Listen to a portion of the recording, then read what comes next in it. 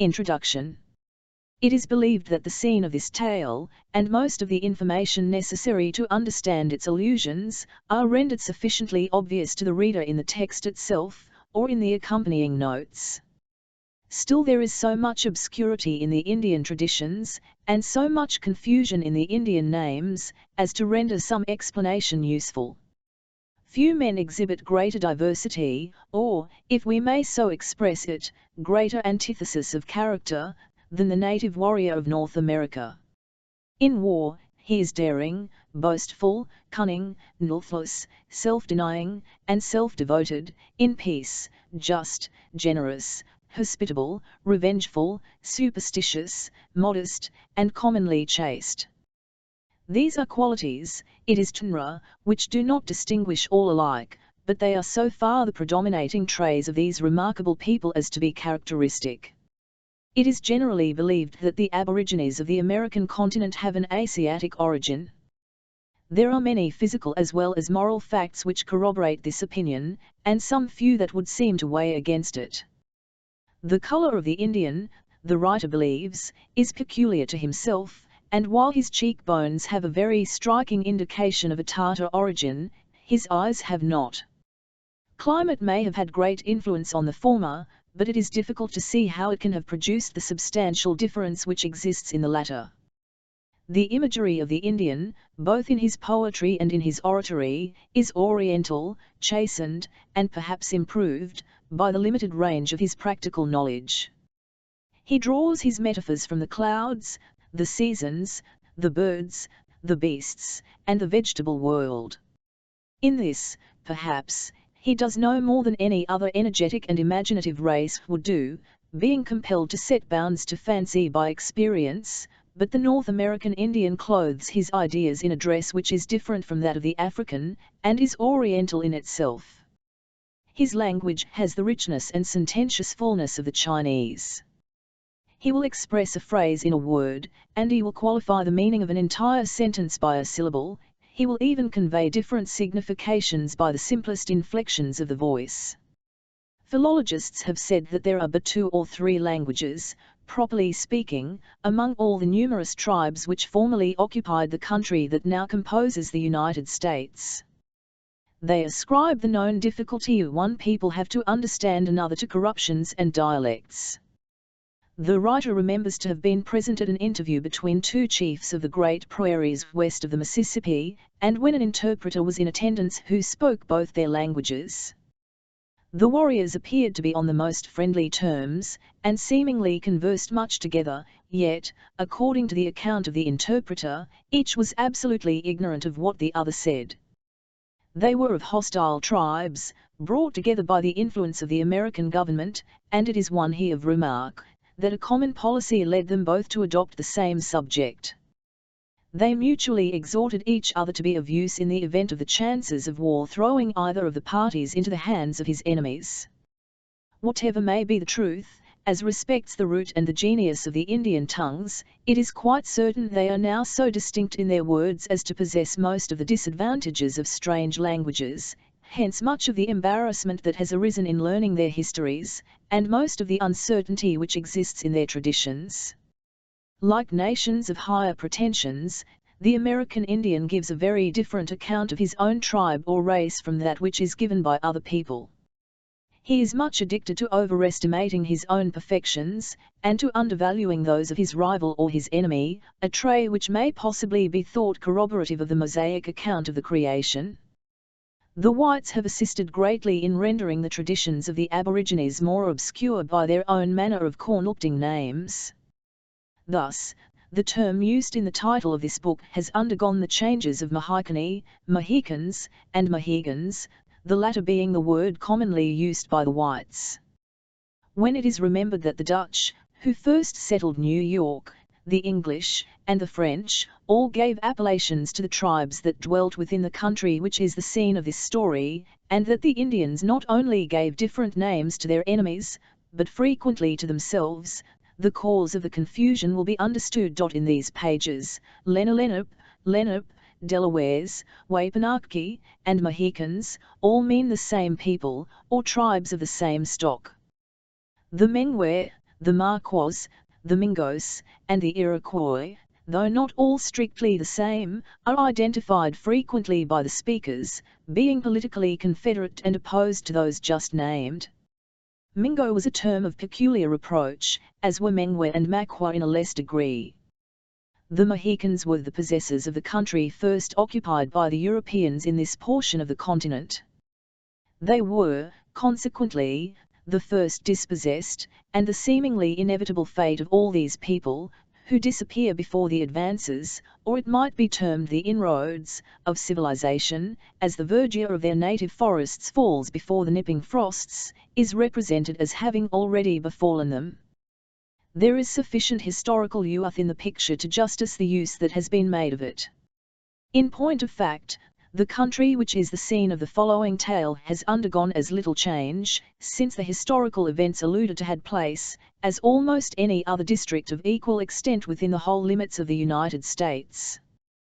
There are fashionable and well-attended watering places at and near the spring where Hawkeye halted to drink, and roads traverse the forests where he and his friends were compelled to journey without even a path.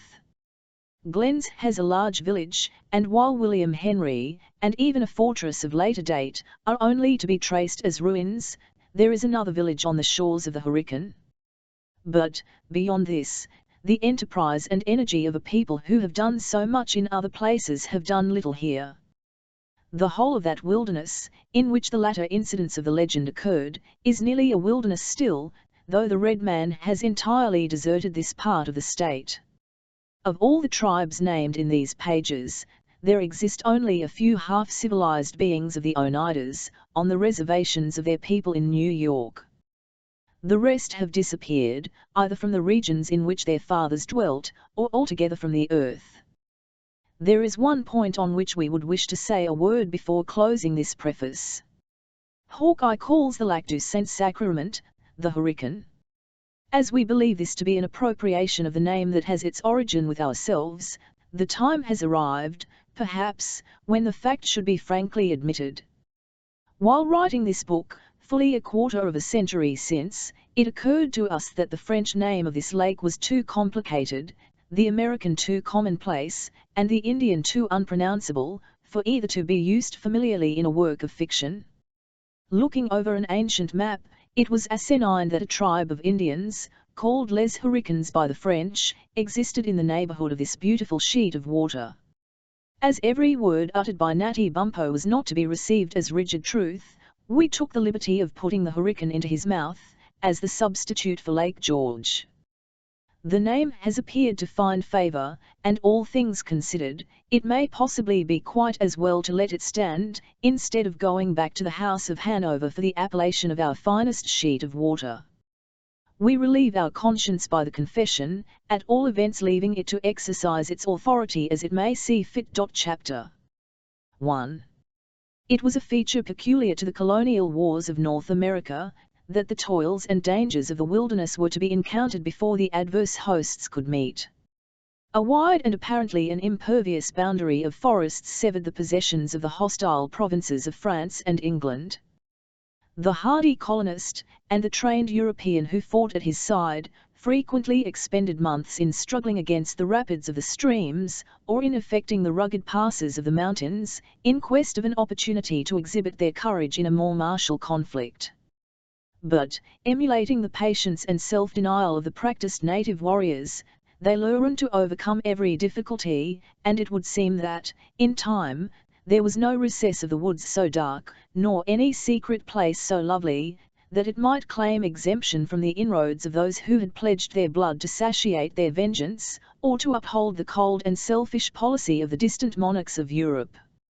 Perhaps no district throughout the wide extent of the intermediate frontiers can furnish a livelier picture of the cruelty and fierceness of the savage warfare of those periods than the country which lies between the headwaters of the Hudson and the adjacent lakes.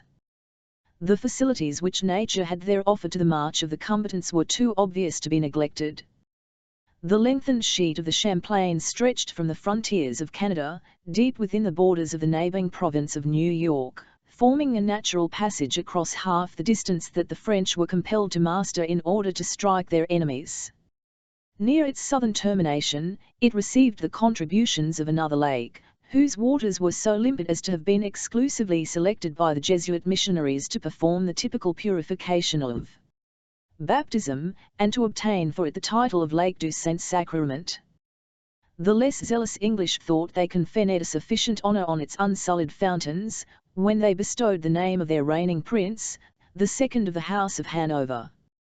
The two united to rob the untutored possessors of its wooded scenery of their native right to perpetuate its original appellation of Horican. Winding its way among countless islands, and imbedded in mountains, the Holy Lake extended a dozen leagues still further to the south. With the high plain that there interposed itself to the further passage of the water, commenced a portage of as many miles, which conducted the adventurer to the banks of the Hudson, at a point where, with the usual obstructions of the rapids, or rifts, as they were then termed in the language of the country, the river became navigable to the tide. While, in the pursuit of their daring plans of annoyance, the restless enterprise of the French even attempted the distant and difficult gorges of the Allegheny, it may easily be imagined that their proverbial acuteness would not overlook the natural advantages of the district we have just described. It became, emphatically, the bloody arena, in which most of the battles for the mastery of the colonies were contested. Forts were erected at the different points that commanded the facilities of the route, and were taken and retaken, razed and rebuilt, as victory alighted on the hostile banners. While the husbandman shrank back from the dangerous passes, within the safer boundaries of the more ancient settlements, armies larger than those that had often disposed of the sceptres of the mother countries, were seen to bury themselves in these forests, whence they rarely returned but in skeleton bands, that were haggard with care or dejected by defeat. Though the arts of peace were unknown to this fatal region, its forests were alive with men, its shades and glens rang with the sounds of martial music, and the echoes of its mountains threw back the laugh, or repeated the wanton cry, of many a gallant and reckless youth, as he hurried by them, in the noontide of his spirits, to slumber in a long night of forgetfulness. It was in this scene of strife and bloodshed that the incidents we shall attempt to relate occurred, during the third year of the war which England and France last waged for the possession of a country that neither was destined to retain. The imbecility of her military leaders abroad, and the fatal want of energy in her councils at home, had lowered the character of Great Britain from the proud elevation on which it had been placed by the talents and enterprise of her former warriors and statesmen. No longer dreaded by her enemies, her servants were fast losing the confidence of self-respect. In this abasement, the colonists, though innocent of her imbecility, and too humble to be the agents of her blunders, were but the natural participators. They had recently seen a chosen army from that country, which, reverencing as a mother, they had blindly believed invincible, an army led by a chief who had been selected from a crowd of trained warriors, for his rare military endowments, disgracefully routed by a handful of French and Indians, and only saved from annihilation by the coolness and spirit of a Virginian boy, whose riper fame has since diffused itself, with the steady influence of moral truth, to the uttermost confines of Christendom. A wide frontier had been laid naked by this unexpected disaster, and more substantial evils were preceded by 1,000 fanciful and imaginary dangers. The alarmed colonists believed that the yells of the savages mingled with one fitful gust of wind that issued from the interminable forests of the west. The terrific character of their merciless enemies increased immeasurably the natural horrors of warfare.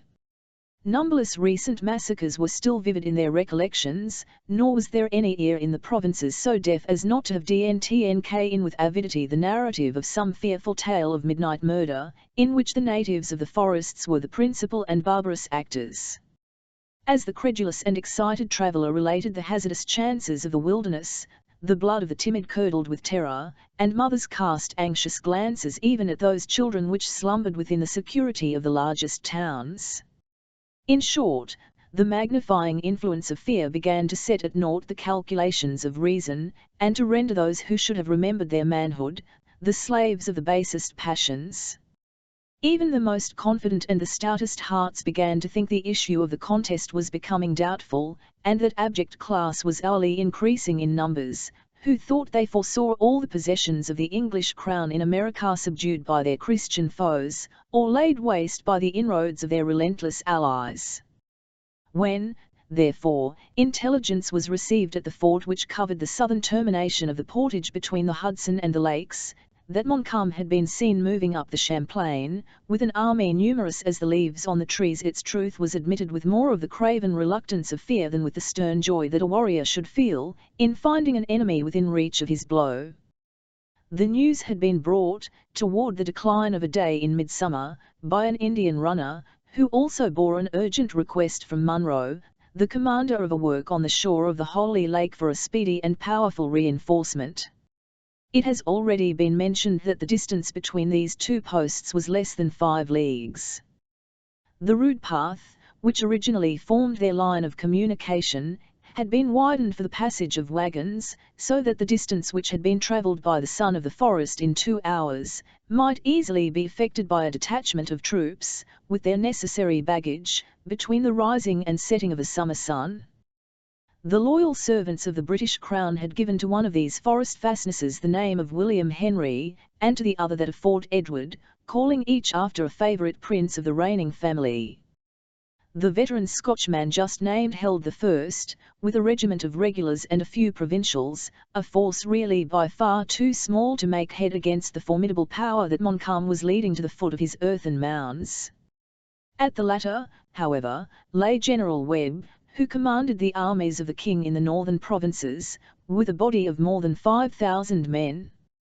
By uniting the several detachments of his command, this officer might have arrayed nearly double that number of combatants against the enterprising Frenchmen, who had ventured so far from his reinforcements, with an army but little superior in numbers, but under the influence of their degraded fortunes, both officers and men appeared better disposed to await the approach of their formidable antagonists, within their works, than to resist the progress of their march, by emulating the successful example of the French at Fort Duquesne, and striking a blow on their advance. After the first surprise of the intelligence had a little abated, a rumour was spread through the entrenched camp, which stretched along the margin of the Hudson, forming a chain of outworks to the body of the fort itself, that a chosen detachment of 1,500 men was to depart, with the dawn, for William Henry, the post at the northern extremity of the portage. That which at first was only rumour, soon became certainty, as orders passed from the quarters of the Commander-in-Chief to the several corps he had selected for this service, to prepare for their speedy departure. All doubts as to the intention of Webb now vanished, and an hour or two of hurried footsteps and anxious faces succeeded. The novice in the military art flew from point to point, retarding his own preparations by the excess of his violent and somewhat distempered zeal, while the more practised veteran made his arrangements with a deliberation that scorned every appearance of haste, though his sober lineaments and anxious eye sufficiently betrayed that he had no strong professional relish for the, as yet, untried and dreaded warfare of the wilderness. At length the sun set in a flood of glory, behind the distant western hills, and as darkness drew its veil around the secluded spot the sounds of preparation diminished, the last light finally disappeared from the log cabin of some officer, the trees cast their deeper shadows over the mounds and the rippling stream, and a silence soon pervaded the camp, as deep as that which reigned in the vast forest by which it was environed. According to the orders of the preceding night, the heavy sleep of the army was broken by the rolling of the warning drums, whose rattling echoes were heard issuing, on the damp morning air, out of every vista of the woods, just as day began to draw the shaggy outlines of some tall pines of the vicinity, on the opening brightness of a soft and cloudless eastern sky. In an instant the whole camp was in motion, the meanest soldier arousing from his lair to witness the departure of his comrades, and to share in the excitement and incidents of the hour. The simple array of the chosen band was soon completed. While the regular and trained hirelings of the king marched with haughtiness to the right of the line, the less pretending colonists took their humbler position on its left, with a docility that long practice had rendered easy. The scouts departed, strong guards preceded and followed the lumbering vehicles that bore the baggage, and before the grey light of the morning was mellowed by the rays of the sun, the main body of the combatants wheeled into column, and left the encampment with a show of high military bearing, that served to drown the slumbering apprehensions of many a novice, who was now about to make his first essay in arms. While in view of their admiring comrades, the same proud front and ordered array was observed, until the notes of their fifes growing fainter in distance, the forest at length appeared to swallow up the living mass which had slowly entered its bosom. The deepest sounds of the retiring and invisible column had ceased to be borne on the breeze to the listeners, and the latest straggler had already disappeared in pursuit, but there still remained the signs of another departure, before a log cabin of unusual size and accommodations, in front of which those sentinels paced their rounds, who were known to guard the person of the English general. At this spot were gathered some half-dozen horses, caparisoned in a manner which showed that two, at least, were destined to bear the persons of females, of a rank that it was not usual to meet so far in the wilds of the country. A third wore trappings and arms of an officer of the staff, while the rest, from the plainness of the housings, and the travelling mails with which they were encumbered, were evidently fitted for the reception of as many menials, who were, seemingly, already waiting the pleasure of those they served. At a respectful distance from this unusual show, were gathered divers groups of curious idlers, some admiring the blood and bone of the high-mettled military charger, and others gazing at the preparations, with the dull wonder of vulgar curiosity. There was one man, however, who, by his countenance and actions, formed a marked exception to those who composed the latter class of spectators, being neither idle, nor seemingly very ignorant. The person of this individual was to the last degree ungainly, without being in any particular manner deformed. He had all the bones and joints of other men, without any of their proportions. Erect, his stature surpassed that of his fellows, though seated, he appeared reduced within the ordinary limits of the race. The same contrariety in his members seemed to exist throughout the whole man.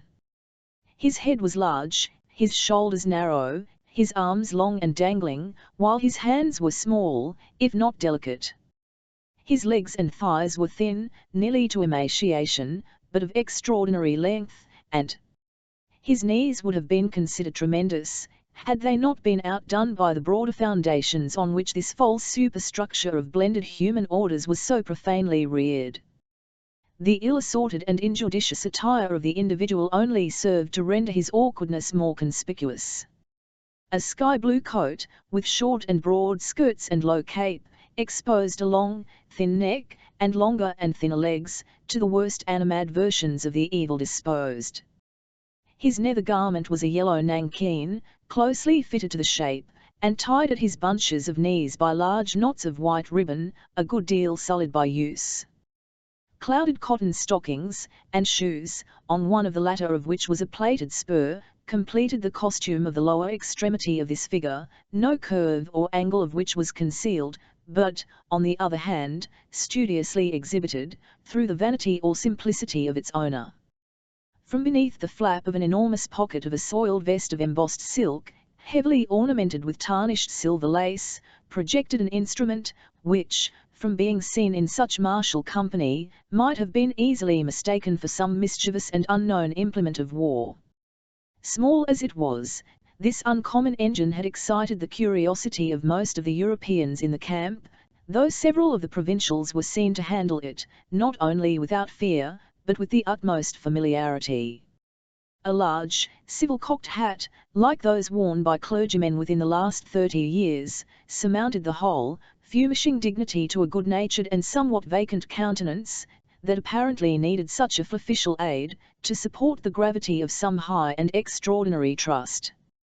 While the common herd stood aloof, in deference to the quarters of Webb, the figure we have described stalked into the centre of the domestics, freely expressing his censures or commendations on the merits of the horses, as by chance they displeased or satisfied his judgment. This beast, I rather conclude, friend, is not of home raising, but is from foreign lands, or perhaps from the little island itself over the blue water, he said, in a voice as remarkable for the softness and sweetness of its tones, as was his person for its rare proportions. I may speak of these things, and be no braggart, for I have been down at both havens, that which is situate at the mouth of Thames, and is named after the capital of Old England, and that which is called Haven, with the addition of the word new, and have seen the Scows and Brigantines collecting their droves, like the gathering toth ark, being outward bound to the island of Jamaica, for the purpose of barter and traffic in four-footed animals, but never before have I beheld a beast which verified the UUE scripture war horse like this. He poureth in the valley, and rejoiceth in his strength, he goeth on to meet the armed men. He saith among the trumpets, Illa, ha, and he smelleth the battle afar off, the thunder of the captains, and the shouting. It would seem that the stock of the horse of Israel had descended to our own time, would it not, friend? Receiving no reply to this extraordinary appeal, which in truth, as it was delivered with the vigour of full and sonorous tones, merited some sort of notice, he who had thus sung forth the language of the Holy Book turned to the silent figure to whom he had unwittingly addressed himself, and found a new and more powerful subject of admiration in the object that encountered his gaze. His eyes fell on the still, upright, and rigid form of the Indian milliner who had borne to the camp the unwelcome tidings of the preceding evening. Although in a state of perfect repose, and apparently disregarding, with characteristic stoicism, the excitement and bustle around him, there was a sullen fierceness mingled with the quiet of the savage, that was likely to arrest the attention of much more experienced eyes than those which now scanned him, in unconcealed amazement. The native bore both the tomahawk and knife of his tribe, and yet his appearance was not altogether that of a warrior. On the contrary, there was an air of neglect about his person, like that which might have proceeded from great and recent exertion, which he had not yet found leisure to repair. The colours of the war paint had blended in dark confusion about his fierce countenance, and rendered his swarthy lineaments still more savage and repulsive than if art had attempted an effect which had been thus produced by chance. His eye, alone, which glistened like a flue star amid lowering clouds, was to be seen in its state of native wildness. For a single instant his searching and yet wary glance met the wondering look of the other, and then changing its direction, partly in cunning, and partly in disdain, it remained fixed, as if penetrating the distant air. It is impossible to say what unlooked-for remark this short and silent communication, between two such singular men, might have elicited from the white man, had not his active curiosity been again drawn to other objects.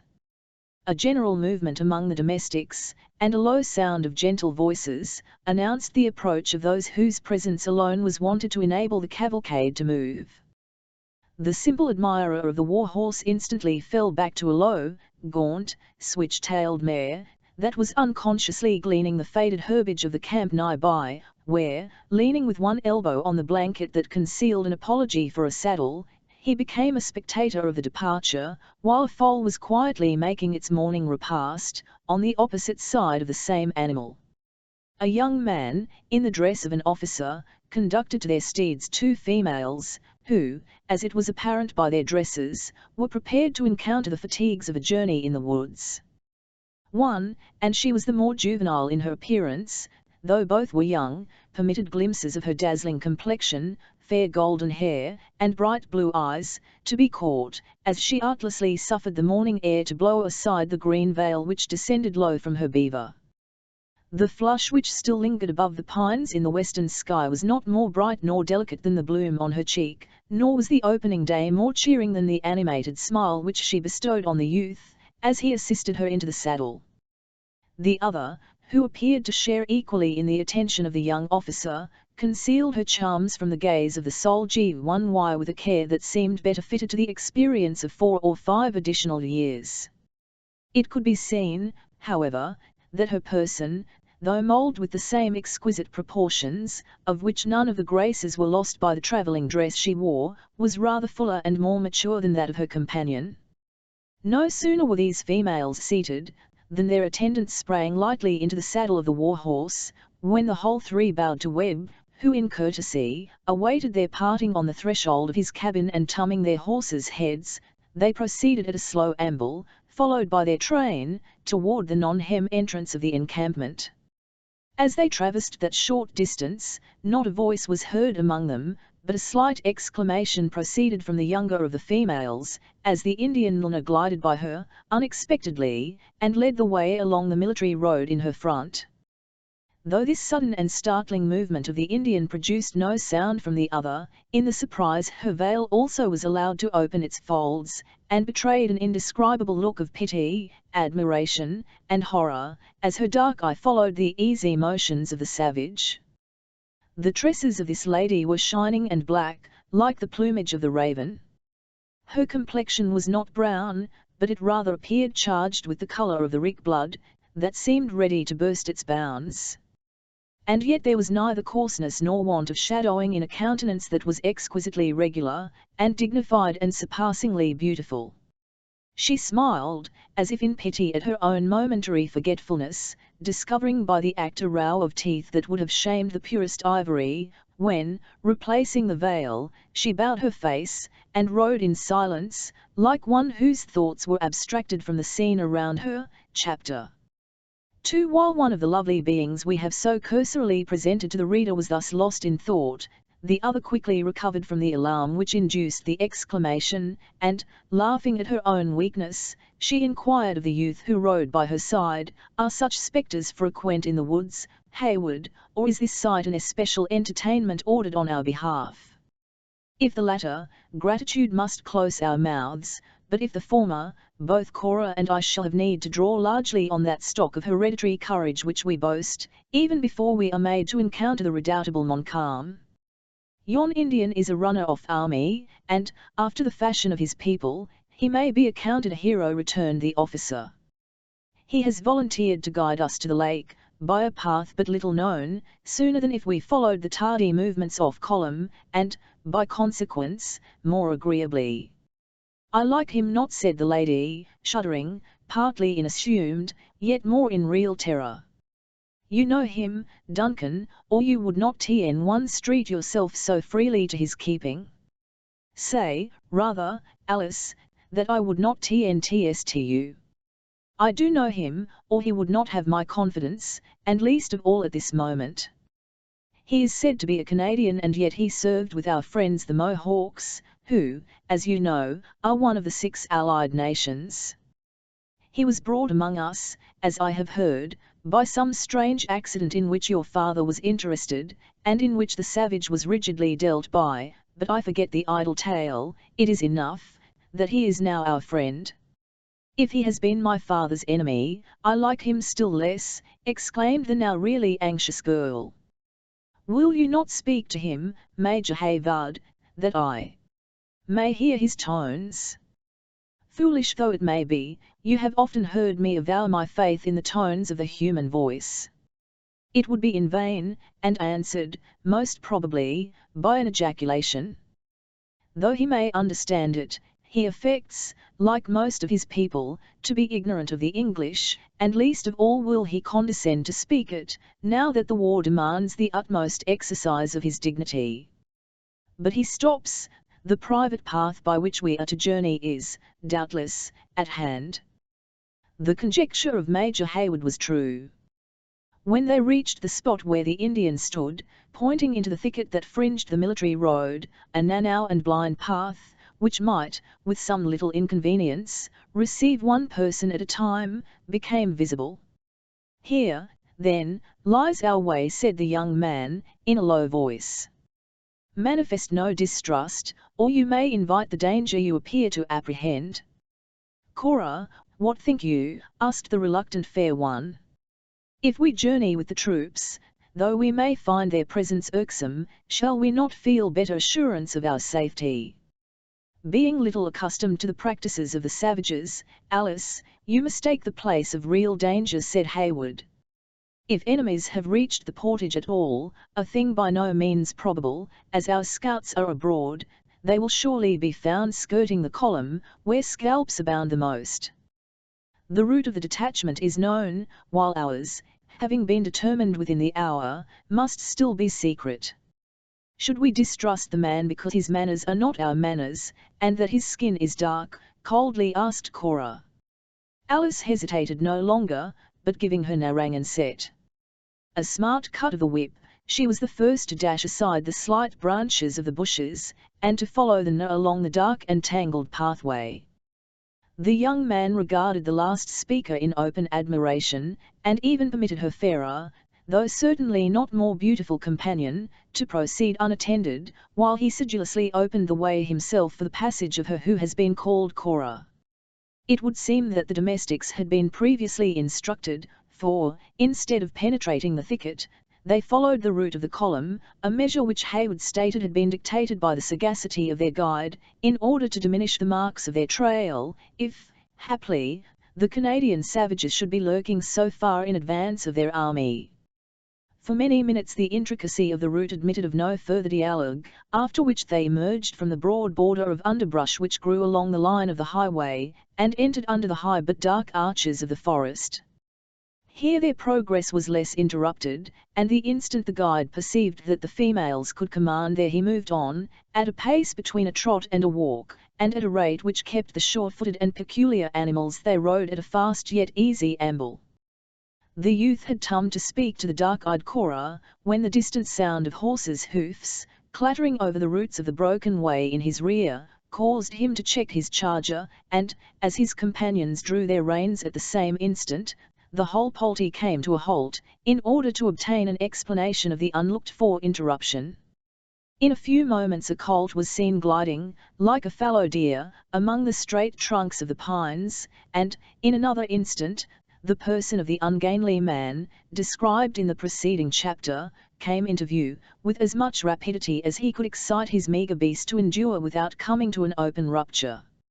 Until now this personage had escaped the observation of the travellers. If he possessed the power to arrest any wandering eye when exhibiting the glories of his altitude on foot, his equestrian graces were still more likely to attract attention. Notwithstanding a constant application of his one-armed heel to the flanks of the mare, the most confirmed gait that he could establish was a Canterbury gallop with the hind legs, in which those more forward assisted for doubtful moments, though generally content to maintain a loping trot.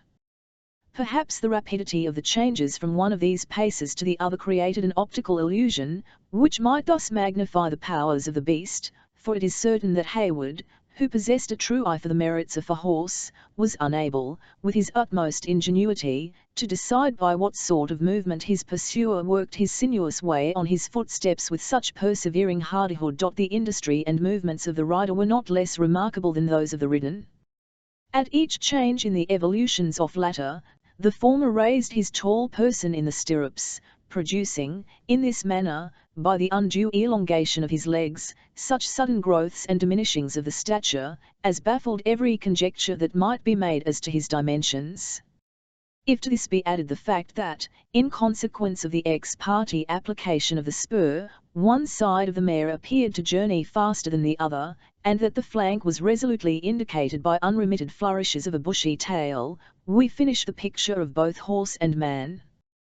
The frown which had gathered around the handsome, open, and manly brow of Hayward, gradually relaxed, and his lips curled into a slight smile, as he regarded the stranger. Alice made no very powerful effort to control her merriment, and even the dark, thoughtful eye of Cora lighted with a humour that it would seem, the habit, rather than the nature, of its mistress repressed. "Seek you any here?" demanded Hayward, when the other had arrived sufficiently nigh to abate his speed. "Itnrst you are no messenger of evil tidings?" "Even so," replied the stranger, making diligent use of his triangular castor, to produce a circulation in the close air of the woods, and leaving his hearers in doubt to which of the young man's questions he responded. When, however, he had cooled his face, and recovered his breath, he continued, "I hear you are riding to William Henry. As I am journeying thitherward myself, I concluded good company would seem consistent to the wishes of both parties." "You appear to possess the privilege of a casting vote," returned Hayward. "Have a three, while you have consulted no one but yourself." "Even so. The first point to be obtained is to know one's own mind. Once sure of that, and where women are concerned it is not easy, the next is, to act up to the decision. I have endeavoured to do both, and here I am." "If you jar me to the lake, you have mistaken your route," said Hayward, haughtily. the highway thither is at least half a mile behind you." "Even so," returned the stranger, nothing daunted by this cold reception, "I have tarried at Edward a week, and I should be dumb not to have inquired the road I was to journey, and if dumb there would be an end to me calling." After simpering in a small way, like one whose modesty prohibited a more open expression of his admiration of a witticism that was perfectly unintelligible to his hearers, he continued, "It is not prudent for any one of my profession to be too familiar with those he has to instruct, for which reason I follow not the line of the army, besides which, I conclude that a gentleman of your character has the best judgment in matters of wayfaring. I have, therefore, decided to join company, in order that the ride may be made agreeable, and partake of social communion." "A most arbitrary, if not a hasty decision," exclaimed Hayward, undecided whether to give vent to his growing anger, or to laugh in the other's face. "But you speak of instruction, and of a profession. Are you an adjunct to the provincial corps, as a master of the noble science of defence and offence, or, perhaps, you are one who draws lines and angles, under the pretence of expounding the mathematics?"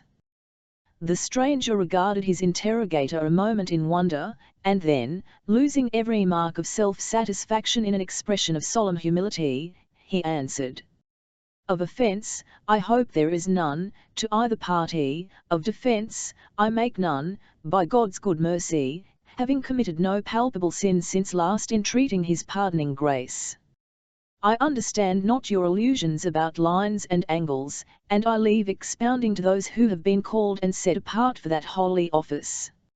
I lay claim to no higher gift than a small insight into the glorious art of petitioning and thanksgiving, as practiced in psalmody." "The man is, most manifestly, a disciple of Apollo," cried the amused Alice, "and I take him under my own especial protection." "Nay, throw aside that frown, Hayward, and in pity to my longing ears, suffer him to jowl me in our train. Besides," she added, in a low and hurried voice, casting a glance at the distant Cora, who slowly followed the footsteps of their silent, but sullen guide, "it may be a friend added to our strength, in time of need. Think you, Alice, that I would trust those I love by this secret path, did I imagine such need could happen? Nay, nay, I think not of it now, but this strange man amuses me, and if he hath music in his soul, let us not churlishly reject his company." She pointed persuasively along the path with her riding whip, while their eyes met in a look which the young man lingered a moment to prolong, then yielding to her gentle influence, he clapped his spurs into his charger, and in a few bounds was again at the side of Cora. "I am glad to encounter thee, friend," continued the maiden, waving her hand to the stranger to proceed, as she urged her Narragansett to renew its amble. "Partial relatives have almost persuaded me that I am not entirely worthless in a duet myself, and we may enliven our wayfaring by indulging in our favourite pursuit. It might be of signal advantage to one, ignorant as I, to hear the opinions and experience of a master in the art. It is refreshing both to the spirits and to the body to indulge in psalmody, in befitting seasons," returned the master of song, unhesitatingly complying with her intimation to follow, "and nothing would relieve the mind more than such a consoling communion. But 4 parts are altogether necessary to the perfection of melody. You have all the manifestations of a soft and rich treble. I can, by special aid, carry a full tenor to the highest letter, but we lack counter and bass. Yon officer of the king, who hesitated to admit me to his company, might fill the latter, if one may judge from the intonations of his voice in common dialogue." "Judge not too rashly from hasty and deceptive appearances," said the lady, smiling, "though Major Hayward can assume such deep notes on occasion, believe me, his natural tones are better fitted for a mellow tenor than the bass you heard." "Is he, then, much practised in the art of psalmody?" demanded her simple companion. Alice felt disposed to laugh, though she succeeded in suppressing her merriment, ere she answered, "I'll apprehend that he is rather addicted to profane song. The chances of a soldier's life are but little fitted for the encouragement of more sober inclinations. Nlan's voice is given to him, like his other talents, to be used, and not to be abused. None can say they have ever known me to neglect my gifts. I am thankful that, though my boyhood may be said to have been set upon, like the youth of the royal David, for the pumoses of music, no syllable of rude verse has ever profaned my lips. You have, then, limited your efforts to sacred song. Even so, as the Psalms of David exceed all other language, so does the psalmody that has been fitted to them by the divines and sages of the land, surpass all vain poetry. Happily, I may say that I utter nothing but the thoughts and the wishes of the King of Israel himself, for though the times may call for some slight changes, yet this version which we use in the colonies of New England so much exceed all other versions, that, by its richness, its exactness, and its spiritual simplicity, it approacheth, as near as may be, to the great work of the inspired writer. I never abide in any place, sleeping or waking, without an example of this gifted work.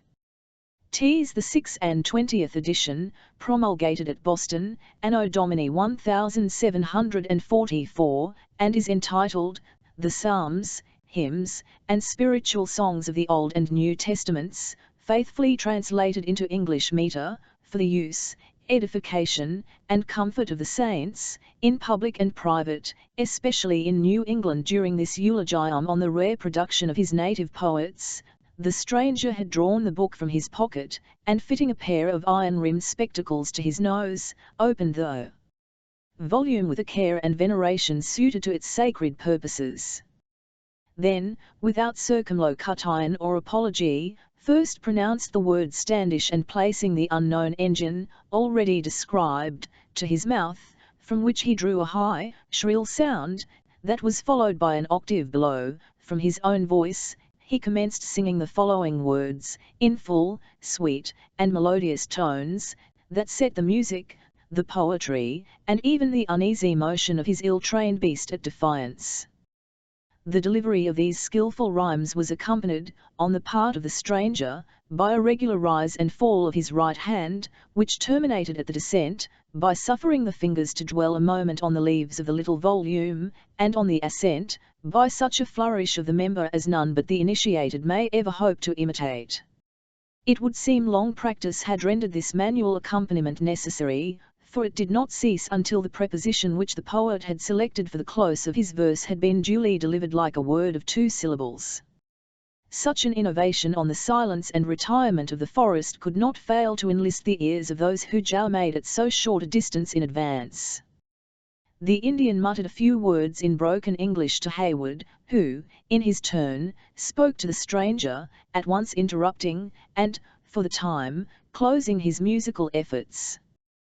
Though we are not in danger, common prudence would teach us to journey through this wilderness in as quiet a manner as possible. You will then, pardon me, Alice, should I diminish your enjoyments, by requesting this gentleman to postpone his chant until a safer opportunity.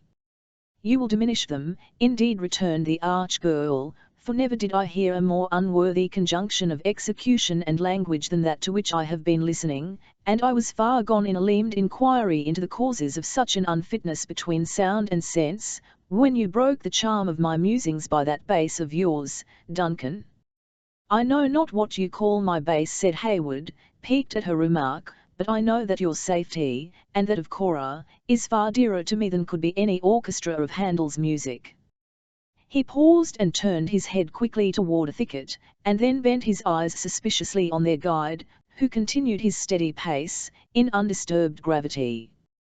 The young man smiled to himself, for he believed he had mistaken some shining berry of the woods for the glistening eyeballs of a prowling savage, and he rode forward, continuing the conversation which had been interrupted by the passing thought.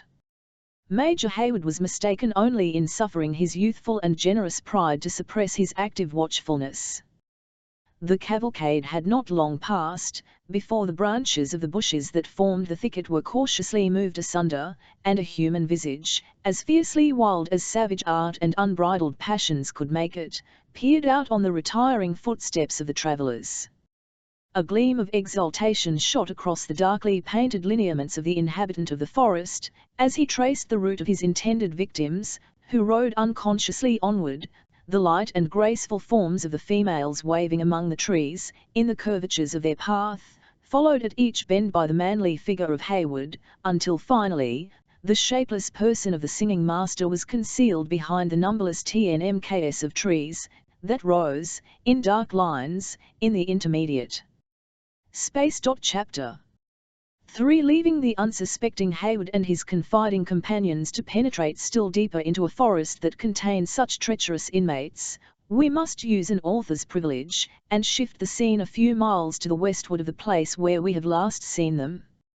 On that day, two men were lingering on the banks of a small but rapid stream, within an hour's journey of the encampment of Webb, like those who awaited the appearance of an absent person, or the approach of some expected event.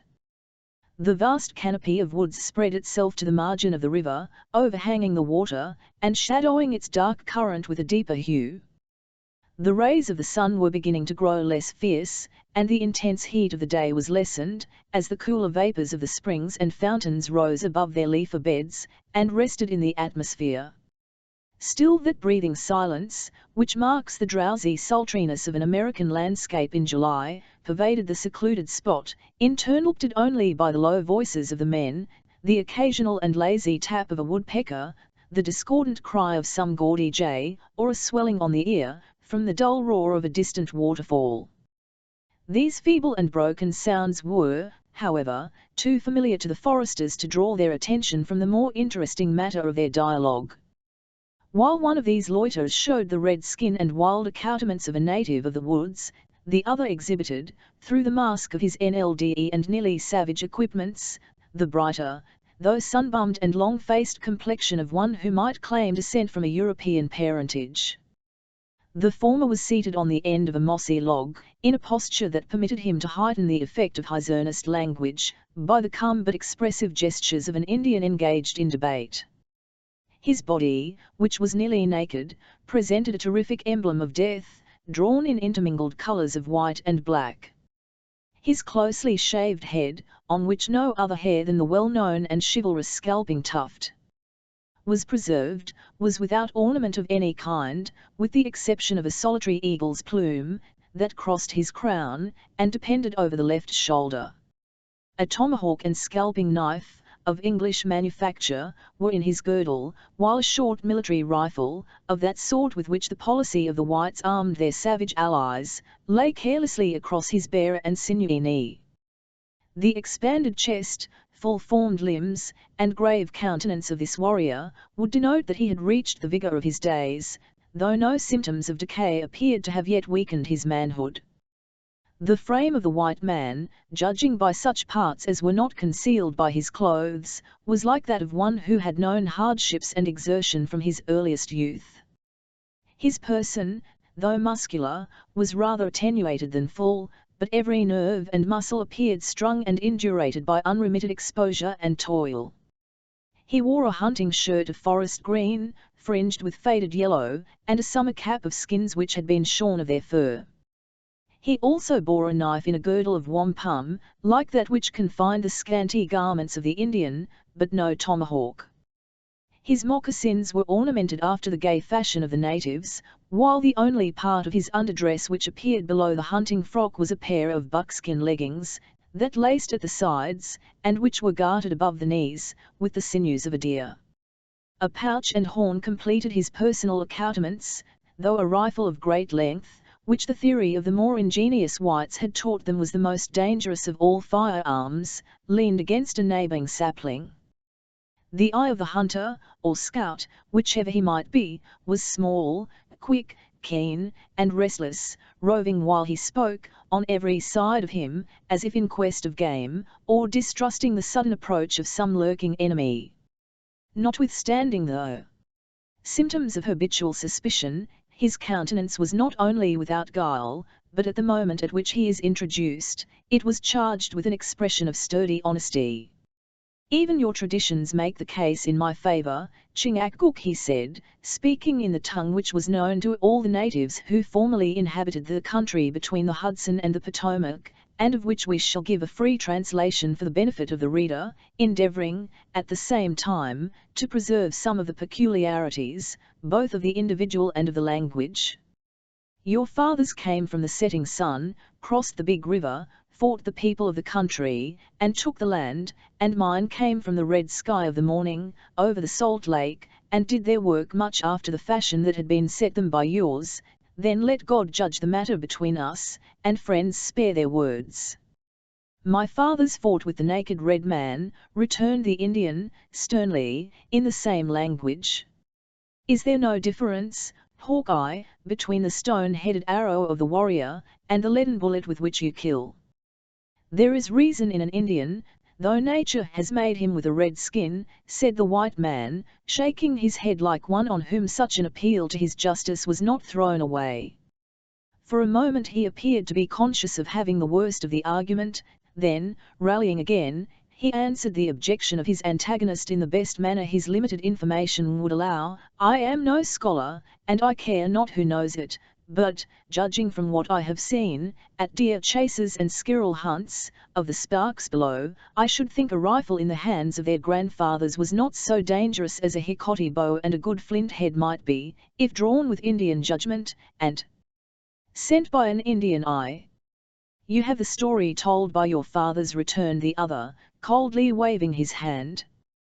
What say your old men? Do they tell the young warriors that the pale faces met the red men, painted for war and armed with the stone hatchet and wooden gun? I am not a prejudiced man, nor one who vaunts himself on his natural privileges, though the worst enemy I have on earth, and he is an Iroquois, daren't deny that I am genuine white, the scout replied, surveying, with secret satisfaction, the faded color of his bony and sinewy hand, and I am willing to own that my people have many ways, of which, as an honest man, I can't approve. It is one of their customs to write in books what they have done and seen, instead of telling them in their villages, where the lie can be given to the face of a cowardly boaster, and the brave soldier can call on his comrades to witness for the truth of his words. In consequence of this bad fashion, a man, who is too conscientious to misspend his days among the women, in leaming the names of black marks, may never hear of the deeds of his fathers, nor feel a pride in striving to outdo them. For myself, I conclude the bumpos could shoot, for I have a natural tongue with a rifle, which must have been handed down from generation to generation, as, our holy commandments tell us, all good and evil gifts are bestowed, though I should be loath to answer for other people in such a matter. But every story has its two sides, so I ask you, Chingachgook, what passed, according to the traditions of the red men, when our fathers first met? A silence of a minute succeeded, during which the Indian sat mute, then, full of the dignity of his office, he commenced his brief tale, with a solemnity that served to heighten its appearance of TNLTH. Listen, Hawkeye, and your ears shall drink no lie. 'Tis what my fathers have said, and what the Mohicans have done. He hesitated a single instant, and bending a cautious glance toward his companion, he continued, in a manner that was divided between interrogation and assertion. Does not this current flows upward? It can't be denied that your traditions tell you TNLE in both these matters, said the white man, for I have been there, and have seen them, though why water, which is so sweet in the shade, should become bitter in the sun, is an alteration for which I have never been able to account. And the current? Demanded the Indian, who expected his reply with that sort of interest that a man feels in the confirmation of testimony, at which he marvels even while he respects it. The fathers of Chingachgook have not lied. The Holy Bible is not more true, and that is the truest thing in nature. They call this upstream current the tide, which is a thing soon explained, and clear enough. 6 hours the waters run in, and 6 hours they run out, and the reason is this: when there is higher water in the sea than in the river, they run in until the river gets to be highest, and then it nms out again. The waters in the woods, and on the Great Lakes, run downward until they lie like my hand, said the Indian, stretching the limb horizontally before him, and then they run no more. No honest man will deny it, said the scout, a little nettled at the implied distrust of his explanation of the mystery of the tides, and I grant that it is true on the small scale, and where the land is level. But everything depends on what scale you look at things. Now, on the small scale, The earth is level, but on the large scale it is round. In this manner, pools and ponds, and even the great freshwater lakes, may be stagnant, as you and I both know they are, having seen them, but when you come to spread water over a great tract, like the sea, where the earth is round, how in reason can the water be quiet? You might as well expect the river to lie still on the brink of those black rocks a mile above us, though your own ears tell you that it is tumbling over them at this very moment. If unsatisfied by the philosophy of his companion, the Indian was far too dignified to betray his unbelief. He listened like one who was convinced, and resumed his narrative in his former solemn manner. We came from the place where the sun is hid at night, over great plains where the buffaloes live, until we reached the big river. There we fought the Alijwi, till the ground was red with their blood. From the banks of the big river to the shores of the salt lake, there was none to meet us. The Marquis followed at a distance. We said the country should be ours from the place where the water nlns up no longer on this stream, to a river 20 suns Jaume toward the summer. We drove the Marquis into the woods with the bears. They only tasted salt at the licks, they drew no fish from the great lake, we threw them the bones. All this I have heard and believe, said the white man, observing that the Indian paused, but it was long before the English came into the country. A pine grew then where this chestnut now stands. The first pale faces who came among us spoke no English. They came in a large canoe, when my fathers had buried the tomahawk with the red men around them. Then, Hawkeye, he continued, betraying his deep emotion, only by permitting his voice to fall to those low, guttural tones, which render his language, as spoken at times, so very musical, then, Hawkeye, we were one people, and we were happy. The salt lake gave us its fish, the wood its deer, and the air its birds. We took wives who bore us children, we worshipped the Great Spirit, and we kept the Marquis beyond the sound of our songs of triumph. Know you anything of your own family at that time? Demanded the white. But you are just a man, for an Indian, and as I suppose you hold their gifts, your fathers must have been brave warriors, and wise men at the council fire. My tribe is the grandfather of nations, but I am an unmixed man. The blood of chiefs is in my veins, where it must stay forever. The Dutch landed, and gave my people the fire water, they drank until the heavens and the earth seemed to meet, and they foolishly thought they had found the Great Spirit. Then they parted with their land. Foot by foot, they were driven back from the shores, until that a chief and a Sagamore, have never seen the sun shine but through the trees, and have never visited the graves of my fathers. Graves bring solemn feelings over the mind, resumed the scout, a good deal touched at the calm suffering of his companion, and they often aid a man in his good intentions, though, for myself, I expect to leave my own bones unburied, to bleach in the woods, or to be torn asunder by the wolves. But where are to be found those of your race who came to their kin in the Delaware country, so many summers since? Where are the blossoms of those summers? Fallen, one by one, so all of my family depend, each in his turn, to the land of spirits. I am on the hilltop and must go down into the valley, and when Uncas follows in my footsteps there will no longer be any of the blood of the Sagamores, for my boy is the last of the Mohicans. Uncas is here, said another voice, in the same soft, guttural tones, near his elbow, who speaks to Uncas. The white man loosened his knife in his letham sheath, and made an involuntary movement of the hand toward his rifle, at this sudden interruption, but the Indian sat composed, and without turning his head at the unexpected sounds. At the next instant, a youthful warrior passed between them, with a noiseless step, and seated himself on the bank of the rapid stream. No exclamation of surprise escaped the father, nor was any question asked, or reply given, for several minutes, each appearing to await the moment when he might speak, without betraying womanish curiosity or childish impatience. The white man seemed to take counsel from their customs, and, relinquishing his grasp of the rifle, he also remained silent and reserved. At length Chingachgook turned his eyes slowly toward his son, and demanded, "Do the Marquas dare to leave the print of their moccasins in these woods?" "I have been on their trail," replied the young Indian, "and know that they number as many as the fingers of my 2 hands, but they lie hid like cowards." "The thieves are out lying for scalps and plunder," said the white man, whom we shall call Hawkeye, after the manner of his companions. "That busy Frenchman, Montcalm, will send his spies into our very camp, but he will know what road we travel." "'Tis enough," returned the father, glancing his eye toward the setting sun, "they shall be driven like deer from their bushes. Hawkeye, let us eat tonight, and show the Marquas that we are men tomorrow.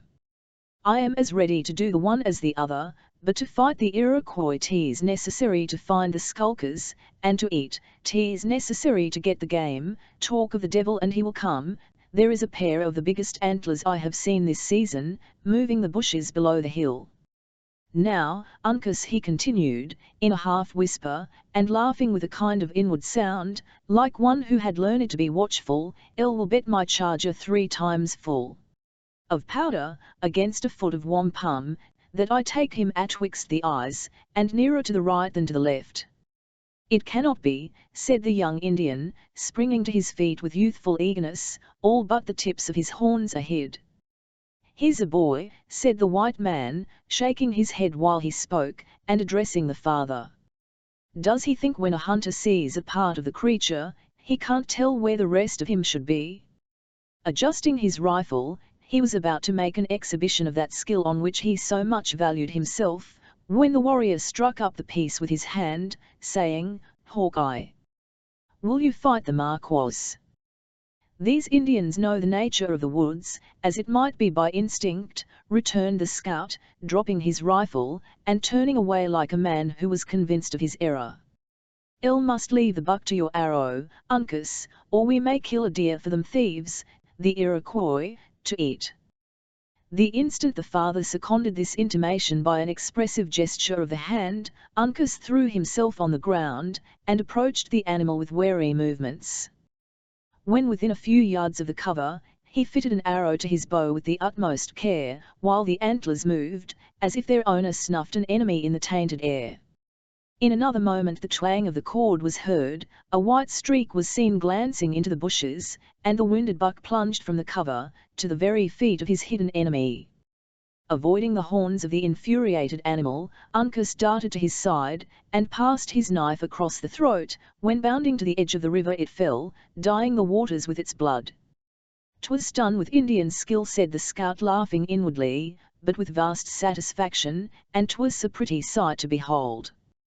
Though an arrow is a near shot, and needs a knife to finish the work."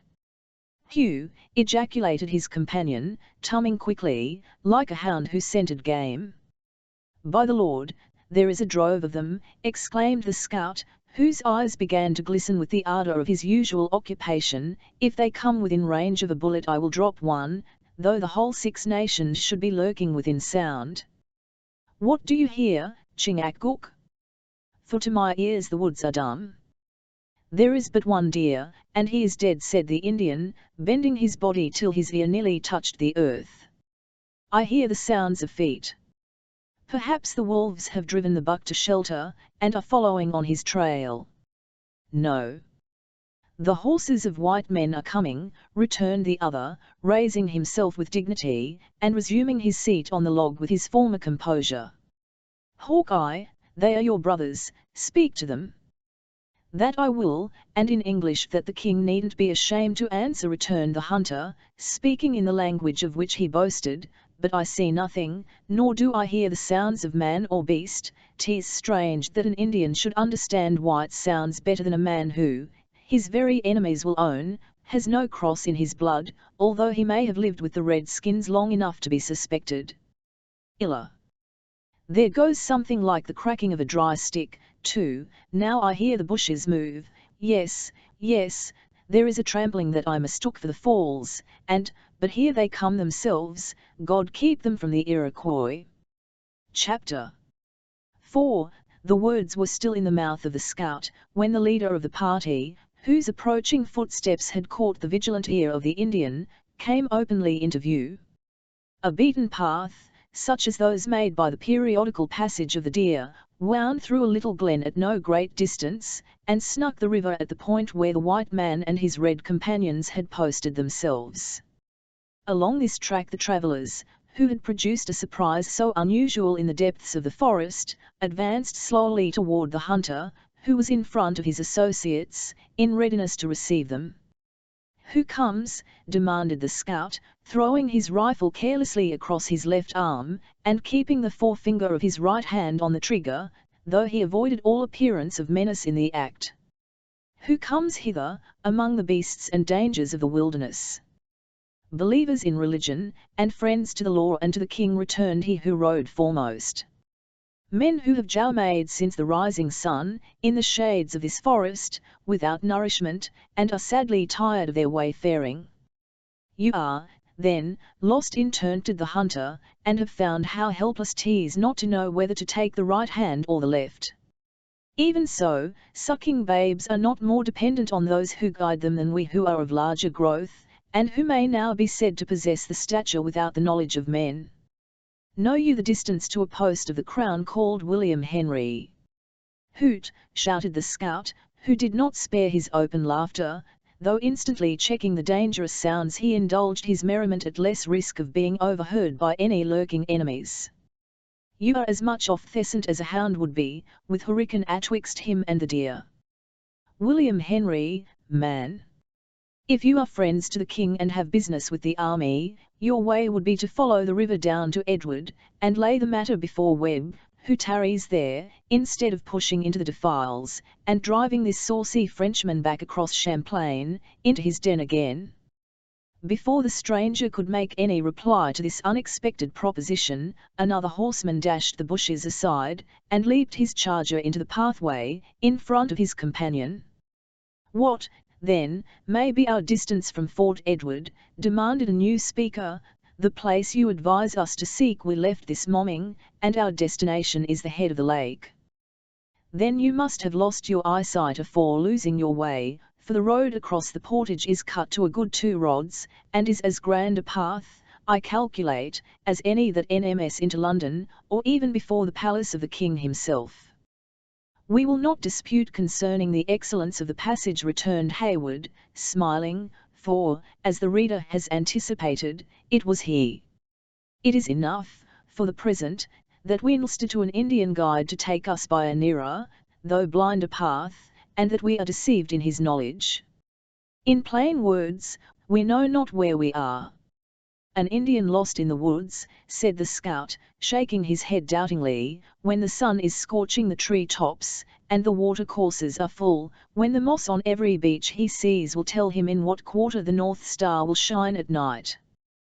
The woods are full of deer paths which end to the streams and licks, places well known to everybody, nor have the geese done their flight to the Canada waters altogether. 'Tis strange that an Indian should be lost atwixt Hurricane and the bend in the river. Is he a Mohawk?" "Not by birth, though adopted in that tribe. I think his birthplace was farther north, and he is one of those you call a Huron." "Hugh!" exclaimed the two companions of the scout, who had continued until this part of the dialogue, seated immovable, and apparently indifferent to what passed, but who now sprang to their feet with an activity and interest that had evidently got the better of their reserve by surprise. "A Huron," repeated the sturdy scout, once more shaking his head in open disgust. "They are a thievish race, nor do I care by whom they are adopted. You can never make anything of them but skulks and vagabonds. Since you trusted yourself to the care of one of that nation, I only wonder that you have not fallen in with more. Of that there is little danger, since William Henry is so many miles in our front. You forget that I have told you our guide is now a Mohawk, and that he serves with our forces as a friend." "And I tell you that he who is born a Mingo will die a Mingo," returned the other positively. "A Mohawk? No, give me a Delaware or a Mohican for honesty, and when they will fight, which they won't all do, having suffered their cunning enemies, the Marquas, to make them women, but when they will fight at all, look to a Delaware, or a Mohican, for a warrior." Enough of this, said Hayward, impatiently. I wish not to inquire into the character of a man that I know, and to whom you must be a stranger. You have not yet answered my question. What is our distance from the main army at Edward? It seems that may depend on who is your guide. One would think such a horse as that might get over a good deal of ground atwixt sun up and sun down. I'll wish no contention of idle words with you, friend, said Hayward, curbing his dissatisfied manner, and speaking in a more gentle voice. If you will tell me the distance to Fort Edward, and conduct me thither, your labour shall not go without its reward. And in so doing, how know I that I don't guide an enemy and a spy of Montcalm, to the works of the army? It is not every man who can speak the English tongue that is an honest subject. If you serve with the troops, of whom I judge you to be a scout, you should know of such a regiment of the King as the 60th. The 60th. You can tell me little of the Royal Americans that I don't know, though I do wear a hunting shin instead of a scarlet jacket. Well, then, among other things, you may know the name of its major. Its major, interrupted the hunter, elevating his body like one who was proud of his TNLST. If there is a man in the country who knows Major Effingham, he stands before you. It is a corps which has many majors. The gentleman you name is the senior, but I speak of the junior of them all, he who commands the companies in garrison at William Henry. Yes, yes, I have heard that a young gentleman of vast riches, from one of the provinces far south, has got the place. He is over young, too, to hold such rank, and to be put above men whose heads are beginning to bleach, and yet they say he is a soldier in his knowledge, and a gallant gentleman. Whatever he may be, or however he may be qualified for his rank, he now speaks to you and, of course, can be no enemy to dread. The scout regarded Hayward in surprise, and then lifting his cap, he answered, in a tone less confident than before, though still expressing doubt. I have heard a party was to leave the encampment this morning for the lake shore. You have heard the truth, but I preferred a nearer route, trusting to the knowledge of the Indian I mentioned. And he deceived you, and then deserted? Neither, as I believe, certainly not the latter, for he is to be found in the L. Should like to look at the creature. If it is a true Iroquois I can tell him by his knavish look, and by his paint, said the scout, stepping past the charger of Hayward, and entering the path behind the mare of the singing master, whose foal had taken advantage of the hole to exact the matinal contribution. After shoving aside the bushes, and proceeding a few paces, he encountered the females, who awaited the result of the conference with anxiety, and not entirely without apprehension. Behind these, the runner leaned against a tree, where he stood the close examination of the scout with an air unmoved, though with a look so dark and savage, that it might in itself excite fear. Satisfied with his scrutiny, the hunter soon left him. As he repassed the females, he paused a moment to gaze upon their beauty, answering to the smile and nod of Alice with a look of open pleasure. Thence he went to the side of the motherly animal, and spending a minute in a fruitless inquiry into the character of her rider, he shook his head and returned to Hayward. A Mingo is a Mingo, and God having made him so, neither the Mohawks nor any other tribe can alter him, he said, when he had regained his former position. If we were alone, and you would leave that noble horse at the mercy of the wolves tonight, I could show you the way to Edward myself, within an hour, for it lies only about an hour's journey hence, but with such ladies in your company 'tis impossible. And why? They are fatigued, but they are quite equal to a ride of a few more miles. 'Tis a natural impossibility, repeated the scout. I wouldn't walk a mile in these woods after night gets into them, in company with that nna, for the best rifle in the colonies. They are full of outlying Iroquois, and your mongrel Mohawk knows where to find them too well to be my companion. Think you so? Said Hayward, leaning forward in the saddle, and dropping his voice nearly to a whisper. I confess I have not been without my own suspicions, though I have endeavoured to conceal them, and affected a confidence I have not always felt, on account of my companions. It was because I suspected him that I would follow no longer, making him, as you see, follow me. I knew he was one of the cheats as soon as I laid eyes on him, returned the scout, placing a finger on his nose, in sign of caution. The thief is leaning against the foot of the sugar sapling, that you can see over the bushes. His right leg is in a line with the bark of the tree, and tapping his rifle, I can take him from where I stand, between the angle and the knee, with a single shot, putting an end to his tramping through the woods, for at least a month to come. If I should go back to him, the cunning varmint would suspect something, and be dodging through the trees like a frightened deer. It will not do. He may be innocent, and I dislike the act. Though, if I felt confident of his treachery. "'Tis a safe thing to calculate on the knavery of an Iroquois," said the scout, throwing his rifle forward, by a sort of instinctive movement. "Hold," interrupted Hayward, "it will not do, we must think of some other scheme, and yet, I have much reason to believe the rascal has deceived me." The hunter, who had already abandoned his intention of maiming the Nulna, mused a moment, and then made a gesture, which instantly brought his two red companions to his side. They spoke together earnestly in the Delaware language, though in an undertone, and by the gestures of the white man, which were frequently directed towards the top of the sapling, it was evident he pointed out the situation of their hidden enemy. His companions were not long in comprehending his wishes, and laying aside their firearms, they parted, taking opposite sides of the path, and burying themselves in the thicket, with such cautious movements, that their steps were inaudible. "Now, go you back," said the hunter, speaking again to Hayward, "and hold the imp in talk. These Mohicans here will take him without breaking his paint." "Nay," said Hayward, proudly, "I will seize him myself." "Hist! What could you do, mounted, against an Indian in the bushes?" "I will dismount." "And, think you, when he saw one of your feet out of the stirrup, he would wait for the other to be free? Whoever comes into the woods to deal with the natives, must use Indian fashions, if he would wish to prosper in his undertakings. Go, then, talk openly to the miscreant, and seem to believe him the truest friend you have on earth." Hayward prepared to comply, though with strong disgust at the nature of the office he was compelled to execute. Each moment, however, pressed upon him a conviction of the critical situation in which he had suffered his invaluable trust to be involved through his own confidence. The sun had already disappeared, and the woods, suddenly deprived of his light, were assuming a dusky hue, which keenly reminded him that the hour the savage usually chose for his most barbarous and remorseless acts of vengeance or hostility, was speedily drawing near.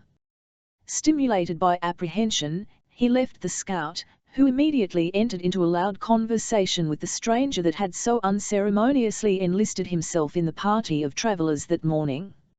In passing his gentler companions, Hayward uttered a few words of encouragement, and was pleased to find that, though fatigued with the exercise of the day, they appeared to entertain no suspicion that their present embarrassment was other than the result of accident. Giving them reason to believe he was merely employed in a consultation concerning the future route, he spurred his charger, and drew the reins again when the animal had carried him within a few yards of the place where the sullen runner still stood, leaning against the tree. "You may see, Magua," he said, endeavouring to assume an air of freedom and confidence, "that the night is closing around us, and yet we are no nearer to William Henry than when we left the encampment of Webb with the rising sun. You have missed the way, nor have I been more fortunate. But, happily, we have fallen in with a hunter, he whom you hear talking to the singer, that is acquainted with the deer paths and byways of the woods, and who promises to lead us to a place where we may rest securely till the morning." The Indian riveted his glowing eyes on Hayward as he asked, in his imperfect English, "Is he alone?" "Alone," hesitatingly answered Hayward, to whom deception was too new to be assumed without embarrassment. "Oh! Not alone, surely, Magua, for you know that we are with him." "Then Larinad subtil will go," returned the runner, coolly raising his little wallet from the place where it had lain at his feet, "and the pale faces will see none but their own colour. Go." "Whom call you Larinad?" "'Tis the name his Canada fathers have given to Magua," resumed the runner, with an air that manifested his pride at the distinction. Night is the same as day to Le Subtil, when Munro waits for him. And what account will Le Renard give the chief of William Henry concerning his daughters? Will he dare to tell the hot-blooded Scotsman that his children are left without a guide, though Magua promised to be one? Though the grey-head has a loud voice, and a long arm, Le Renard will not hear him, nor feel him, in the woods. But what will the Mohawks say? They will make him petticoats, and bid him stay in the wigwam with the women, for he is no longer to be trusted with the business of a man. Le Subtil knows the path to the Great Lakes, and he can find the bones of his fathers, was the answer of the unmoved runner. Enough, Magua, said Hayward, are we not friends? Why should there be bitter words between us? Munro has promised you a gift for your services when performed, and I shall be your debtor for another. Rest your weary limbs, then, and open your wallet to eat.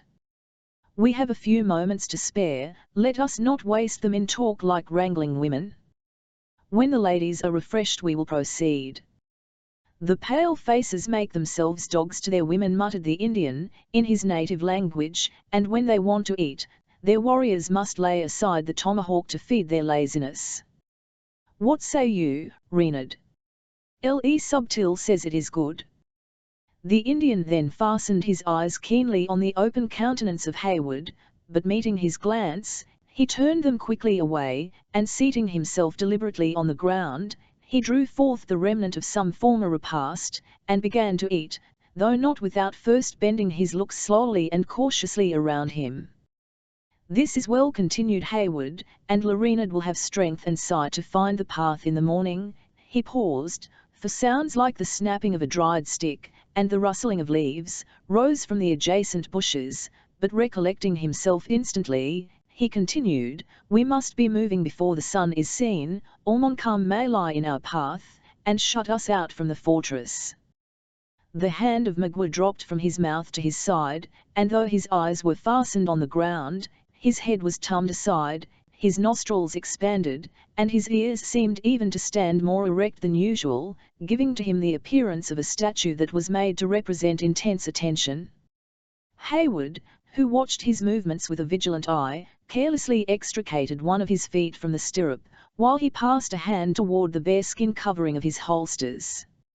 Every effort to detect the point most regarded by the runner was completely frustrated by the tremulous glances of his organs, which seemed not to rest a single instant on any particular object, and which, at the same time, could be hardly said to move. While he hesitated how to proceed, Le Subtil cautiously raised himself to his feet, though with a motion so slow and guarded, that not the slightest noise was produced by the change. Hayward felt it had now become incumbent on him to act. Throwing his leg over the saddle, he dismounted, with a determination to advance and seize his treacherous companion, trusting the result to his own manhood. In order, however, to prevent unnecessary alarm, he still preserved an air of calmness and friendship. Le Renard Subtil does not eat, he said, using the appellation he had found most flattering to the vanity of the Indian. His corn is not well parched, and it seems dry. Let me examine, perhaps something may be found among my own provisions that will help his appetite. Magua held out the wallet to the proffer of the other. He even suffered their hands to meet, without betraying the least emotion, or varying his riveted attitude of attention. But when he felt the fingers of Hayward moving gently along his own naked arm, he struck up the limb of the young man, and, uttering a piercing cry, he darted beneath it, and plunged, at a single bound, into the opposite thicket. At the next instant the form of Chingachgook appeared from the bushes, looking like a spectre in its paint, and glided across the path in swift pursuit. Next followed the shout of Uncas, when the woods were lighted by a sudden flash, that was accompanied by the sharp report of the hunter's rifle. Chapter 5. The suddenness of the flight of his guide, and the wild cries of the pursuers, caused Hayward to remain fixed, for a few moments, in inactive surprise. Then recollecting the importance of securing the fugitive, he dashed aside the surrounding bushes, and pressed eagerly forward to lend his aid in the chase. Before he had, however, proceeded 100 yards, he met the 3 foresters already returning from their unsuccessful pursuit. "Why so soon disheartened?" he exclaimed. "The scoundrel must be concealed behind some of these trees, and may yet be secured. We are not safe while he goes at large." "Would you set a cloud to chase the wind?" resumed the disappointed scout. "I heard the imp brushing over the diy leaves, like a black snake, and blinking a glimpse of him, just over ag in yon big pine. I pulled as it might be on the scent, but 'twouldn't he do. And yet for a reasoning aim, if anybody but myself had touched the trigger, I should call it a quick sight, and I may be accounted to have experience in these matters, and one who ought to know. Look at this sumac, its leaves are red, though everybody knows the fennel is in the yellow blossom in the month of July. 'Tis the blood of le subtil. He is hurt, and may yet fall."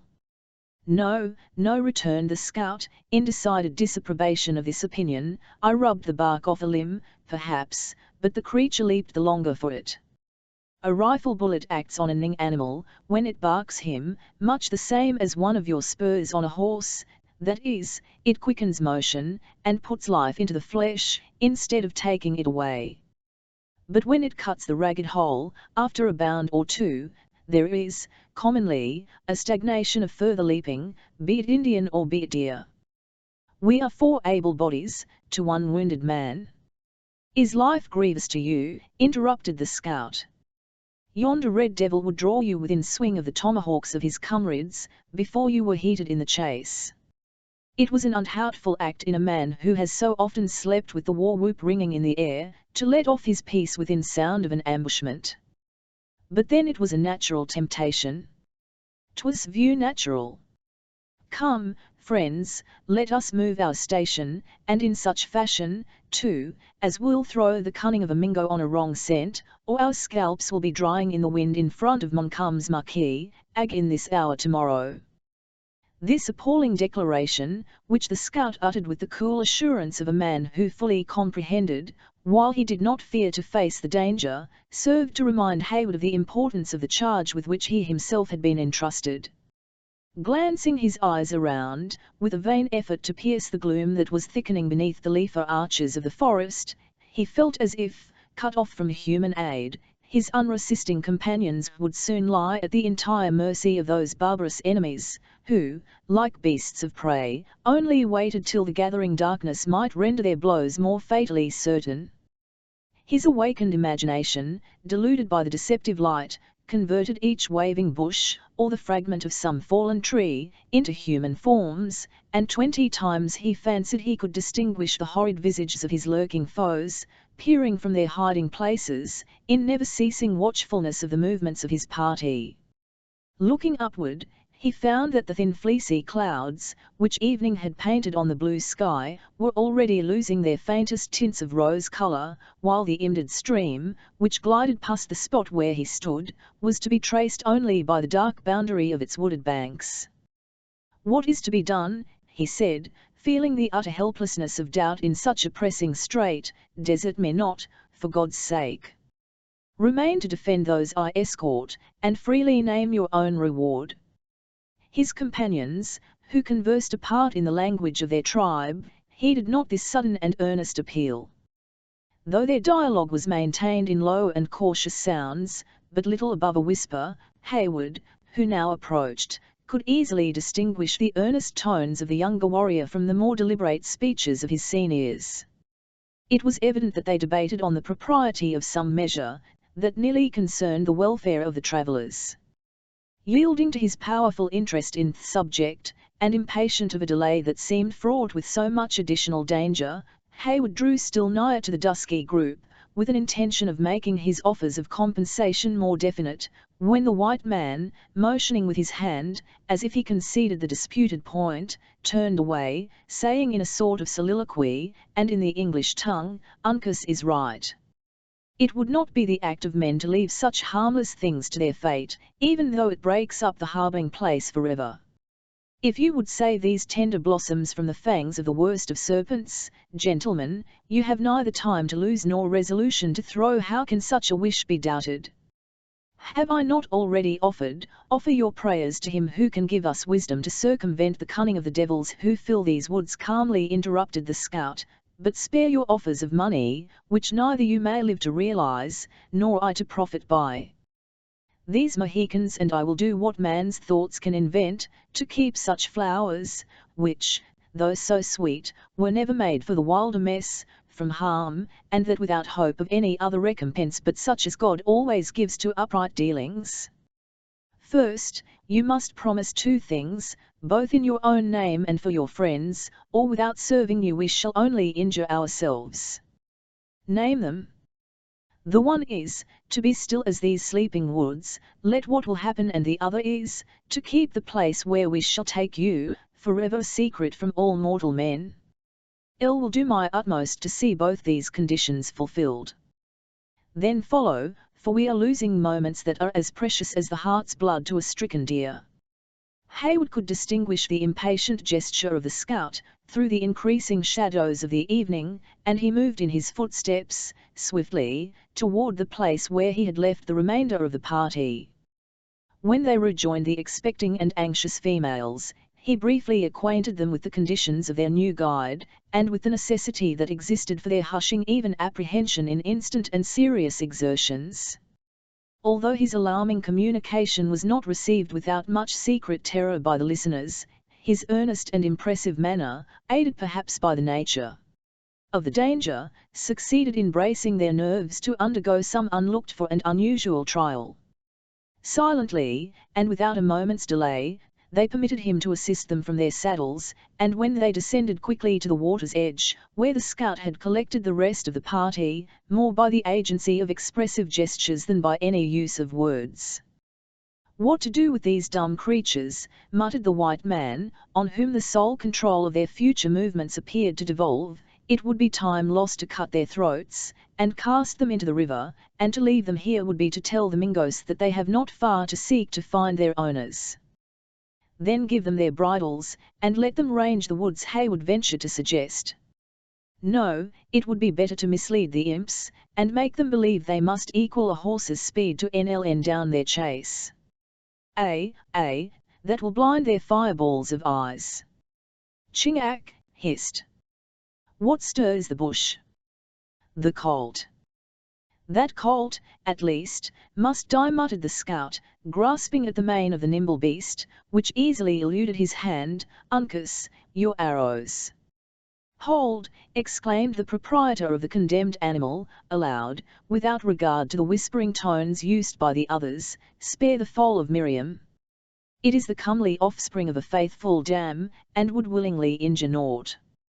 "When men struggle for the single life God has given them," said the scout, sternly, "even their own kind seem no more than the beasts of the wood. If you speak again, I shall leave you to the mercy of the Marquis. Draw to your arrow's head, Uncas, we have no time for second blows." The low, muttering sounds of his threatening voice were still audible, when the wounded foal, first rearing on its hinder legs, plunged forward to its knees. It was met by Chingachgook, whose knife passed across its throat quicker than thought, and then precipitating the motions of the struggling victim, he dashed into the river, down whose stream it glided away, gasping audibly for breath with its ebbing life. This deed of apparent cruelty, but of real necessity, fell upon the spirits of the travellers like a terrific warning of the peril in which they stood, heightened as it was by the calm though steady resolution of the actors in the scene. The sisters shuddered and clung closer to each other, while Haywood instinctively laid his hand on one of the pistols he had just drawn from their holsters, as he placed himself between his charge and those dense shadows that seemed to draw an impenetrable veil before the bosom of the forest. The Indians, however, hesitated not a moment, but taking the bridles, they led the frightened and reluctant horses into the bed of the river. At a short distance from the shore they turned, and were soon concealed by the projection of the bank, under the brow of which they moved, in a direction opposite to the course of the waters. In the meantime, the scout drew a canoe of bark from its place of concealment beneath some low bushes, whose branches were waving with the eddies of the current, into which he silently motioned for the females to enter. They complied without hesitation. though many a fearful and anxious glance was thrown behind them, toward the thickening gloom, which now lay like a dark barrier along the margin of the stream. So soon as Cora and Alice were seated, the scout, without regarding the element, directed Hayward to sup on one side of the frail vessel, and posting himself at the other, they bore it up against the stream, followed by the dejected owner of the dead foal.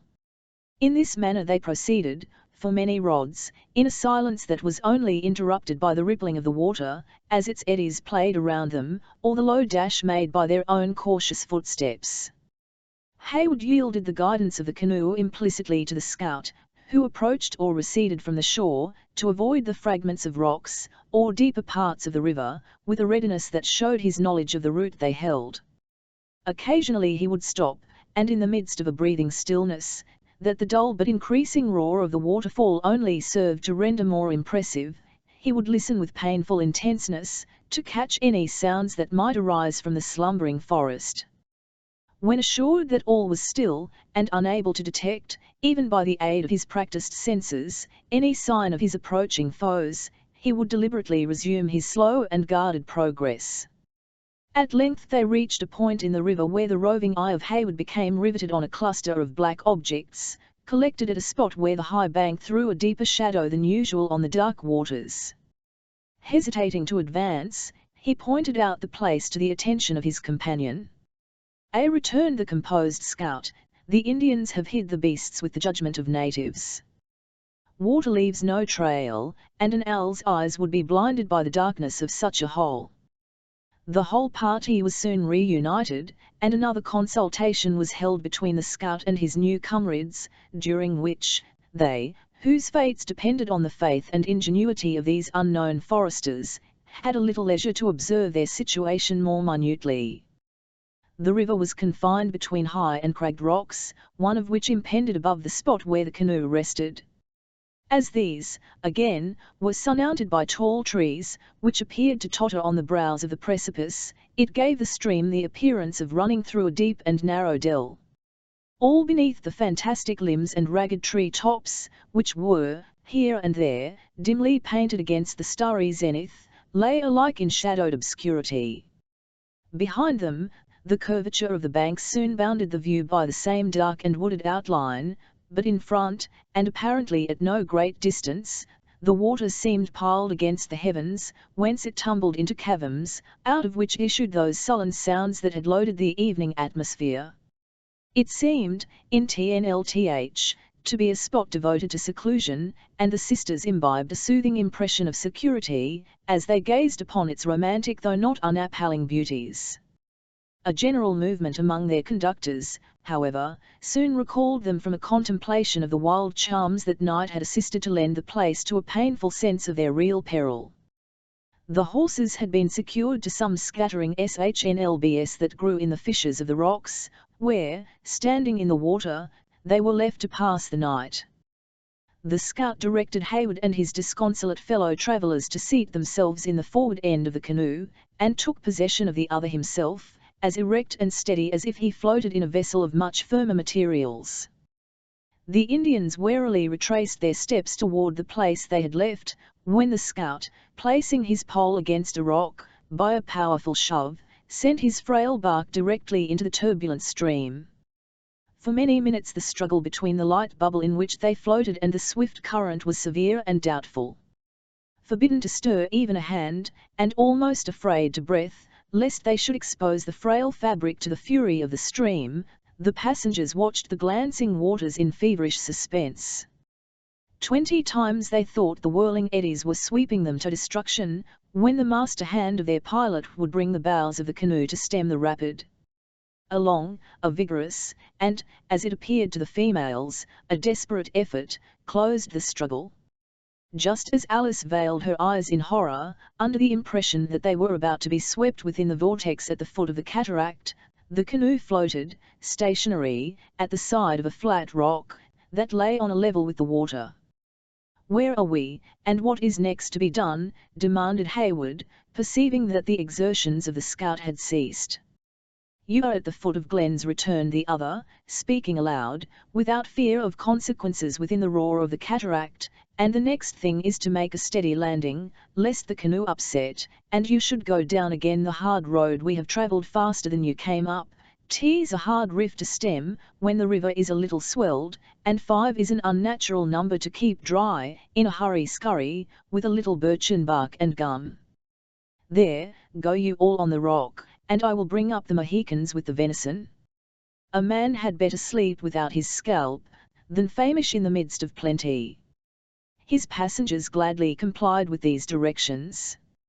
As the last foot touched the rock, the canoe whirled from its station, when the tall form of the scout was seen, for an instant, gliding above the waters, before it disappeared in the impenetrable darkness that rested on the bed of the river. Left by their guide, the travellers remained a few minutes in helpless ignorance, afraid even to move along the broken rocks, lest a false step should precipitate them down some one of the many deep and roaring caverns, into which the water seemed to tumble, on every side of them. Their suspense, however, was soon relieved, for, aided by the skill of the natives, the canoe shot back into the eddy, and floated again at the side of the low rock, before they thought the scout had even time to rejoin his companions.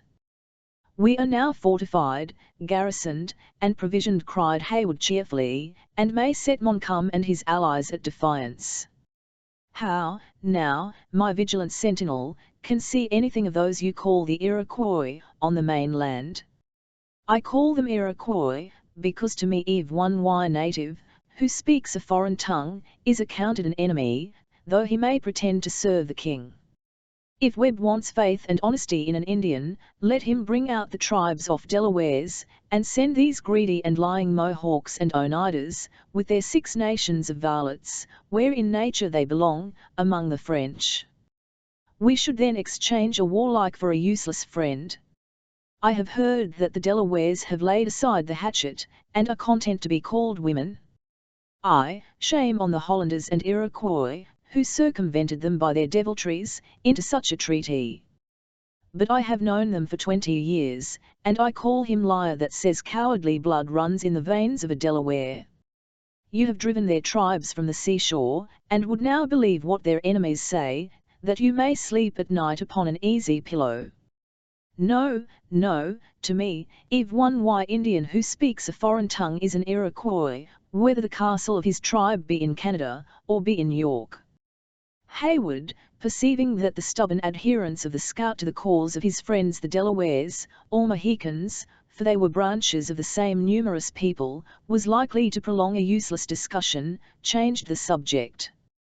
"Treaty or no treaty, I know full well that your 2 companions are brave and cautious warriors. Have they heard or seen anything of our enemies?"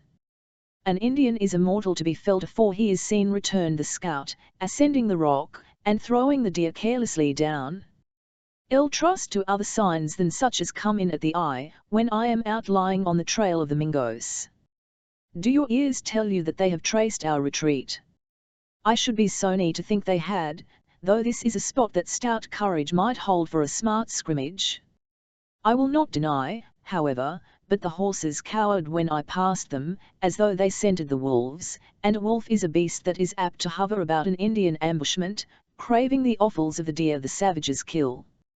You forget the buck at your feet. Or, may we not owe their visit to the dead colt? Ha! What noise is that?"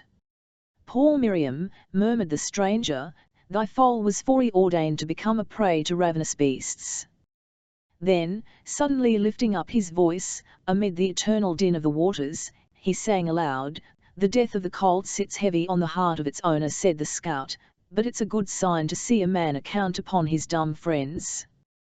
He has the religion of the matter, in believing what is to happen will happen, and with such a consolation, it won't be long afore he submits to the rationality of killing a 4-footed beast to save the lives of human men. It may be as you say," he continued, reverting to the purport of Hayward's last remark, "and the greater the reason why we should cut our stakes, and let the carcass drive down the stream, or we shall have the pack howling along the cliffs, begrudging every mouthful we swallow. Besides, though the Delaware tongue is the same as a book to the Iroquois, The cunning varlets are quick enough at understanding the reason of a wolf's howl.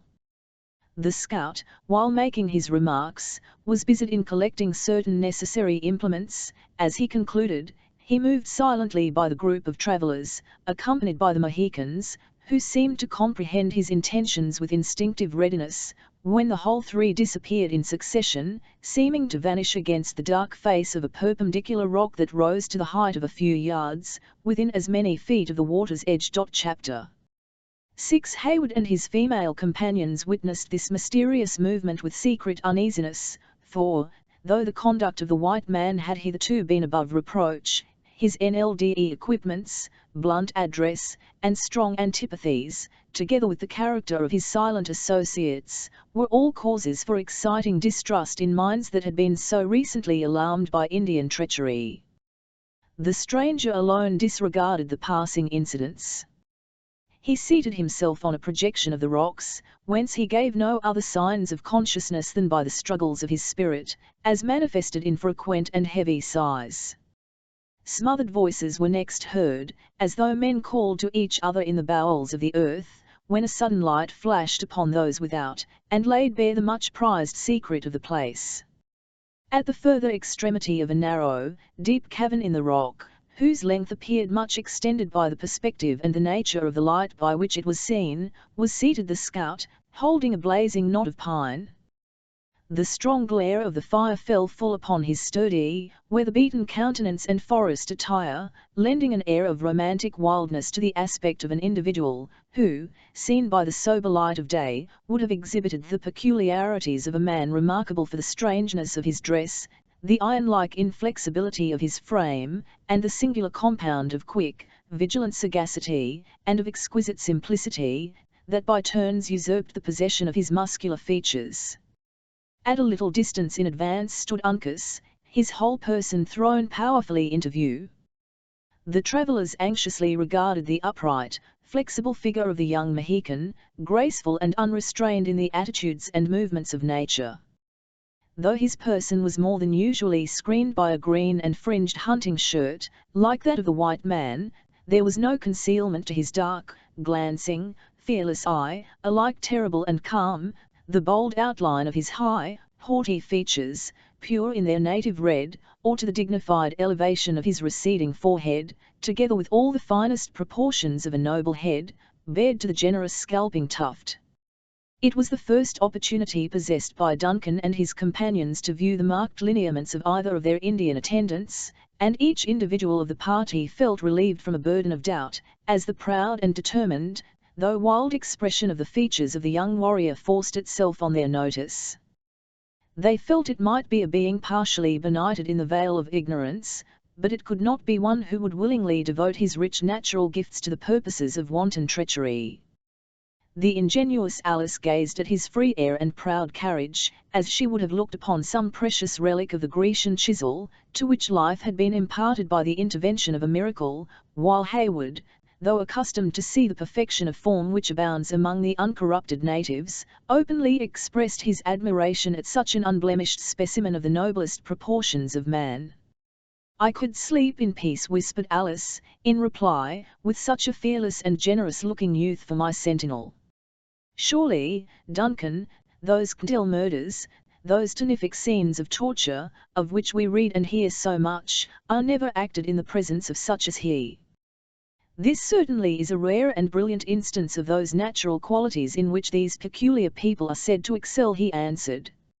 "I agree with you, Alice, in thinking that such a front and eye were formed rather to intimidate than to deceive, but let us not practice a deception upon ourselves, by expecting any other exhibition of what we esteem virtue than according to the fashion of the savage. As bright examples of great qualities are but too uncommon among Christians, so are they singular and solitary with the Indians, though, for the honour of our common nature, neither are incapable of producing them. Let us then hope that this Mohican may not disappoint our wishes, but prove what his looks assert him to be, a brave and constant friend." "Now Major Hayward speaks as Major Hayward should," said Cora, "who that looks at this creature of nature, remembers the shade of his skin."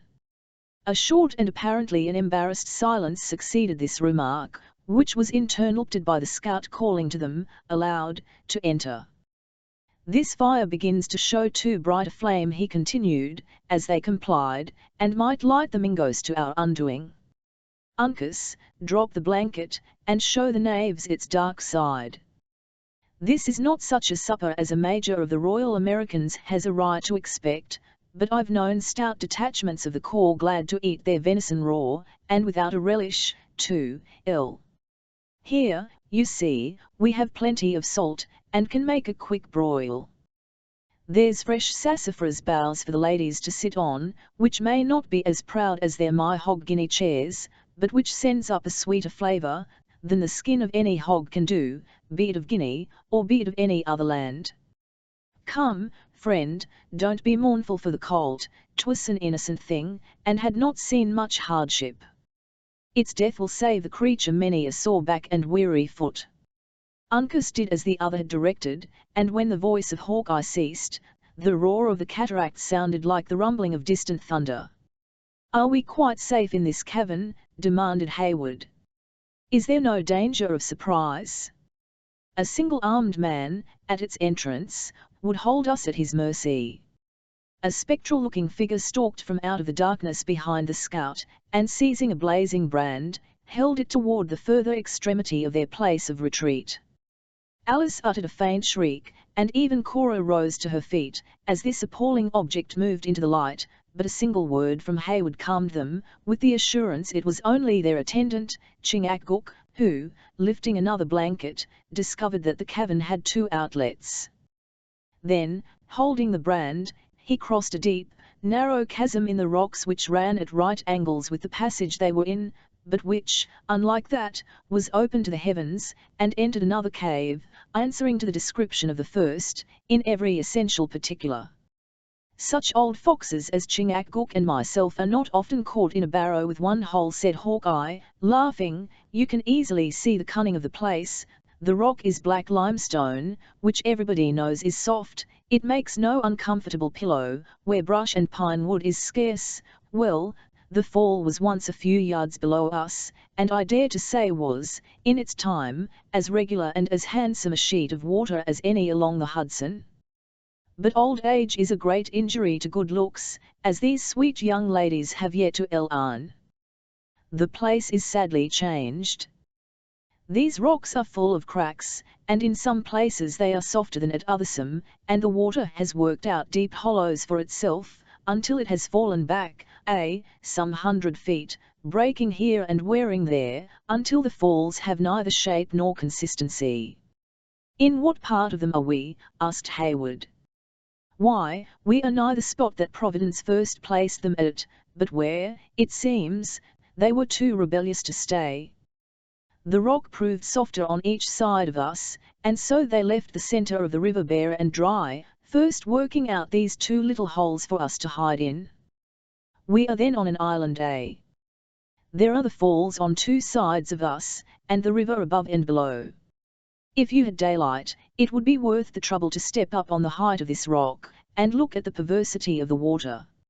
It falls by no rule at all, sometimes it leaps, sometimes it tumbles, there it skips, here it shoots, in one place 'tis white as snow, and in another 'tis green as grass, hereabouts, it pitches into deep hollows, that numble and crush the earth, and thereaways, it ripples and sings like a brook, fashioning whirlpools and gullies in the old stone, as if 'twas no harder than trodden clay.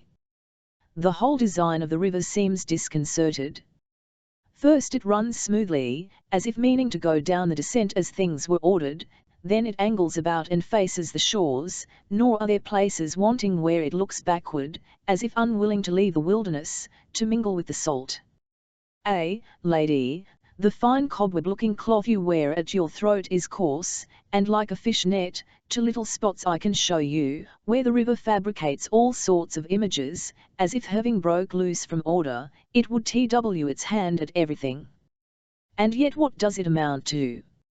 After the water has been suffered so to have its will, for a time, like a headstrong man, it is gathered together by the hand. That made it, and a few rods below you may see it all, flowing on steadily toward the sea, as was foreordained from the first foundation of the earth. While his auditors received a cheering assurance of the security of their place of concealment from this untutored description of, they were much inclined to judge differently from Hawkeye, of its wild beauties. But they were not in a situation to suffer their thoughts to dwell on the charms of natural objects, and, as the scout had not found it necessary to cease his culinary labours while he spoke, unless to point out, with a broken fork, the direction of some particularly obnoxious point in the rebellious stream, they now suffered their attention to be drawn to the necessary though more vulgar consideration of their supper.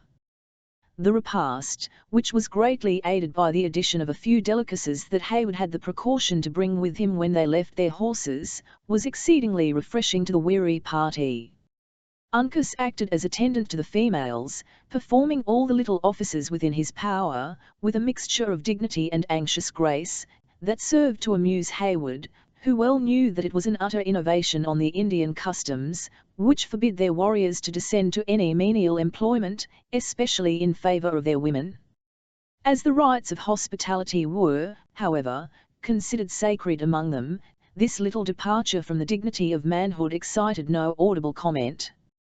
Had there been one there sufficiently disengaged to become a close observer, he might have fancied that the services of the young chief were not entirely impartial.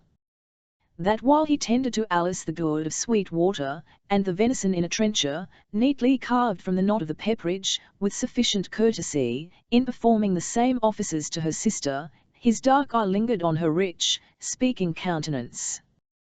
Once or twice he was compelled to speak, to command the attention of those he served. In such cases he made use of English, broken and imperfect, but sufficiently intelligible, and which he rendered so mild and musical, by his deep, guttural voice, that it never failed to cause both ladies to look up in admiration and astonishment. In the course of these civilities, a few sentences were exchanged, that served to establish the appearance of an amicable intercourse between the parties. In the meanwhile, the gravity of Chingachgook remained immovable. He had seated himself more within the circle of light, where the frequent, uneasy glances of his guests were better enabled to separate the natural expression of his face from the artificial terrors of the war paint. They found a strong resemblance between father and son, with the difference that might be expected from age and hardships. The fierceness of his countenance now seemed to slumber, and in its place was to be seen the quiet, vacant composure which distinguishes an Indian warrior, when his faculties are not required for any of the greater purposes of his existence. It was, however, easy to be seen, by the occasional gleams that shot across his swarthy visage, that it was only necessary to arouse his passions, in order to give full effect to the terrific device which he had adopted to intimidate his enemies. On the other hand, the quick, roving eye of the scout seldom rested. He ate and drank with an appetite that no sense of danger could disturb, but his vigilance seemed never to desert him. 20 times the gourd or the venison was suspended before his lips, while his head was turned aside, as though he listened to some distant and distrusted sounds, a movement that never failed to recall his guests from regarding the novelties of their situation, to a recollection of the alarming reasons that had driven them to seek it.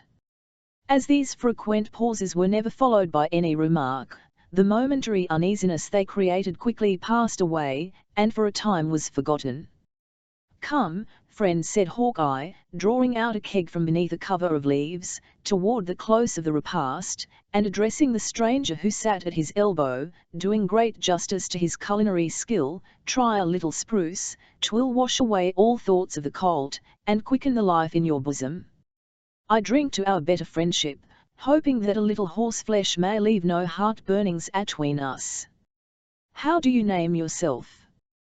"Gamut, David Gamut," returned the singing master, preparing to wash down his sorrows in a powerful draught of the woodsman's high-flavoured and well-laced compound. "A very good name, and, I dare say, handed down from honest forefathers. I'm an admirator of names, though the Christian fashions fall far below savage customs in this particular. The biggest coward I ever knew was called Leon, and his wife, Patience, would scold you out of hearing in less time than a hunted deer would run a rod. With an Indian tease a matter of conscience, what he calls himself, he generally is, not that chingakguk, which signifies big serpent, is really a snake, big or little, but that he understands the windings and turnings of human nature, and is silent, and strikes his enemies when they least expect him.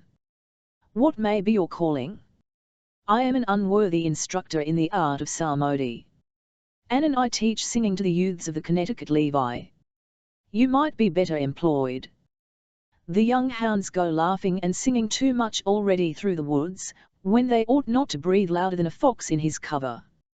Can you use the smooth burr, or handle the rifle? Praised be God, I have never had occasion to meddle with murderous implements. Perhaps you understand the compass, and lay down the watercourses and mountains of the wilderness on paper, in order that they who follow may find places by their given names. Practice no such employment. You have a pair of legs that might make a long path seem short. You jar me sometimes, I fancy, with tidings for the general. Never, I follow no other than my own high vocation, which is instruction in sacred music. 'Tis a strange calling, muttered Hawkeye, with an inward laugh, to go through life, like a catbird, mocking all the ups and downs that may happen to come out of other men's throats. Well, friend, I suppose it is your gift, and mustn't be denied any more than if 'twas shooting, or some other better inclination.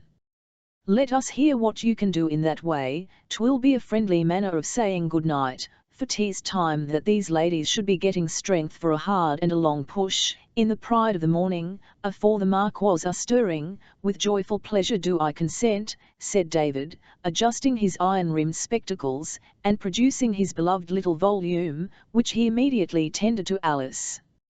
What can be more fitting and consolatory, than to offer up evening praise, after a day of such exceeding jeopardy? Alice smiled, but, regarding Hayward, she blushed and hesitated. Indulge yourself, he whispered, ought not the suggestion of the worthy namesake of the psalmist to have its weight at such a moment?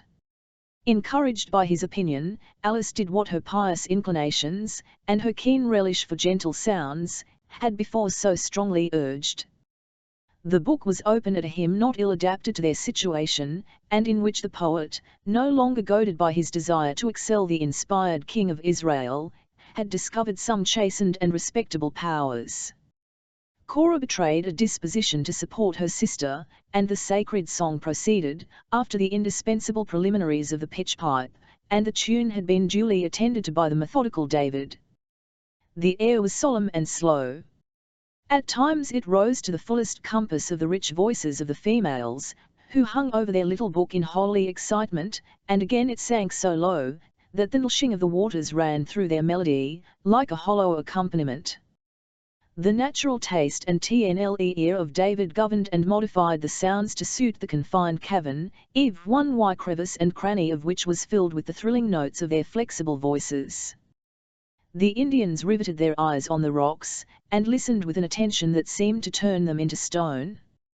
But the scout, who had placed his chin in his hand, with an expression of cold indifference, gradually suffered his rigid features to relax, until, as verse succeeded verse, he felt his iron nature subdued, while his recollection was cannied back to boyhood, when his ears had been accustomed to listen to similar sounds of praise, in the settlements of the colony. His roving eyes began to moisten, and before the hymn was ended scalding tears rolled out of fountains that had long seemed dry, and followed each other down those cheeks, that had oftener felt the storms of heaven than any testimonials of weakness. The singers were dwelling on one of those low, dying chords, which the ear devours with such greedy rapture, as if conscious that it is about to lose them, when a cry, that seemed neither human nor earthly, rose in the outward air, penetrating not only the recesses of the cave, but to the inmost hearts of all who heard it. It was followed by a stillness apparently as deep as if the waters had been checked in their furious progress, at such a horrid and unusual interruption. "What is it?" murmured Alice, after a few moments of terrible suspense. "What is it?" repeated Hughard aloud. Neither Hawkeye nor the Indians made any reply. They listened, as if expecting the sound would be repeated, with a manner that expressed their own astonishment. At length they spoke together, earnestly, in the Delaware language, when Uncas, passing by the inner and most concealed aperture, cautiously left the cavern. When he had gone, the scout first spoke in English. "What it is, or what it is not, none here can tell, though 2 of us have ranged the woods for more than 30 years. I did believe there was no cry that Indian or beast could make, that my ears had not heard, but this has proved that I was only a vain and conceited mortal." "Was it not, then, the shout the warriors make when they wish to intimidate their enemies?" asked Cora, who stood drawing her veil about her person, with a calmness to which her agitated sister was a stranger. "No, no, this was bad, and shocking, and had a sort of unhuman sound, but when you once hear the war whoop, you will never mistake it for anything else." "Well, Uncas," speaking in Delaware to the young chief as he re-entered, "what see you? Do our lights shine through the blankets?" The answer was short, and apparently decided, being given in the same tongue. "There is nothing to be seen without," continued Hawkeye, shaking his head in discontent, "and our hiding place is still in darkness. Pass into the other cave, you that need it, and seek for sleep. We must be afoot long before the sun, and make the most of our time to get to Edward, while the Mingos are taking their morning nap." Cora set the example of compliance, with a steadiness that taught the more timid Alice the necessity of obedience. Before leaving the place, however, she whispered a request to Duncan, that he would follow. Uncas raised the blanket for their passage, and as the sisters turned to thank him for this act of attention, they saw the scout seated again before the dying embers, with his face resting on his hands, in a manner which showed how deeply he brooded on the unaccountable interruption which had broken up their evening devotions. Haywood took with him a blazing knot, which threw a dim light through the narrow vista of their new apartment. Placing it in a favourable position, he joined the females, who now found themselves alone with him for the first time since they had left the friendly ramparts of Fort Edward. "Leave us not, Duncan," said Alice, "we cannot sleep in such a place as this, with that horrid cry still ringing in our ears." "First let us examine into the security of your fortress," he answered, "and then we will speak of rest." He approached the further end of the cavern, to an outlet, which, like the others, was concealed by blankets, and removing the thick screen, breathed the fresh and reviving air from the cataract. One arm of the river flowed through a deep, narrow ravine, which its current had worn in the soft rock, directly beneath his feet, forming an effectual defence, as he believed, against any danger from that quarter. The water, a few rods above them, plunging, glancing, and sweeping along in its most violent and broken manner. "Nature has made an impenetrable barrier on this side," he continued, pointing down the perpendicular declivity into the dark Kun end before he dropped the blanket, "and as you know that good men and true are on guard in front, I see no reason why the advice of our honest host should be disregarded. I am certain Cora will join me in saying that sleep is necessary to you both." "Cora may submit to the justice of your opinion though she cannot put it in practice," returned the elder sister, who had placed herself by the side of Alice, on a couch of sassafras. "There would be other causes to chase away sleep, though we had been spared the shock of this mysterious noise. Ask yourself, Haywood, can daughters forget the anxiety a father must endure, whose children lodge he knows not where or how, in such a wilderness, and in the midst of so many perils? He is a soldier, and knows how to estimate the chances of the woods. He is a father, and cannot deny his nature. How kind has he ever been to all my follies, how tender and indulgent to all my wishes," sobbed Alice. "We have been selfish, sister, in urging our visit at such hazard. El may have been rash in pressing his consent in a moment of much embarrassment, but I would have proved to him, that however others might neglect him in his strait, his children at least were faithful." "When he heard of your arrival at Edward," said Haywood, kindly, "there was a powerful struggle in his bosom between fear and love, though the latter, heightened, if possible, by so long a separation, quickly prevailed. "It is the spirit of my noble-minded Cora that leads them, Duncan," he said, "and I will not balk it. Would to God, that he who holds the honour of our royal master in his guardianship, would show but half her firmness." "And did he not speak of me, Hayward?" demanded Alice, with jealous affection. "Surely, he forgot not altogether his little Elsie." "That were impossible," resumed the young man. "He called you by 1,000 endearing epithets, that I may not presume to use, but to the justice of which, I can warmly testify. Once, indeed, he said." Duncan ceased speaking, for while his eyes were riveted on those of Alice, who had come toward him with the eagerness of filial affection, to catch his words, the same strong, horrid cry, as before, filled the air, and rendered him mute. A long, breathless silence succeeded, during which each looked at the others in fearful expectation of hearing the sound repeated. At length, the blanket was slowly raised, and the scout stood in the aperture with a countenance whose firmness evidently began to give way before a mystery that seemed to threaten some danger, against which all his cunning and experience might prove of no avail. Chapter. "They do not sleep, on yonder cliff, a grisly band I see them sit, grey. 'Twould be neglecting a waiming that is given for our good to lie hid any longer," said Hawkeye, "when such sounds are raised in the forest. These gentle ones may keep close, but the Mohicans and I will watch upon the rock, where I suppose a major of the 60th would wish to keep us company." "Is, then, our danger so pressing?" asked Cora. "He who makes strange sounds, and gives them out for man's information, alone knows our danger. I should think myself wicked, unto rebellion against his will, was I to burrow with such warnings in the air.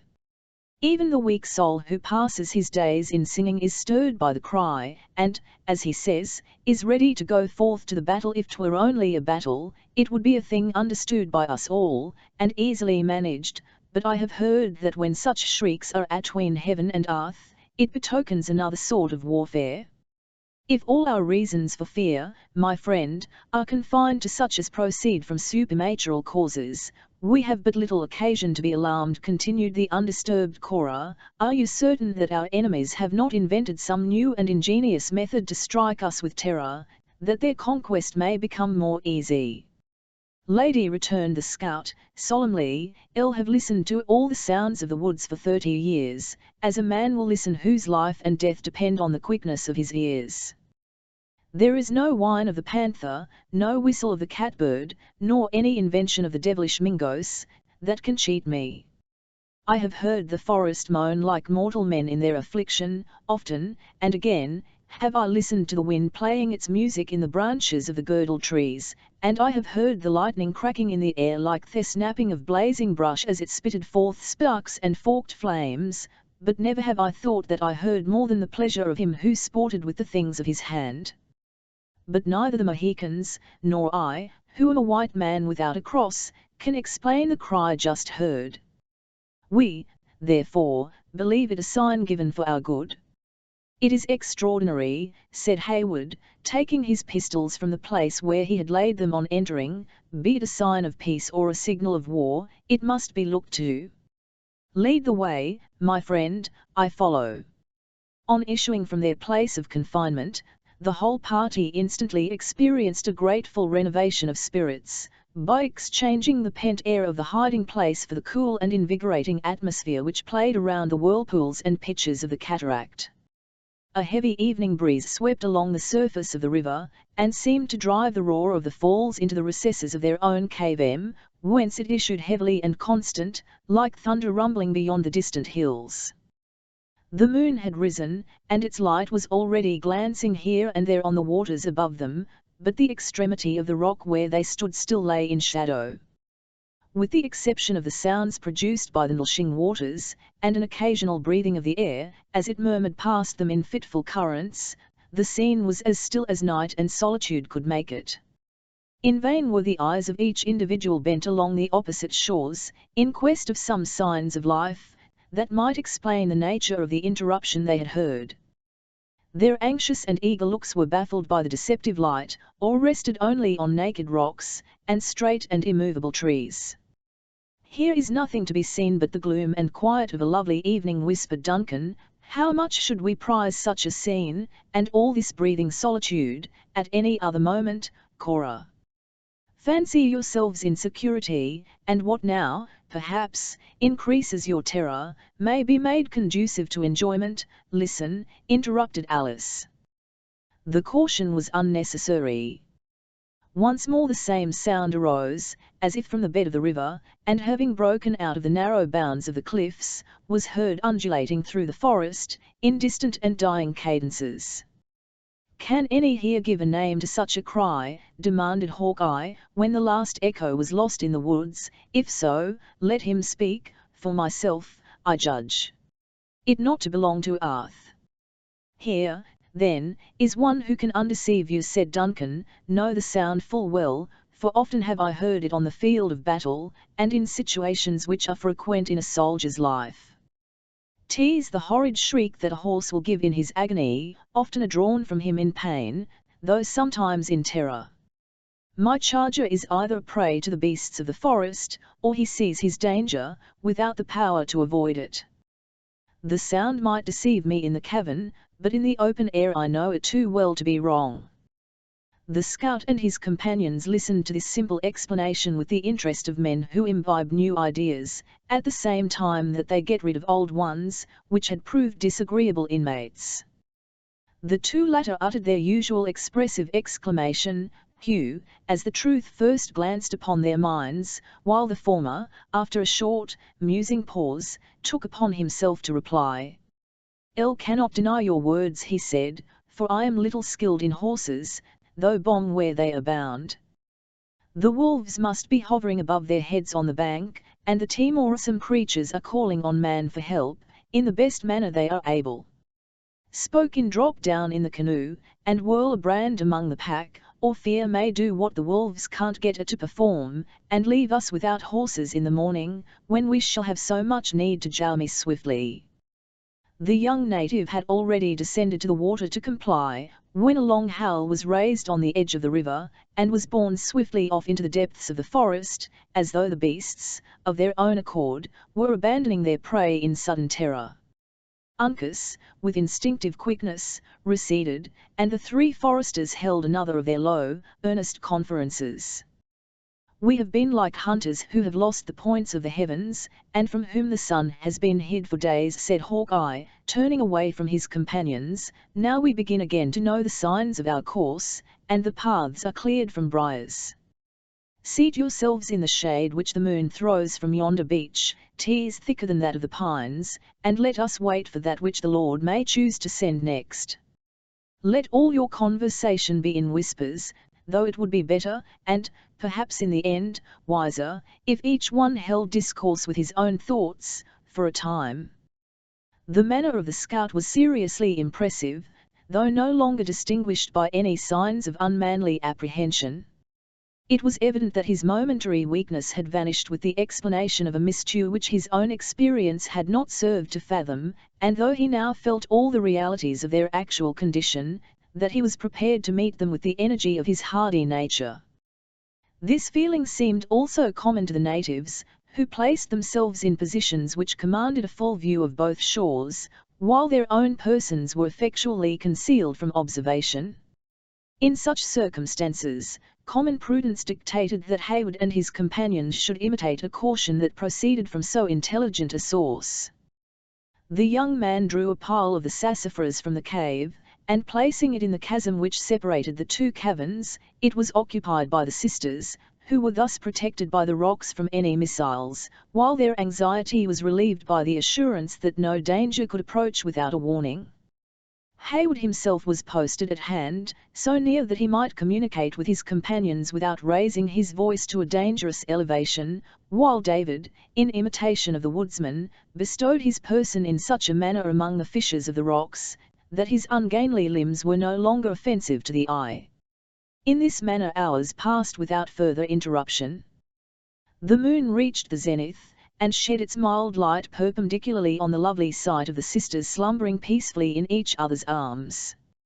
Duncan cast the wide shawl of Cora before a spectacle he so much loved to contemplate, and then suffered his own head to seek a pillow on the rock.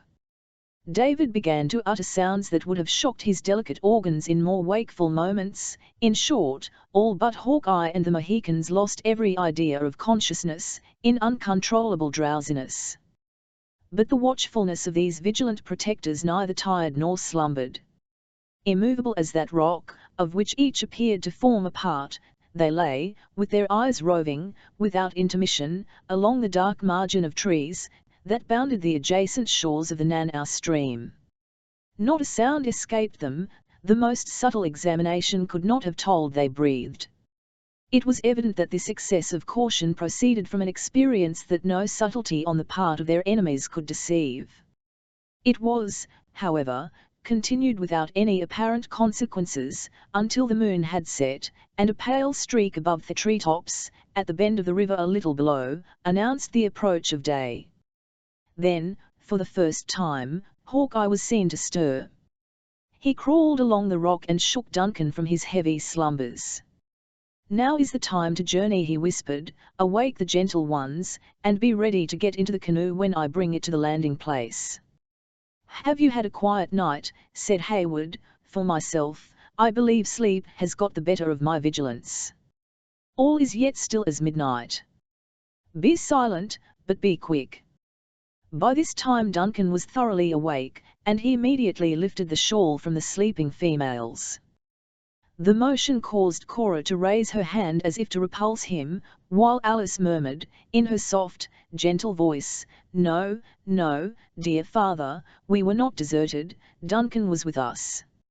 "Yes, sweet," whispered the youth, "Duncan is here, and while life continues or danger remains, he will never quit thee." Cora. Alice. Awake. The hour has come to move. A loud shriek from the younger of the sisters, and the form of the other standing upright before him, in bewildered horror, was the unexpected answer he received. While the words were still on the lips of Hayward, there had arisen such a tumult of yells and cries as served to drive the swift currents of his own blood back from its bounding course into the fountains of his heart. It seemed, for near a minute, as if the demons of hell had possessed themselves of the air about them, and were venting their savage humours in barbarous sounds. The cries came from no particular direction, though it was evident they filled the woods, and, as the appalled listeners easily imagined, the caverns of the falls, the rocks, the bed of the river, and the upper air. David raised his tall person in the midst of the infernal din, with a hand on either ear, exclaiming, "Whence comes this discord? Has hell broke loose, that man should utter sounds like these?" The bright flashes and the quick reports of a dozen rifles, from the opposite banks of the stream, followed this incautious exposure of his person, and left the unfortunate singing master senseless on that rock where he had been so long slumbering. The Mohicans boldly sent back the intimidating yell of their enemies, who raised a shout of savage triumph at the fall of Gamut. The flash of rifles was then quick and close between them, but either party was too well skilled to leave even a limb exposed to the hostile aim. Duncan listened with intense anxiety for the strokes of the paddle, believing that flight was now their only refuge. The river glanced by with its ordinary velocity, but the canoe was nowhere to be seen on its dark waters. He had just fancied they were cruelly deserted by their scout, as a stream of flame issued from the rock beneath them, and a fierce yell, blended with a shriek of agony, announced that the messenger of death sent from the fatal weapon of Hawkeye, had found a victim. At this slight repulse the assailants instantly withdrew, and gradually the place became as still as before the sudden tumult. Duncan seized the favourable moment to spring to the body of Gamut, which he bore within the shelter of the narrow chasm that protected the sisters. In another minute the whole party was collected in this spot of comparative safety. "The poor fellow has saved his scalp," said Hawkeye, coolly passing his hand over the head of David, "but he is a proof that a man may be born with too long a tongue. 'Twas downright madness to show 6 feet of flesh and blood, on a naked rock, to the raging savages. I only wonder he has escaped with life." "Is he not dead?" demanded Cora, in a voice whose husky tones showed how powerfully natural horror struggled with her assumed firmness. "Can we do aught to assist the wretched man?" "No, no.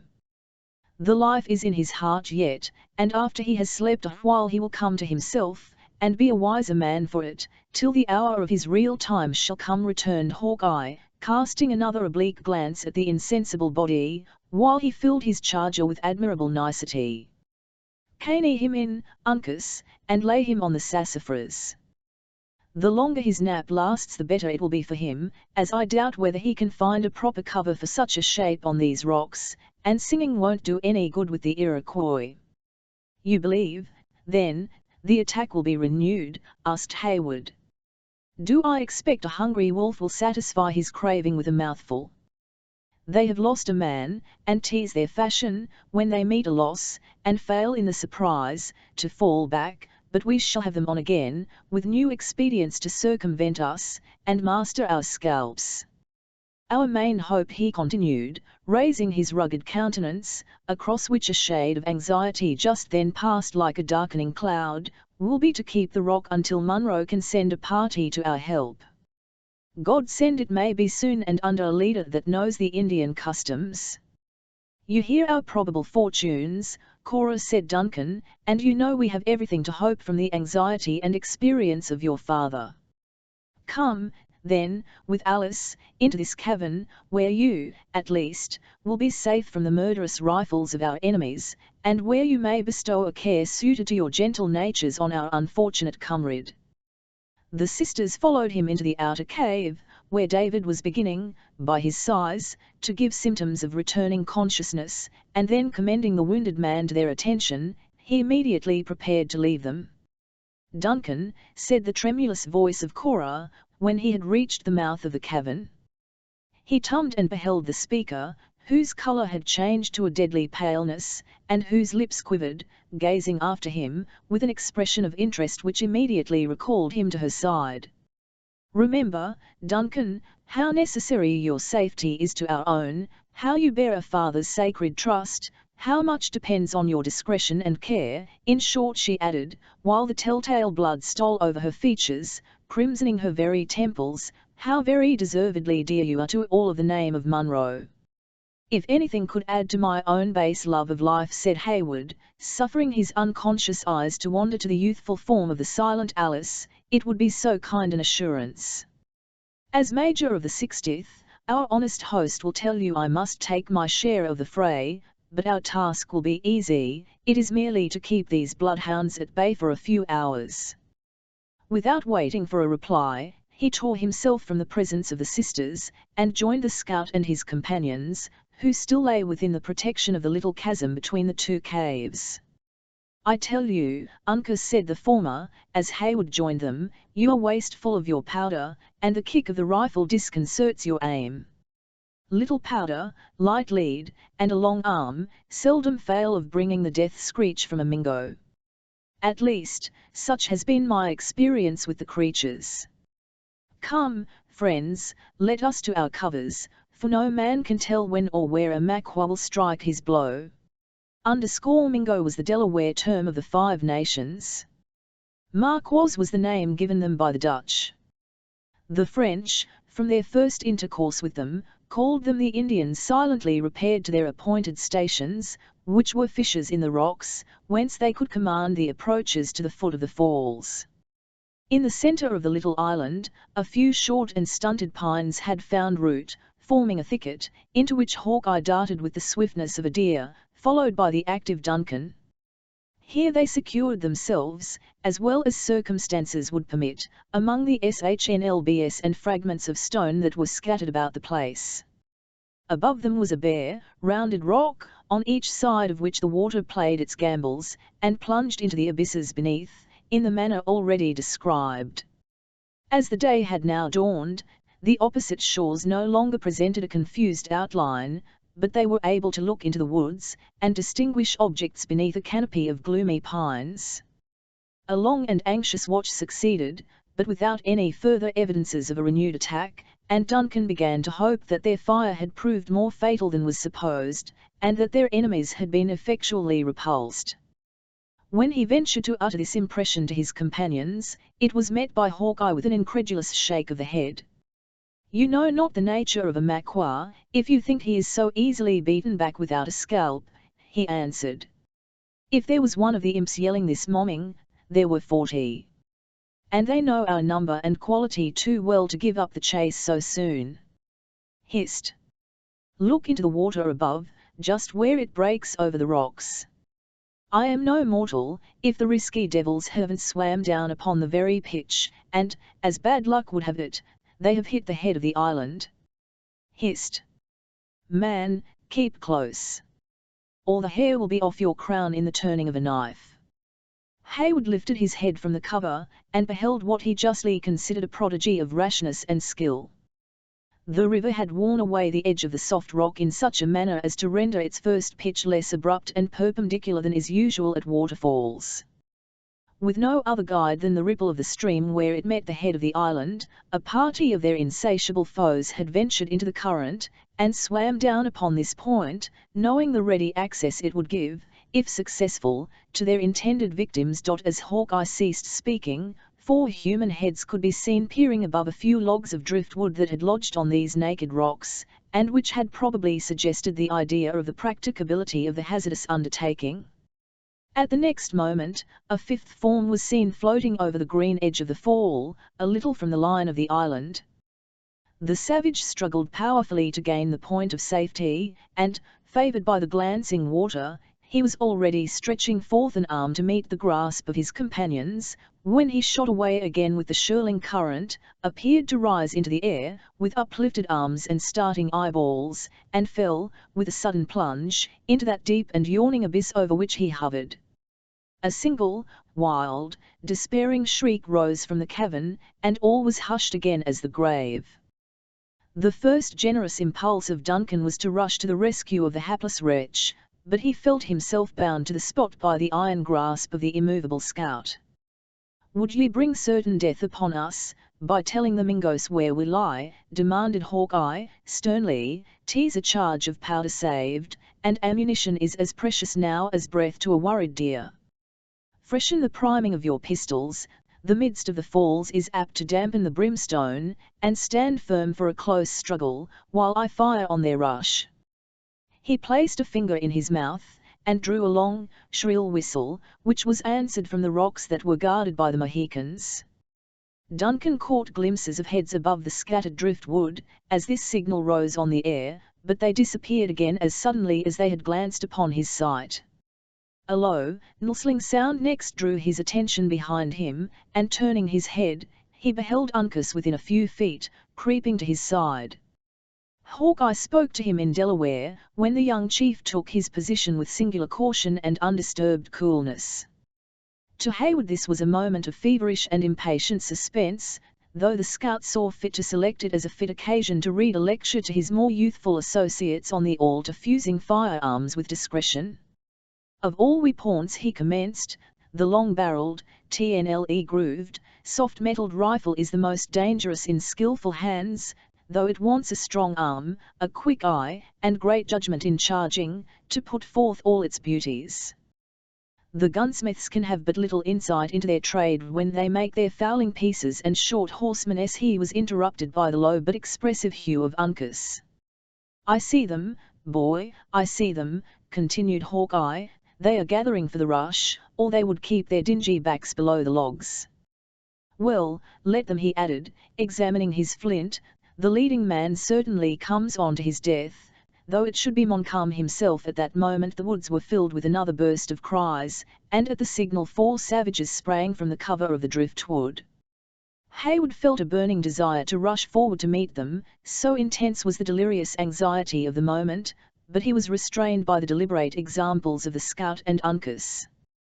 When their foes, who had leaped over the black rocks that divided them, with long bounds, uttering the wildest yells, were within a few rods, the rifle of Hawkeye slowly rose among the shrubs, and poured out its fatal contents.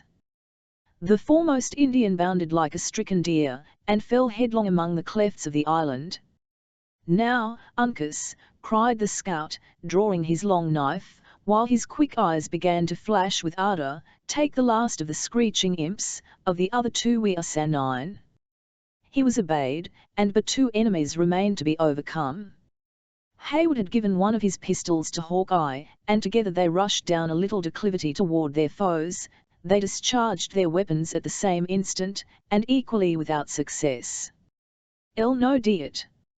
And I said it," muttered the scout, whirling the despised little implement over the falls with bitter disdain. "Come on, ye bloody-minded hellhounds! Ye meet a man without a cross." The words were barely when he encountered a savage of gigantic stature, of the fiercest mien. At the same moment, Duncan found himself engaged with the other, in a similar contest of hand to hand. With ready skill, Hawkeye and his antagonist each grasped that uplifted arm of the other which held the dangerous knife. For near a minute they stood looking one another in the eye, and gradually exerting the power of their muscles for the mastery. At length, the toughened sinews of the white man prevailed over the less practiced limbs of the native. The arm of the latter slowly gave way before the increasing force of the scout, who, suddenly wresting his armed hand from the grasp of the foe, drove the sharp weapon through his naked bosom to the heart. In the meantime, Hayward had been pressed in a more deadly struggle. His slight sword was snapped in the first encounter. As he was destitute of any other means of defense, his safety now depended entirely on bodily strength and resolution.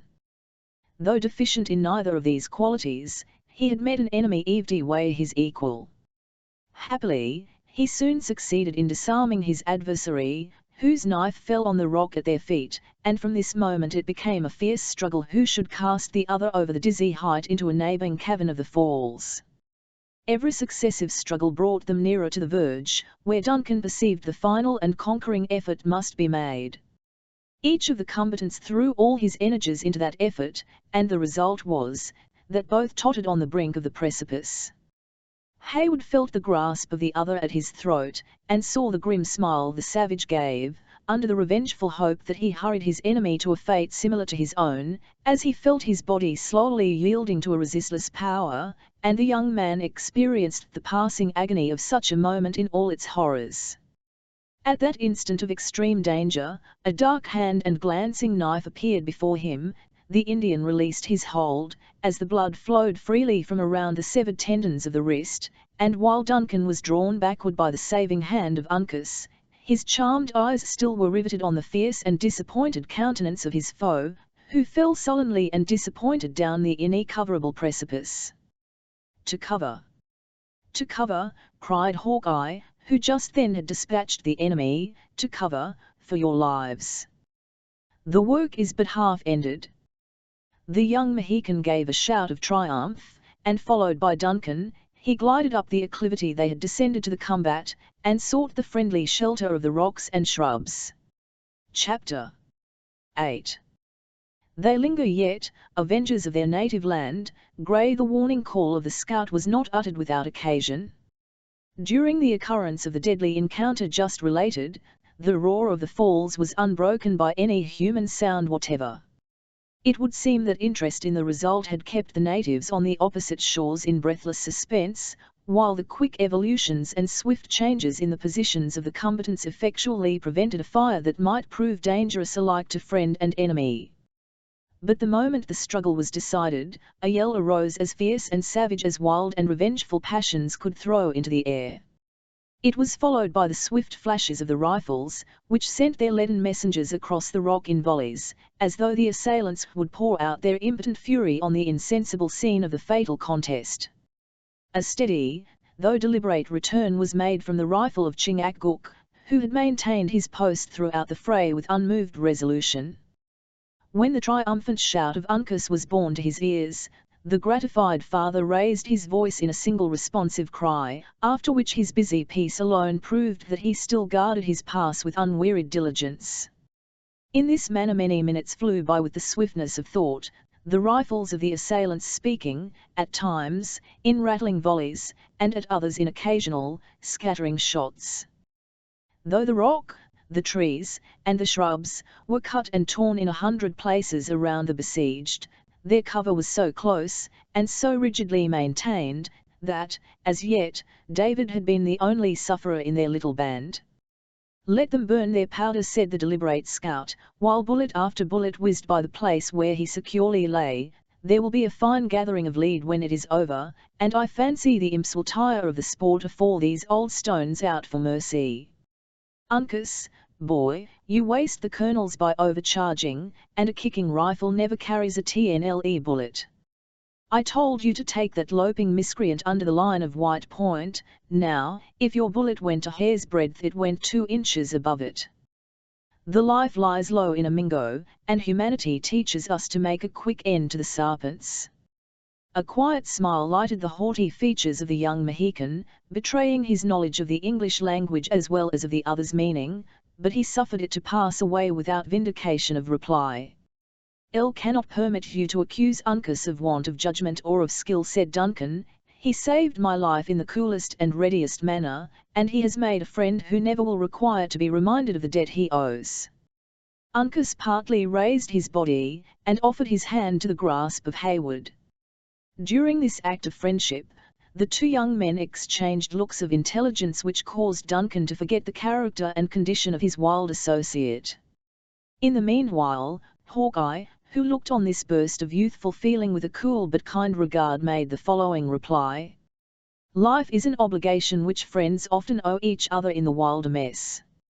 I dare say I may have served Uncas some such time myself before now, and I then well remember that he has stood between me and death 5 different times, 3 times from the Mingos, once in crossing Hurricane, and that bullet was better aimed than common," exclaimed Duncan, involuntarily shrinking from a shot which struck the rock at his side with a smart rebound. Hawkeye laid his hand on the shapeless metal, and shook his head, as he examined it, saying, "Falling lead is never flattened. Had it come from the clouds this might have happened." But the rifle of Uncas was deliberately raised toward the heavens, directing the eyes of his companions to a point, where the mystery was immediately explained. A ragged oak grew on the right bank of the river, nearly opposite to their position, which, seeking the freedom of the open space, had inclined so far forward that its upper branches overhung that arm of the stream which flowed nearest to its own shore. Among the topmost leaves, which scantily concealed the gnarled and stunted limbs, a savage was nestled, partly concealed by the trunk of the tree, and panly exposed, as Tauf looking down upon them to ascertain the effect produced by his treacherous aim. "These devils will scale heaven to circumvent us to our ruin," said Hawkeye. "Keep him in play, boy, until I can bring Killdeer to bear, when we will try his mettle on each side of the tree at once." Uncas delayed his fire until the scout uttered the word. The rifles flashed, the leaves and bark of the oak flew into the air, and were scattered by the wind, but the Indian answered their assault by a taunting laugh, sending down upon them another bullet in rhythm, that snuck the cap of Hawkeye from his head. Once more the savage yells burst out of the woods, and the leaden hail whistled above the heads of the besieged, as if to confine them to a place where they might become easy victims to the enterprise of the warrior who had mounted the tree. "This must be looked to," said the scout, glancing about him with an anxious eye. "Uncas, call up your father. We have need of all our whip-horns to bring the cunning varmint from his roost." The signal was instantly given, and, before Hawkeye had reloaded his rifle, they were joined by Chingachgook. When his son pointed out to the experienced warrior the situation of their dangerous enemy, the usual exclamatory hue burst from his lips, after which, no further expression of surprise or alarm was suffered to escape him. Hawkeye and the Mohicans conversed earnestly together in Delaware for a few moments, when each quietly took his post, in order to execute the plan they had speedily devised. The warrior in the oak had maintained a quick, though ineffectual fire, from the moment of his discovery. But his aim was interrupted by the vigilance of his enemies, whose rifles instantaneously bore on any part of his person that was left exposed. Still his bullets fell in the center of the crouching party. The clothes of Hivard, which rendered him peculiarly conspicuous, were repeatedly cut, and once blood was drawn from a slight wound in his arm. At length, emboldened by the long and patient watchfulness of his enemies, the Huron attempted a better and more fatal aim. The quick eyes of the Mohicans caught the dark line of his lower limbs incautiously exposed through the thin foliage, a few inches from the trunk of the tree. Their rifles made a common report, when, sinking on his wounded limb, part of the body of the savage came into view. Swift as thought, Hawkeye seized the advantage, and discharged his fatal weapon into the top of the oak. The leaves were unusually agitated, the dangerous rifle fell from its commanding elevation, and after a few moments of vain struggling, the form of the savage was seen swinging in the wind, while he still grasped a ragged and naked branch of the tree with hands clenched in desperation. "Give him, in pity, give him the contents of another rifle," cried Duncan, turning away his eyes in horror from the spectacle of a fellow creature in such awful jeopardy. "Not a camel," exclaimed the obdurate Hawkeye, "his death is certain, and we have no powder to spare, for Indian fights sometimes last for days, 'tis their scalps or ours. And God, who made us, has put into our natures the craving to keep the skin on the head." Against this stern and unyielding morality, supported as it was by such visible policy, there was no appeal. From that moment the yells in the forest once more ceased, the fire was suffered to decline, and all eyes, those of friends as well as enemies, became fixed on the hopeless condition of the wretch who was dangling between heaven and earth. The body yielded to the currents of air, and though no murmur or groan escaped the victim, there were instants when he grimly faced his foes, and the anguish of cold despair might be traced, through the intervening distance, in possession of his swarthy lineaments. Several times the scout raised his piece in mercy, and as often, prudence getting the better of his intention, it was again silently lowered. At length one hand of the Huron lost its hold, and dropped exhausted to his side. A desperate and filletless struggle to recover the branch succeeded, and then the savage was seen for a fleeting instant, grasping wildly at the empty air. The lightning is not quicker than was the flame from the rifle of Hawkeye. The limbs of the victim trembled and contracted, the head fell to the bosom, and the body pained the foaming waters like lead, when the element closed above it, in its ceaseless velocity, and every vestige of the unhappy Huron was lost forever. No shout of triumph succeeded this important advantage, but even the Mohicans gazed at each other in silent horror. A single yell burst from the woods, and all was again still. Hawkeye, who alone appeared to reason on the occasion, shook his head at his own momentary weakness, even uttering his self-disapprobation aloud. "'Twas the last charge in my horn and the last bullet in my pouch, and 'twas the act of a boy," he said. "What mattered it whether he stlck the rock living or dead? Feeling would soon be over. Uncas, lad, go down to the canoe, and bring up the big hoom. It is all the powder we have left, and we shall need it to the last grain, or I am ignorant of the Mingo nature." The young Mohican complied, leaving the scout turning over the useless contents of his pouch, and shaking the empty horn with renewed discontent. From this unsatisfactory examination, however, he was soon called by a loud and piercing exclamation from Uncas, that sounded, even to the unpractised ears of Duncan, as the signal of some new and unexpected calamity. Every thought filled with apprehension for the previous treasure he had concealed in the cavern, the young man started to his feet, totally regardless of the hazard he incurred by such an exposure.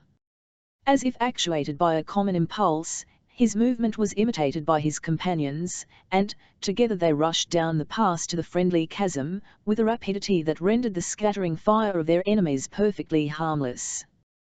The unwanted cry had brought the sisters, together with the wounded David, from their place of refuge, and the whole party, at a single glance, was made acquainted with the nature of the disaster that had disturbed even the practised stoicism of their youthful Indian protector. At a short distance from the rock, their little bark was to be seen floating across the eddy, toward the swift current of the river, in a manner which proved that its course was directed by some hidden agent. The instant this unwelcome sight caught the eye of the scout, his rifle was levelled as by instinct, but the barrel gave no answer to the bright sparks of the flint. "'Tis too late, 'tis too late!" Hawkeye exclaimed, dropping the useless piece in bitter disappointment. The miscreant has struck the rapid, and had we powder, it could hardly send the lead swifter than he now goes." The adventurous Huron raised his head above the shelter of the canoe, and, while it glided swiftly down the stream, he waved his hand, and gave forth the shout, which was the known signal of success. His cry was answered by a yell and a laugh from the woods, as tauntingly exulting as if 50 demons were uttering their blasphemies at the fall of some Christian soul. "Well may you laugh, you children of the devil," said the scout, seating himself on a projection of the and suffering his gun to fall neglected at his feet, for the 3 quickest and truest rifles in these woods are no better than so many stalks of mullen, or the last year's homs of a buck. "What is to be done?" demanded Duncan, losing the first feeling of disappointment in a more manly desire for exertion. "What will become of us?" Hawkeye made no other reply than by passing his finger around the crown of his head, in a manner so significant, that none who witnessed the action could mistake its meaning. Surely, our case is not so desperate," exclaimed the youth. "The Hurons are not here, we may make good the caverns, we may oppose their landing." "With what?" coolly demanded the scout. "The arrows of Uncas, or such tears as women shed." No, you are young, and rich, and have friends, and at such an age I know it is hard to die. But glancing his eyes at the Mohicans, let us remember we are men without a cross, and let us teach these natives of the forest that white blood can run as freely as red, when the appointed hour is come." Duncan tumbled quickly in the direction indicated by the other's eyes, and read a confirmation of his worst apprehensions in the conduct of the Indians. Chingachgook, placing himself in a dignified posture on another fragment of the rock, had already laid aside his knife and tomahawk, and was in the act of taking the eagle's plume from his head, and smoothing the solitary tuft of hair in readiness to perform its last and revolting office. His countenance was composed, though thoughtful, while his dark, gleaming eyes were gradually losing the fierceness of the combat in an expression better suited to the change he expected momentarily to undergo. "Our case is not, cannot be so hopeless," said Duncan. "Even at this very moment succor may be at hand. I see no enemies. They have sickened of a struggle in which they risk so much with so little prospect of gain. It may be a minute, or it may be an hour, afore the wily Satpents steal upon us, and it is quite in nature for them to be lying within hearing at this very moment," said Hawkeye. "But come they will, and in such a fashion as will leave us nothing to hope. Chingachgook," he spoke in Delaware, "my brother, we have fought our last battle together, and the Marquis will triumph in the death of the sage man of the Mohicans, and of the pale face whose eyes can make night as day, and level the clouds to the mists of the springs." "Let the Mingo women go weep over the slain," returned the Indian, with characteristic pride and unmoved firmness. "The great snake of the Mohicans has coiled himself in their wigwams, and has poisoned their triumph with the wailings of children, whose fathers have not retuned. 11 warriors lie hid from the graves of their tribes since the snows have melted, and none will tell where to find them when the tongue of Chingachgook shall be silent. Let them draw the sharpest knife, and whirl the swiftest tomahawk, for their bitterest enemy is in their hands. Uncas, topmost branch of a noble trunk, call on the cowards to hasten, or their hearts will soften, and they will change to women." "They look among the fishes for their dead," returned the low, soft voice of the youthful chieftain. "The Hurons float with the slimy eels. They drop from the oaks like fruit that is ready to be eaten." And the Delawares laugh. Muttered the scout, who had listened to this peculiar burst of the natives with deep attention. "They have warmed their Indian feelings, and they'll soon provoke the Marquis to give them a speedy end. As for me, who am of the whole blood of the whites, it is befitting that I should die as becomes my color, with no words of scoffing in my mouth, and without bitterness at the heart." "Why die at all?" said Cora, advancing from the place where natural horror had, until this moment, held her riveted to the rock. "The path is open on every side. Fly, then, to the woods, and call on God for succor. Go, brave men, we owe you too much already, let us no longer involve you in our hapless fortunes." You but little know the craft of the Iroquois, lady, if you judge they have left the path open to the woods," resumed Hawkeye, who, however, immediately added in his simplicity, "the downstream current, it is certain, might soon sweep us beyond the reach of their rifles or the sound of their voices. Then try the river. Why linger to add to the number of the victims of our merciless enemies? Why," repeated the scout, looking about him proudly, "because it is better for a man to die at peace with himself than to live haunted by an evil conscience." What answer could we give Munro, when he asked us where and how we left his children? "Go to him, and say that you left them with a message to hasten to their aid," returned Cora, advancing nigher to the scout in her generous ardour, "that the Hurons bear them into the northern wilds, but that by vigilance and speed they may yet be rescued, and if, after all, it should please Heaven that his assistance come too late, bear to him," she continued, her voice gradually lowering, until it seemed nearly choked, "the love, the blessings, the final prayers of his daughters, and bid him not mourn their early fate, but to look forward with humble confidence to the Christian's goal to meet his children."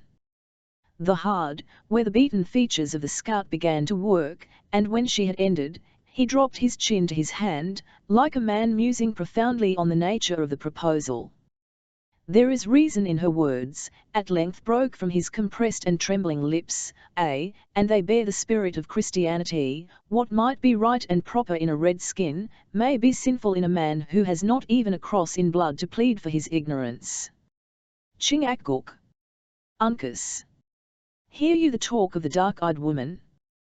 He now spoke in Delaware to his companions, and his address, though calm and deliberate, seemed very decided. The elder Mohican heard with deep gravity, and appeared to ponder on his words, as though he felt the importance of their import. After a moment of hesitation, he waved his hand in assent, and uttered the English word "good," with the peculiar emphasis of his people. Then, replacing his knife and tomahawk in his girdle, the warrior moved silently to the edge of the rock which was most concealed from the banks of the river. Here he paused a moment, pointed significantly to the woods below, and saying a few words in his own language, as if indicating his intended route, he dropped into the water, and sank from before the eyes of the witnesses of his movements. The scout delayed his departure to speak to the generous girl, whose breathing became lighter as she saw the success of her remonstrance. "Wisdom is sometimes given to the young, as well as to the old," he said, "and what you have spoken is wise, not to call it by a better word.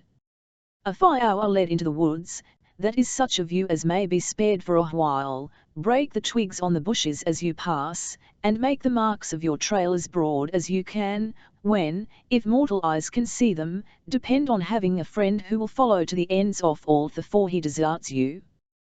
He gave Cora an affectionate shake of the hand, lifted his rifle, and after regarding it a moment with melancholy solicitude, laid it carefully aside, and descended to the place where Chingachgook had just disappeared. For an instant he hung suspended by the rock, and looking about him, with a countenance of peculiar care, he added bitterly, "Had the powder held out, this disgrace could never have befallen." Then, loosening his hold, the water closed above his head, and he also became lost to view. All eyes now were turned on Uncas, who stood leaning against the ragged rock, in immovable composure. After waiting a short time, Cora pointed down the river, and said, "Your friends have not been seen, and are now, most probably, in safety. Is it not time for you to follow?" "Uncas will stay," the young Mohican calmly answered in English. "To increase the horror of our capture, and to diminish the chances of our release." "Go, generous young man," Cora continued, lowering her eyes under the gaze of the Mohican, "and perhaps, with an intuitive consciousness of her power, go to my father, as I have said, and be the most confidential of my messengers. Tell him to trust you with the means to buy the freedom of his daughters. Go. 'Tis my wish, 'tis my prayer, that you will go." The settled, calm look of the young chief changed to an expression of gloom, but he no longer hesitated. With a noiseless step he crossed the rock, and dropped into the troubled stream. Hardly a breath was drawn by those he left behind, until they caught a glimpse of his head emerging for air, far down the current, when he again sank, and was seen no more. These sudden and apparently successful experiments had all taken place in a few minutes of that time which had now become so precious. After a last look at Uncas, Cora turned and with a quivering lip, addressed herself to Hayward. "I have heard of your boasted skill in the water, too, Duncan," she said. "Follow, then, the wise example set you by these simple and faithful beings." "Is such the faith that Cora Munro would exact from her protector?" said the young man, smiling mournfully, but with bitterness. "This is not a time for idle subtleties and false opinions," she answered, "but a moment when every duty should be equally considered. To us you can be of no further service here, but your precious life may be saved for other and nearer friends."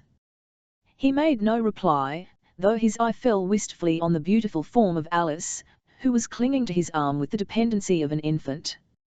"Consider," continued Cora, after a pause, during which she seemed to struggle with a pang even more acute than any that her fears had excited, "that the worst to us can be but death, a tribute that all must pay at the good time of God's appointment." "There are evils worse than death," said Duncan, speaking hoarsely, and as if fretful at her importunity, "but which the presence of one who would die in your behalf may avert."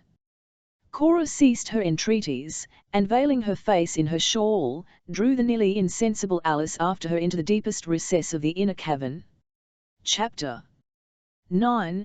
Be gay, dispel, my fair, 'neath smiles, the timorous clouds that hang on thy clear brow. Death of Agilpma _ the sudden and almost magical change, from the stirring incidents of the combat to the stillness that now reigned around him, acted on the heated imagination of Hayward like some exciting dream. While all the images and events he had witnessed remained deeply impressed on his memory, he felt a difficulty in persuading him of their TNLTH. Still ignorant of the fate of those who had enlisted to the aid of the swift current, he at first listened intently to any signal or sounds of land, which might announce the good or evil fortune of their hazardous undertaking. His attention was, however, bestowed in vain, for with the disappearance of Uncas, every sign of the adventurers had been lost, leaving him in total uncertainty of their fate. In a moment of such painful doubt, Duncan did not hesitate to look around him, without consulting that protection from the rocks which just before had been so necessary to his safety. Every effort, however, to detect the least evidence of the approach of their hidden enemies was as fruitless as the inquiry after his late companions. The wooded banks of the river seemed again deserted by everything possessing animal life. The uproar which had so lately echoed through the vaults of the forest was gone, leaving the enwounsure of the waters to swell and sink on the currents of the air, in the unmingled sweetness of nature. A fish-hawk, which, secure on the topmost branches of a dead pine, had been a distant spectator of the fray, now swooped from his high and ragged perch, and soared, in wide sweeps, above his prey, while Jay, whose noisy voice had been stilled by the hoarser cries of the savages, ventured again to open his discordant throat, as though once more in undisturbed possession of his wild domains. Duncan caught from these natural accompaniments of the solitary scene a glimmering of hope, and he began to rally his faculties to renewed exertions, with something like a reviving confidence of success. "The Hurons are not to be seen," he said, addressing David, who had by no means recovered from the effects of the stunning blow he had received. "Let us conceal ourselves in the cave and trust the rest to Providence. Remember to have united with 2 comely maidens, in lifting up our voices in praise and thanksgiving," returned the bewildered singing master, "since which time I have been visited by a heavy judgment for my sins. I have been mocked with the likeness of sleep, while sounds of discord have rent my ears, such as might manifest the fullness of time, and that nature had forgotten her harmony. Poor fellow! Thine own period was, in truth, near its accomplishment. But arouse, and come with me. I will lead you where all other sounds but those of your own psalmodies shall be excluded. There is melody in the fall of the cataract, and the rushing of many waters is sweet to the senses," said David, pressing his hand confusedly on his brow. Is not the air yet filled with shrieks and cries, as though the depained spirits of the damned? Not now, not now, interrupted the impatient Hayward. They have ceased, and they who raised them, I trust in God, they are gone, too. Everything but the water is still and at peace, then, where you may create those sounds you love so well to hear. David smiled sadly, though not without a momentary gleam of pleasure, at this allusion to his beloved vocation. He no longer hesitated to be led to a spot which promised such unalloyed gratification to his wearied senses, and leaning on the arm of his companion, he entered the narrow mouth of the cave. Duncan seized a pile of the sassafras, which he drew before the passage, studiously concealing even appearance of an aperture. Within this fragile barrier he arranged the blankets abandoned by the foresters, darkening the inner extremity of the cavern, while its outer received a chastened light from the narrow ravine, through which one arm of the river rushed to form the junction with its sister branch a few rods below. I like not the principle of the natives, which teaches them to submit without a struggle, in emergencies that appear desperate, he said, while busied in this employment. Our own maxim, which says, while life remains there is hope, is more consoling, and better suited to a soldier's temperament. To you, Cora, I will urge no words of idle encouragement. Your own fortitude and undisturbed reason will teach you all that may become your sex. But cannot we dry the tears of that trembling weeper on your bosom? I am calmer, Duncan, said Alice, raising herself from the arms of her sister, and forcing an appearance of composure through her tears, much calmer, now. Surely, in this hidden spot we are safe, we are secret, free from injury, we will hope everything from those generous men who have risked so much already in our behalf. Now does our gentle Alice speak like a daughter of Munro, said Hayward, pausing to press her hand as he passed toward the outer entrance of the cavern. With two such examples of courage before him, a man would be ashamed to prove other than a hero. He then seated himself in the center of the cavern, grasping his remaining pistol with a hand convulsively clenched, while his contracted and frowning eye announced the sullen desperation of his purpose. The Hurons, if they come, may not gain our position so easily as they think, he slowly muttered, and propping his head back against the rock, he seemed to await the result in patience, though his gaze was unceasingly bent on the open avenue to their place of retreat. With the last sound of his voice, a deep, a long, and almost breathless silence succeeded. The fresh air of the morning had penetrated the recess, and its influence was gradually felt on the spirits of its inmates.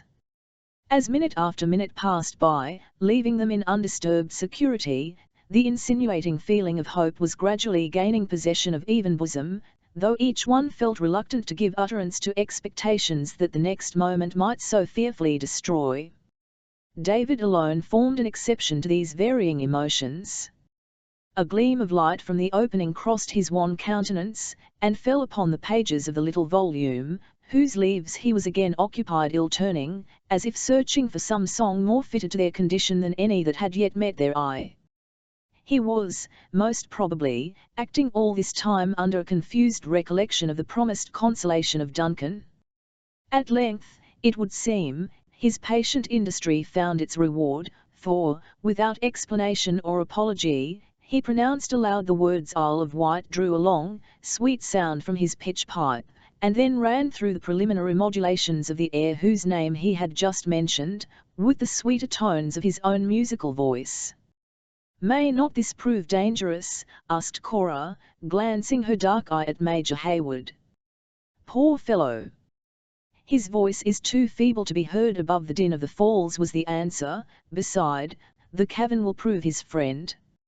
Let him indulge his passions, since it may be done without hazard." "Isle of Wight," repeated David, looking about him with that dignity with which he had long been wont to silence the whispering echoes of his school, "a brave tune, and set to solemn words. Let it be sung with meet respect." After allowing a moment of stillness to enforce his discipline, the voice of the singer was heard, in low, murmuring syllables, gradually stealing on the ear, until it filled the narrow vault with sounds rendered trebly thrilling by the feeble and tremulous utterance produced by his debility. The melody, which no weakness could destroy, gradually wrought its sweet influence on the senses of those who heard it.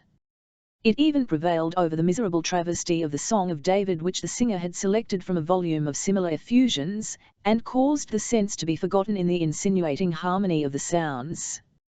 Alice unconsciously dried her tears, and bent her melting eyes on the pallid features of Gamut, with an expression of chastened delight that she neither affected or wished to conceal.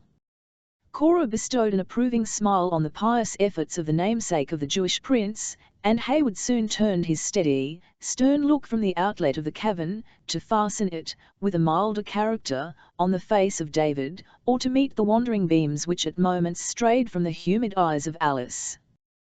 The open sympathy of the listeners stirred the spirit of the vauteur of music, whose voice regained its richness and volume, without losing that touching softness which proved its secret charm. Exerting his renovated powers to their utmost, he was yet filling the arches of the cave with long and full tones, when a yell burst into the air without, that instantly stilled his pious strains, choking his voice suddenly, as though his hilt had literally bounded into the passage of his throat. "We are lost!" exclaimed Alice, throwing herself into the arms of Cora. Not yet," returned the agitated but undaunted Hayward. "The sound came from the centre of the island, and it has been produced by the sight of their dead companions. We are not yet discovered, and there is still hope." Faint and almost despairing as was the prospect of escape, the words of Duncan were not thrown away, for it awakened the powers of the sisters in such a manner that they awaited the results in silence. A second yell soon followed the first, when one shower of voices was heard pouring down the island, from its upper to its lower extremity, until they reached the naked rock above the caverns, where, after a shout of savage triumph, the air continued full of horrible cries and screams, such as man alone can utter, and he only when in a state of the fiercest barbarity. The sounds quickly spread around them in every direction. Some called to their fellows from the water's edge, and were answered from the heights above.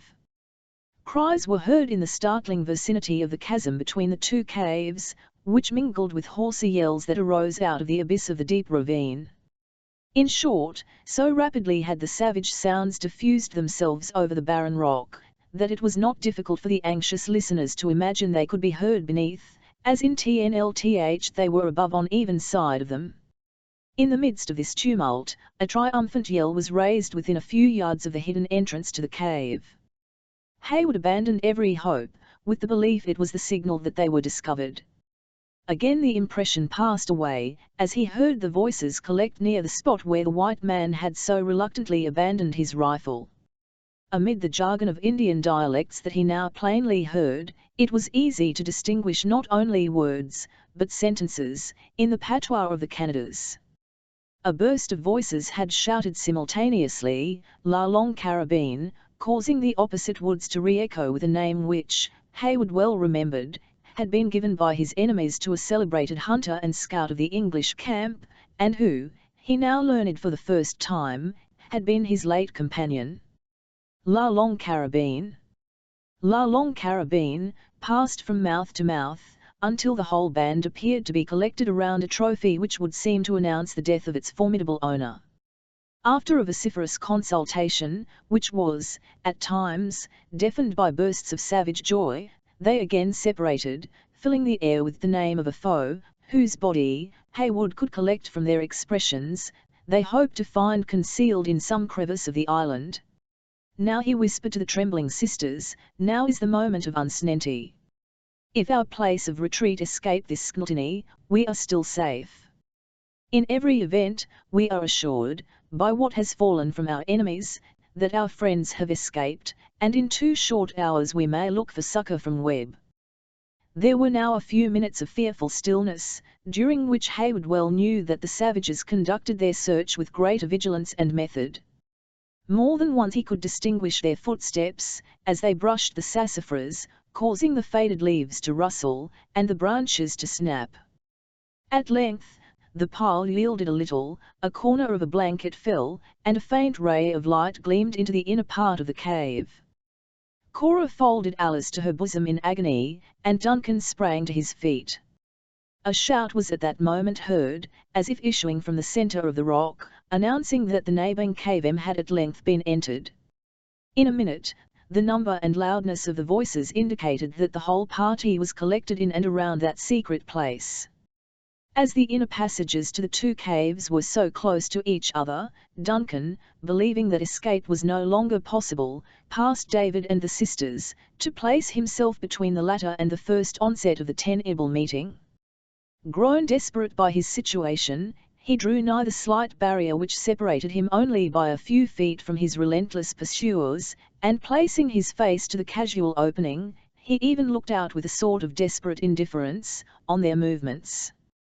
Within reach of his arm was the brawny shoulder of a gigantic Indian, whose deep and authoritative voice appeared to give directions to the proceedings of his fellows. Beyond him again, Duncan could look into the vault opposite, which was filled with savages, upchumming and rifling the humble fumiture of the scout.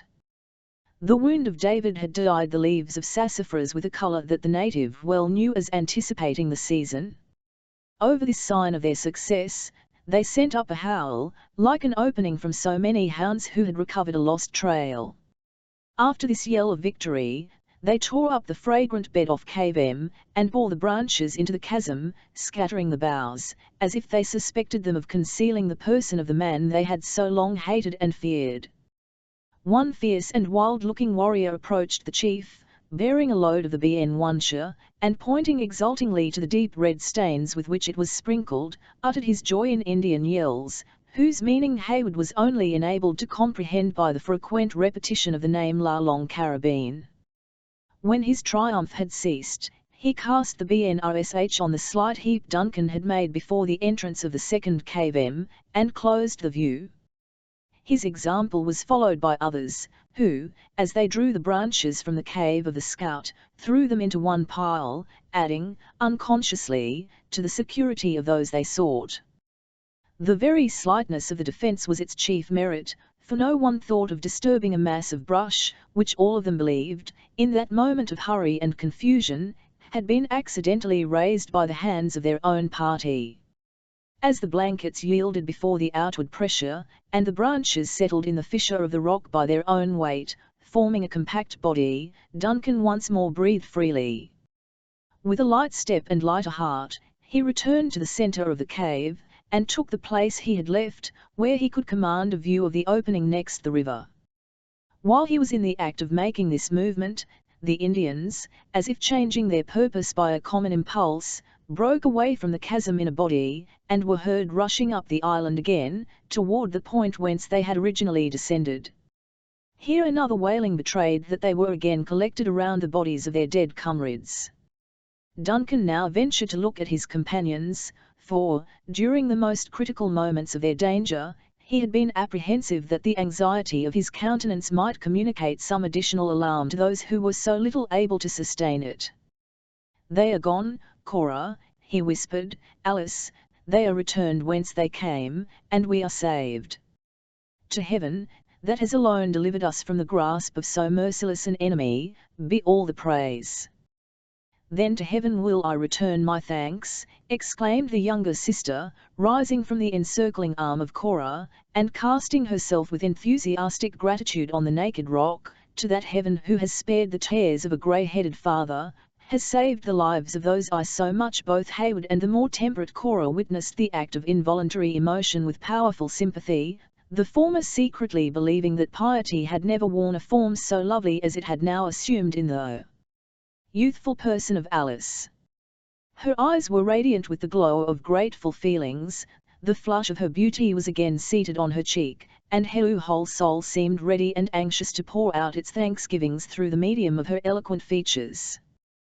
But when her lips moved, the words they should have uttered appeared frozen by some new and sudden chill. Her bloom gave place to the paleness of death, her soft and melting eyes grew hard, and seemed contracting with horror, while those hands, which she had raised, clasped in each other, toward heaven, dropped in horizontal lines before her, the fingers pointed forward in convulsed motion. Haywood turned the instant she gave a direction to his suspicions, and peering just above the ledge which formed the threshold of the open outlet of the cavern, he beheld the malignant, fierce and savage features of Le Renard Subtil. In that moment of surprise, the self-possession of Hayward did not desert him. He observed by the vacant expression of the Indian's countenance, that his eye, accustomed to the open air, had not yet been able to penetrate the dusky light which pervaded the depth of the cavern. He had even thought of retreating beyond a curvature in the natural wall, which might still conceal him and his companions, when by the sudden gleam of intelligence that shot across the features of the savage, he saw it was too late, and that they were betrayed. The look of exultation and brutal triumph which announced this terrible truth was irresistibly irritating. Forgetful of everything but the impulses of his hot blood, Duncan levelled his pistol and fired. The report of the weapon made the cavern bellow like an eruption from a volcano, and when the smoke it vomited had been driven away before the current of air which issued from the ravine, the place so lately occupied by the features of his treacherous guide was vacant. Rushing to the outlet, Hayward caught a glimpse of his dark figure stealing around a low and narrow ledge, which soon hid him entirely from sight. Among the savages a frightful stillness succeeded the explosion, which had just been heard bursting from the bowels of the rock. But when Le Renard raised his voice in a long and intelligible whoop, it was answered by a spontaneous yell from the mouth of even Indian within hearing of the sound. The clamorous noises again nlshed down the island, and before Duncan had time to recover from the shock, his feeble barrier of BNLSH was scattered to the winds, the cave was entered at both its extremities, and he and his companions were dragged from their shelter and borne into the day, where they stood surrounded by the whole band of triumphant Hurons. Chapter 10 I fear we shall outsleep the coming as much as we this night have overwatched.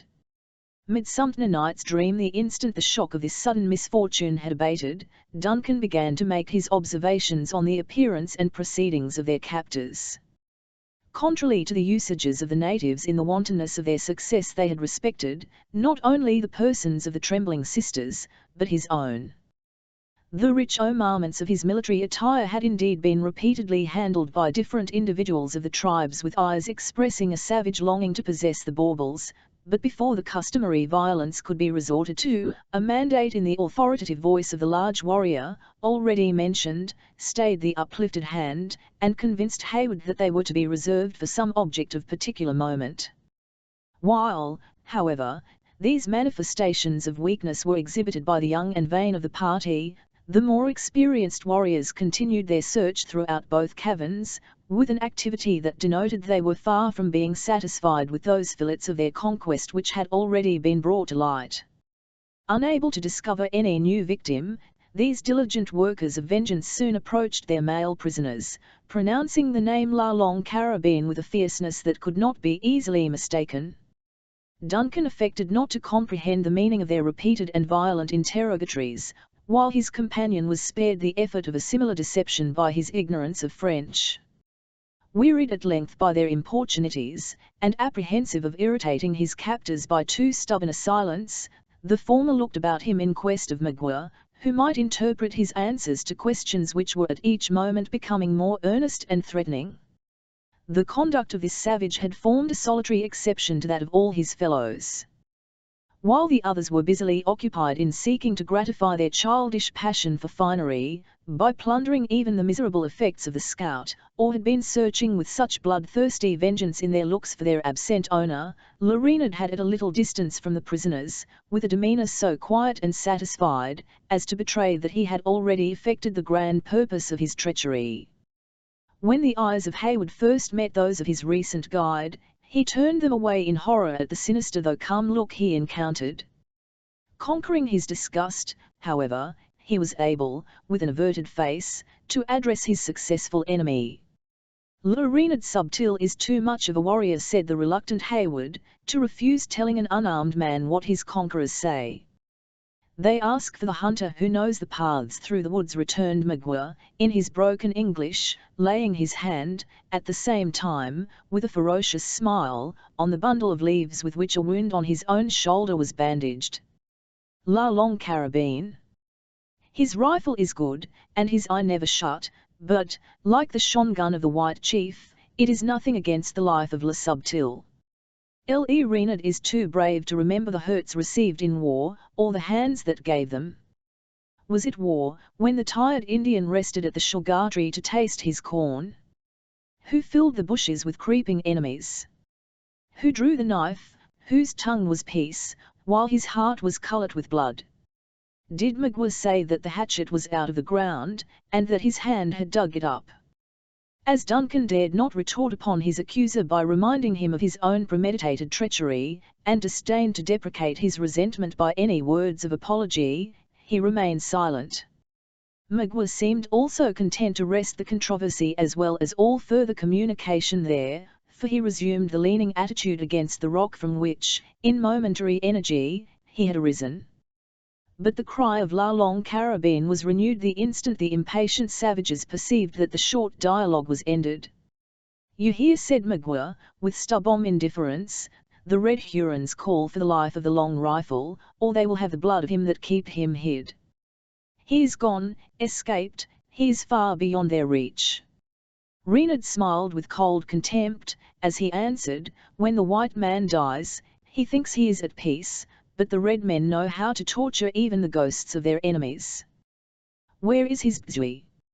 Let the Hurons see his scalp. He is not dead, but escaped." Magua shook his head incredulously. "Is he a bird, to spread his wings, or is he a fish, to swim without air? The white chief read in his books, and he believes the Hurons are fools. Though no fish, the Long Rifle can swim. He floated down the stream when the powder was all burned, and when the eyes of the Hurons were behind a cloud." "And why did the white chief stay?" demanded the still incredulous Indian. "Is he a stone that goes to the bottom, or does the scalp burn his?" "That I am not stone, your dead comrade, who fell into the falls, might answer, were the life still in him," said the provoked young man, using, in his anger, that boastful language which was most likely to excite the admiration of an Indian. "The white man thinks none but cowards desert their women." Magua muttered a few words, inaudibly, between his teeth, before he continued, aloud, "Can the Delawares swim, too, as well as crawl in the bushes? Where is Le Gros Serpent?"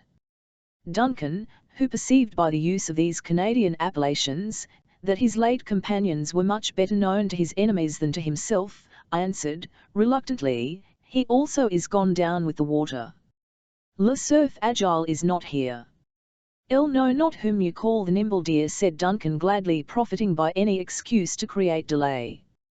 "Uncas," returned Magua, pronouncing the Delaware name with even greater difficulty than he spoke his English words.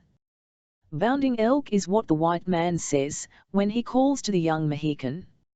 "Here is some confusion in names between us," Reynard said Duncan, hoping to provoke a discussion. "Dame is the French for deer, and cerf for stag, ilan is the TNLE term, when one would speak of an elk." "Yes," muttered the Indian, in his native tongue, "the pale faces are prattling women. They have two words for each thing, while a redskin will make the sound of his voice speak for him." Then, changing his language, he continued, adhering to the imperfect nomenclature of his provincial instructors. "The deer is swift, but weak, the elk is swift, but strong, and the son of Le Serpent is Le Cerf Agile. Has he leaped the river to the woods? If you mean the younger Delaware, he, too, has gone down with the water." As there was nothing improbable to an Indian in the manner of the escape, Magua admitted the truth of what he had heard, with a readiness that afforded additional evidence how little he would prize such worthless captives. With his companions, however, the feeling was manifestly different. The Hurons had awaited the result of this short dialogue with characteristic patience, and with a silence that increased until there was a general stillness in the band. When Hayward ceased to speak, they turned their eyes, as one man, on Magua, demanding, in this expressive manner, an explanation of what had been said. Their interpreter pointed to the river, and made them acquainted with the result, as much by the action as by the few words he uttered. When the fact was generally understood, the savages raised a frightful yell, which declared the extent of their disappointment. Some ran furiously to the water's edge, beating the air with frantic gestures, while others spat upon the element, to resent the supposed treason it had committed against their acknowledged rights as conquerors. A few, and they not the least powerful and terrific of the band, threw lowering looks, in which the fiercest passion was only tempered by habitual self-command, at those captives who still remained in their power, while one or two even gave vent to their malignant feelings by the most menacing gestures, against which neither the sex nor the beauty of the sisters was any protection.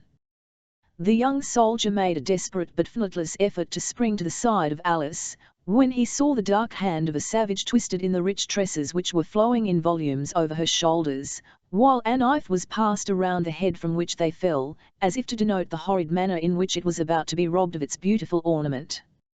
But his hands were bound, and at the first movement he made, he felt the grasp of the powerful Indian who directed the band, pressing his shoulder like a vice.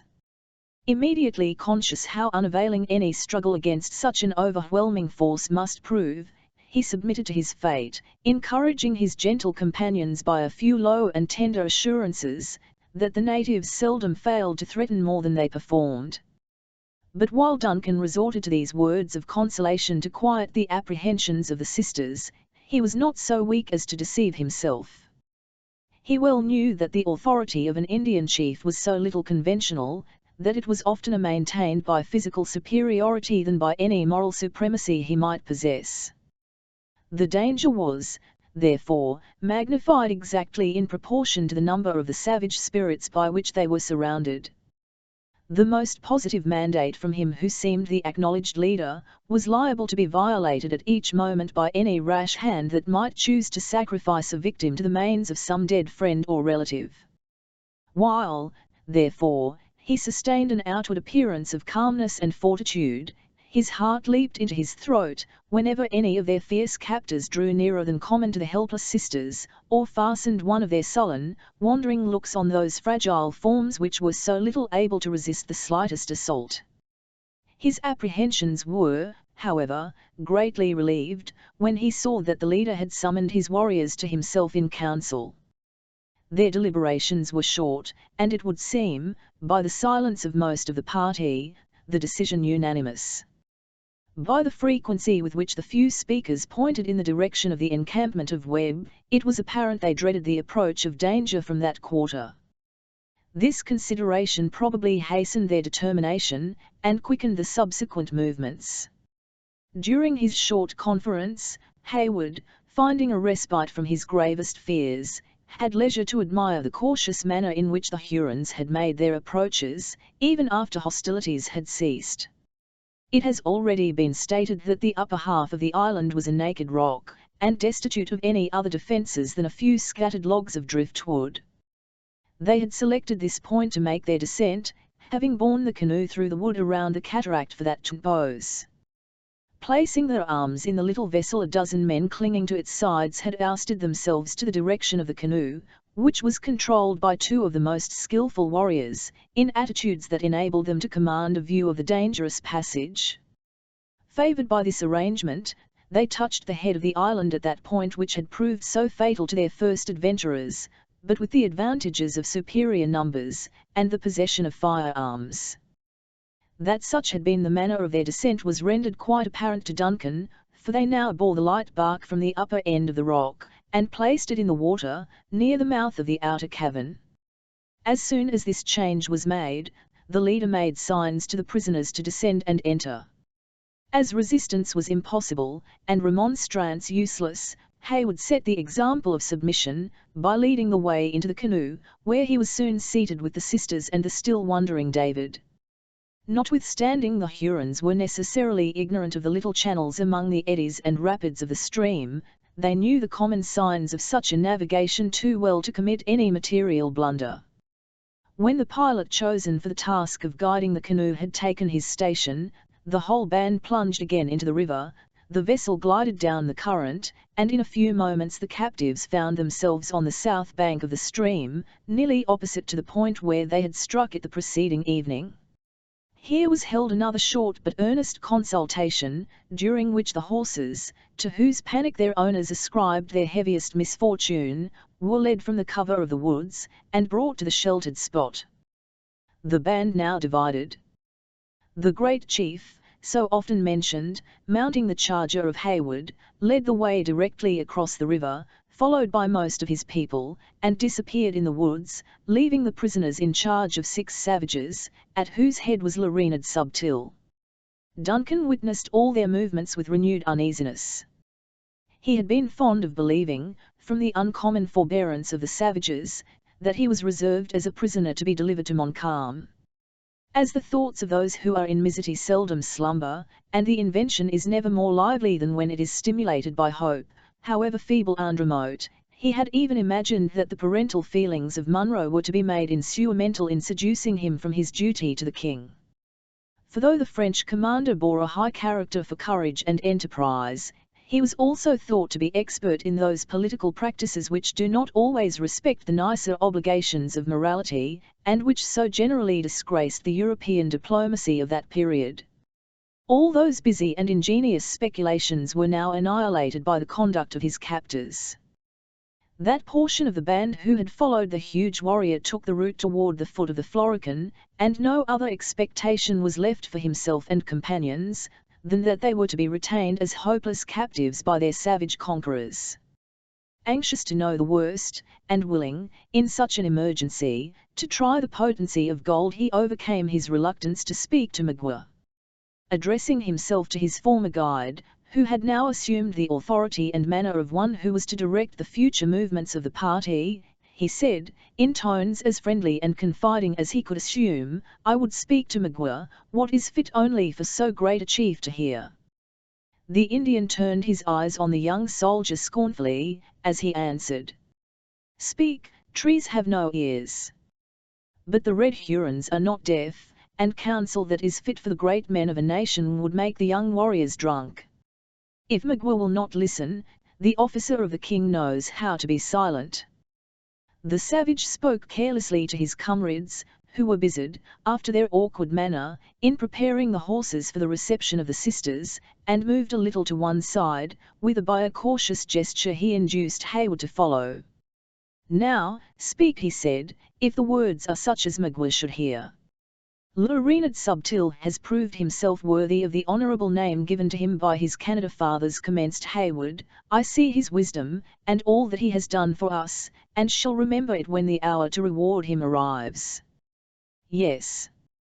Rhynid has proved that he is not only a great chief in council, but one who knows how to deceive his enemies. "What has Rhynid done?" coldly demanded the Indian. "What?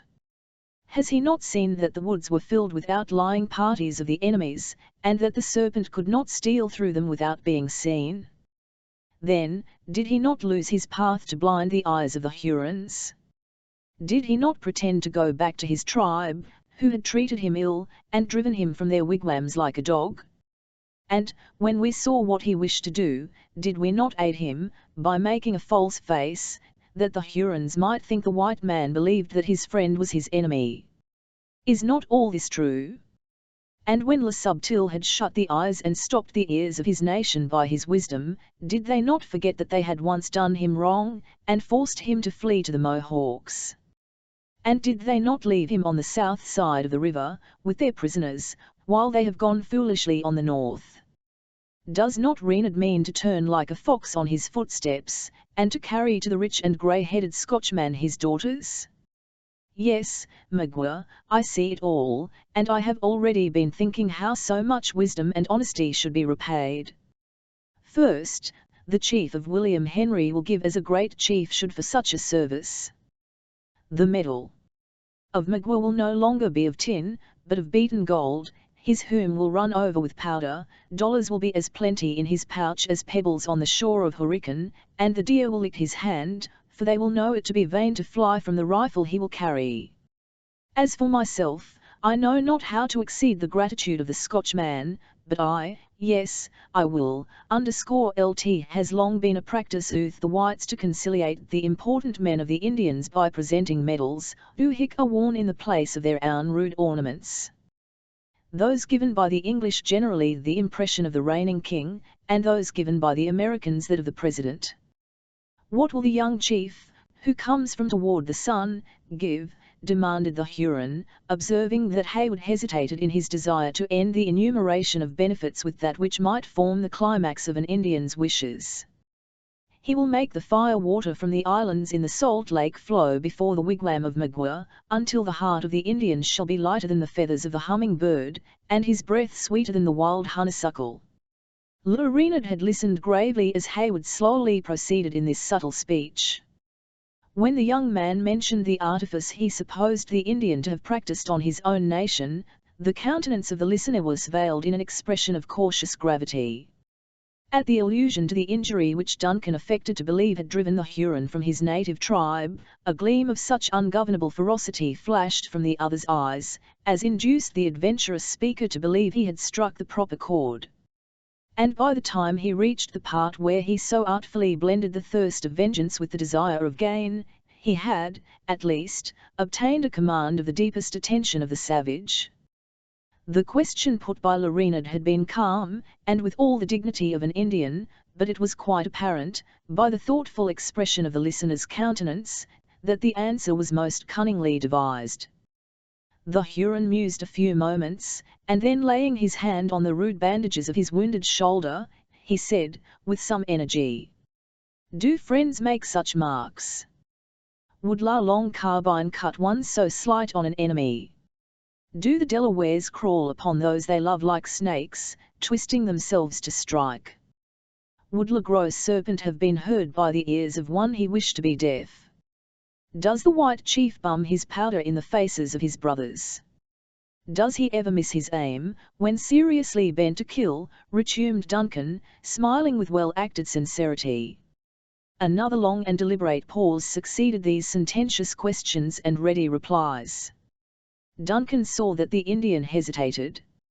In order to complete his victory, he was in the act of recommencing the enumeration of the rewards, when Magua made an expressive gesture and said, "Enough, Le Renard is a wise chief, and what he does will be seen. Go, and keep the mouth shut. When Magua speaks, it will be the time to answer." Haywood, perceiving that the eyes of his companion were warily fastened on the rest of the band, fell back immediately, in order to avoid the appearance of any suspicious confederacy with their leader. Magua approached the horses, and affected to be well pleased with the diligence and ingenuity of his comrades. He then signed to Haywood to assist the sisters into the saddles, for he seldom deigned to use the English tongue, unless urged by some motive of more than usual moment. There was no longer any plausible pretext for delay, and Duncan was obliged, however reluctantly, to comply. As he performed this office, he whispered his reviving hopes in the ears of the trembling females, who, through dread of encountering the savage countenances of their captors, seldom raised their eyes from the ground. The mare of David had been taken with the followers of the large chief. In consequence, its owner, as well as Duncan, was compelled to journey on foot. The latter did not, however, so much regret this circumstance, as it might enable him to retard the speed of the party, for he still turned his longing looks in the direction of Fort Edward, in the vain expectation of catching some sound from that quarter of the forest, which might denote the approach of succor. When all were prepared, Magua made the signal to proceed, advancing in front to lead the party in person. Next followed David, who was gradually coming to a true sense of his condition, as the effects of the wound became less and less apparent. The sisters rode in his rear, with Haywood at their side, while the Indians flanked the party, and brought up the close of the march, with a caution that seemed never to tire.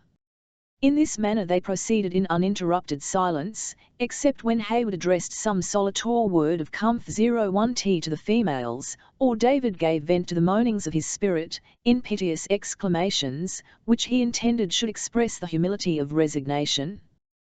Their direction lay toward the south, and in a course nearly opposite to the road to William Henry.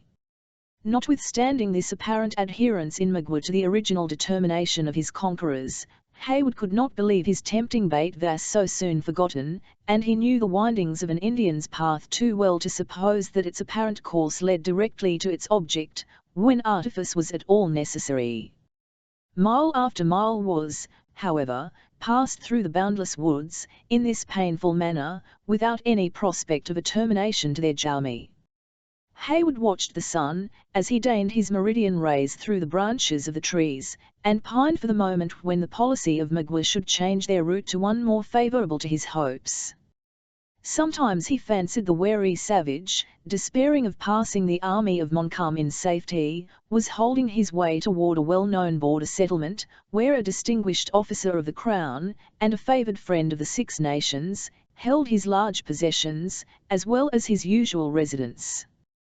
To be delivered into the hands of Sir William Johnson was far preferable to being led into the wilds of Canada, but in order to effect even the former, it would be necessary to traverse the forest for many weary leagues, each step of which was carrying him funher from the scene of the war, and, consequently, from the post, not only of honour, but of duty. Cora alone remembered the parting injunctions of the scout, and whenever an opportunity offered, she stretched forth her arm to bend aside the twigs that met her hands. But the vigilance of the Indians rendered this act of precaution both difficult and dangerous. She was often defeated in her purpose, by encountering their watchful eyes, when it became necessary to feign an alarm she did not feel, and occupy the limb by some gesture of feminine apprehension. Once, and once only, was she completely successful, when she broke down the bough of a large sumac, and by a sudden thought, let her glove fall at the same instant. This sign, intended for those that might follow, was observed by one of her conductors, who restored the glove, broke the remaining branches of the bush in such a manner that it appeared to proceed from the struggling of some beast in its branches, and then laid his hand on his tomahawk, with a look so significant, that it put an effectual end to these stolen memorials of their passage. As there were horses, to leave the prints of their footsteps, in both bands of the Indians, this interruption cut off any probable hopes of assistance being conveyed through the means of their trail. Hayward would have ventured a remonstrance had there been anything encouraging in the gloomy reserve of Magua. But the savage, during all this time, seldom turned to look at his followers, and never spoke. With the sun for his only guide, or aided by such blind marks as are only known to the sagacity of a native, he held his way along the barrens of pine, through occasional little fertile vales, across brooks and rivulets, and over undulating hills, with the accuracy of instinct, and nearly with the directness of a bird. He never seemed to hesitate. Whether the path was hardly distinguishable, whether it disappeared, or whether it lay beaten and plain before him, made no sensible difference in his speed or certainty. It seemed as if fatigue could not affect him. Whenever the eyes of the wearied travellers rose from the decayed leaves over which they trod, his dark form was to be seen glancing among the stems of the trees in front, his head immovably fastened in a forward position, with the light plume on his crest fluttering in a current of air, made solely by the swiftness of his own motion. But all this diligence and speed were not without an object. After crossing a low vale, through which a gushing brook meandered, he suddenly ascended a hill, so steep and difficult of ascent, that the sisters were compelled to alight in order to follow.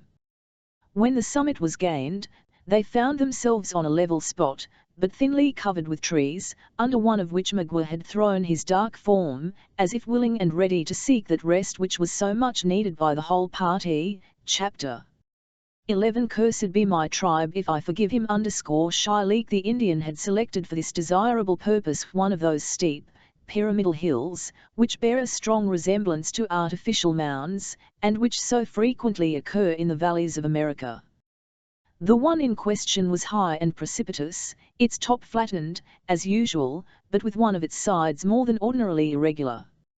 It possessed no other apparent advantage for a resting place, than in its elevation and form, which might render defence easy, and surprise nearly impossible. As Hayward, however, no longer expected that rescue which time and distance now rendered so improbable, he regarded these little peculiarities with an eye devoid of interest, devoting himself entirely to the comfort and condolence of his feebler companions. The Narragansetts were suffered to browse on the branches of the trees and shrubs that were thinly scattered over the summit of the hill, while the remains of their provisions were spread under the shade of a beech, that stretched its horizontal limbs like a canopy above them. Notwithstanding the swiftness of their flight, one of the Indians had found an opportunity to strike a straggling fawn with an arrow, and had borne the more preferable fragments of the victim, patiently on his shoulders, to the stopping place. Without any aid from the science of cookery, he was immediately employed, in common with his fellows, in gorging himself with this digestible sustenance. Magua alone sat apart, without participating in the revolting meal, and apparently buried in the deepest thought. This abstinence, so remarkable in an Indian, when he possessed the means of satisfying hunger, at length attracted the notice of Hayward. The young man willingly believed that the Huron deliberated on the most eligible manner of eluding the vigilance of his associates. With a view to assist his plans by any suggestion of his own, and to strengthen the temptation, he left the beach, and straggled, as if without an object, to the spot where Lorinad was seated. "Has not Magua kept the sun in his face long enough to escape all danger from the Canadians?" he asked, as though no longer doubtful of the good intelligence established between them, "and will not the chief of William Henry be better pleased to see his daughters before another night may have hardened his heart to their loss, to make him less liberal in his reward?" "Do the pale faces love their children less in the morning than at night?" asked the Indian, coldly. "By no means," returned Hayward, anxious to recall his error. "If he had made one, the white man may, and does often, forget the burial place of his fathers. He sometimes ceases to remember those he should love, and has promised to cherish, but the affection of a parent for his child is never permitted to die. And is the heart of the white-headed chief soft, and will he think of the babes that his squaws have given him? He is hard on his warriors and his eyes are made of stone. He is severe to the idle and wicked, but to the sober and deserving he is a leader, both just and humane. I have known many fond and tender parents, but never have I seen a man whose heart was softer toward his child. You have seen the grey head in front of his warriors, Magua, but I have seen his eyes swimming in water, when he spoke of those children who are now in your power." Hayward paused, for he knew not how to construe the remarkable expression that gleamed across the swarthy features of the attentive Indian. At first it seemed as if the remembrance of the promised reward grew vivid in his mind, while he listened to the sources of parental feeling which were to assure its possession, but, as Duncan proceeded, the expression of joy became so fiercely malignant that it was impossible not to apprehend it proceeded from some passion more sinister than avarice. "Go," said the Huron, suppressing the alarming exhibition in an instant, in a death-like calmness of countenance, "go to the dark-haired daughter, and say, Magua waits to speak. The father will remember what the child promises." Duncan, who interpreted this speech to express a wish for some additional pledge that the promised gifts should not be withheld, slowly and reluctantly repaired to the place where the sisters were now resting from their fatigue, to communicate its purport to Cora. "You understand the nature of an Indian's wishes," he concluded, as he led her toward the place where she was expected, "and must be prodigal of your offers of powder and blankets. Ardent spirits are, however, the most prized by such as he, nor would it be amiss to add some boon from your own hand, with that grace you so well know how to practice. Remember, Cora, that on your presence of mind and ingenuity, even your life, as well as that of Alice, may in some measure depend. Hayward, and yours. Mine is of little moment, it is already sold to my king, and is a prize to be seized by any enemy who may possess the power. I have no father to expect me, and but few friends to lament a fate which I have courted with the insatiable longings of youth after distinction. But hush! We approach the Indian. Magua, the lady with whom you wish to speak, is here." The Indian rose slowly from his seat, and stood for near a minute silent and motionless. He then signed with his hand for Hayward to retire, saying, coldly, "When the Huron talks to the women, his tribe shut their ears." Duncan, still lingering, as if refusing to comply, Cora said, with a calm smile, "You hear, Hayward, and delicacy at least should urge you to retire. Go to Alice, and comfort her with our reviving prospects."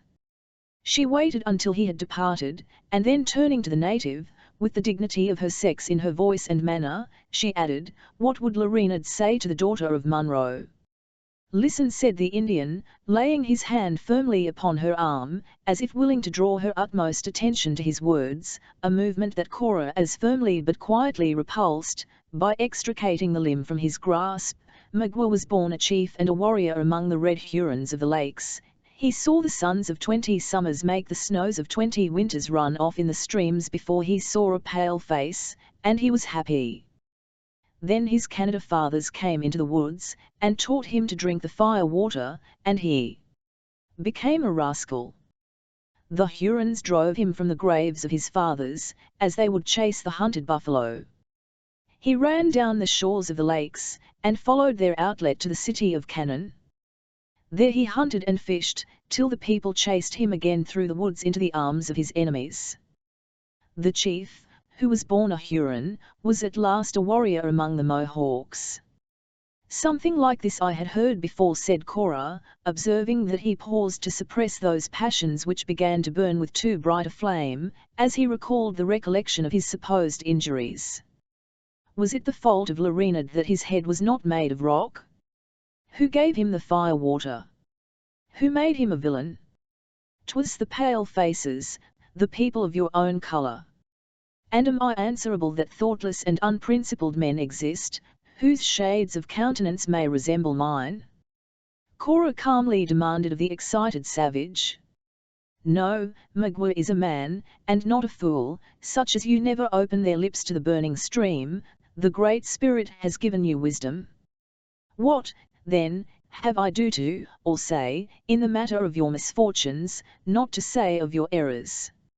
"Listen," repeated the Indian, resuming his earnest attitude. "When his English and French fathers dug up the hatchet, Lorinad struck the war post of the Mohawks, and went out against his own nation.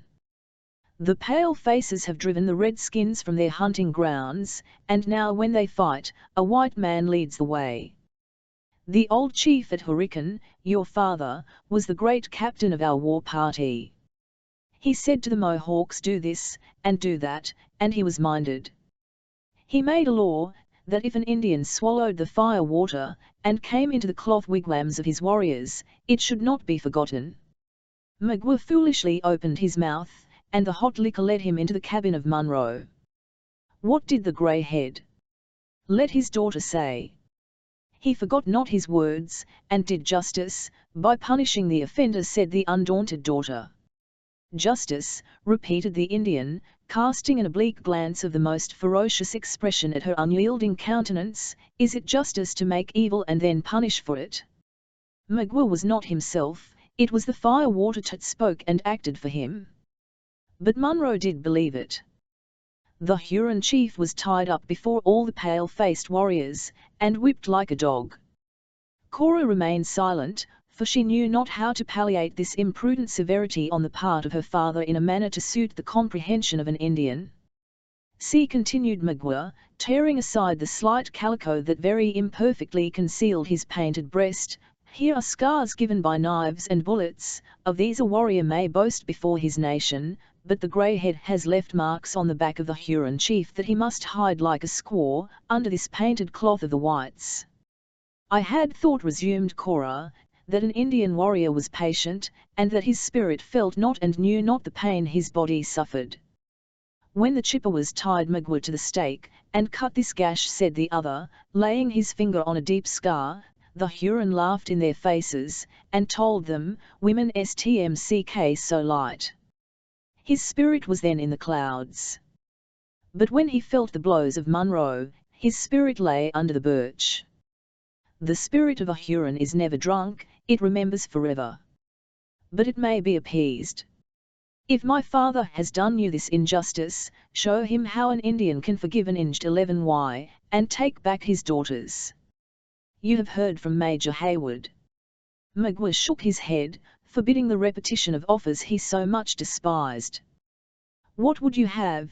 continued Cora, after a most painful pause, while the conviction forced itself on her mind that the too sanguine and generous Duncan had been cruelly deceived by the cunning of the savage.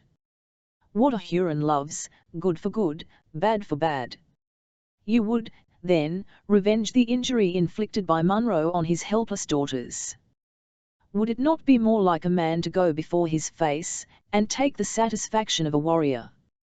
The arms of the pale faces are long, and their knives sharp, resumed the savage, with a malignant laugh. Why should Lorinad go among the muskets of his warriors, when he holds the spirit of the grey head in his hand? Name your intention, Magua, said Cora, struggling with herself to speak with steady calmness. Is it to lead us prisoners to the woods, or do you contemplate even some greater evil? Is there no reward, no means of palliating the injury, and of softening your hilt? At least, release my gentle sister, and pour out all your malice on me.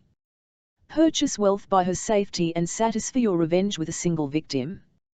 The loss of both his daughters might bring the aged man to his grave, and where would then be the satisfaction of Lorinad? Listen, said the Indian again. The light eyes can go back to the Hurricane, and tell the old chief what has been done, if the dark-haired woman will swear by the great spirit of her fathers to tell no lie.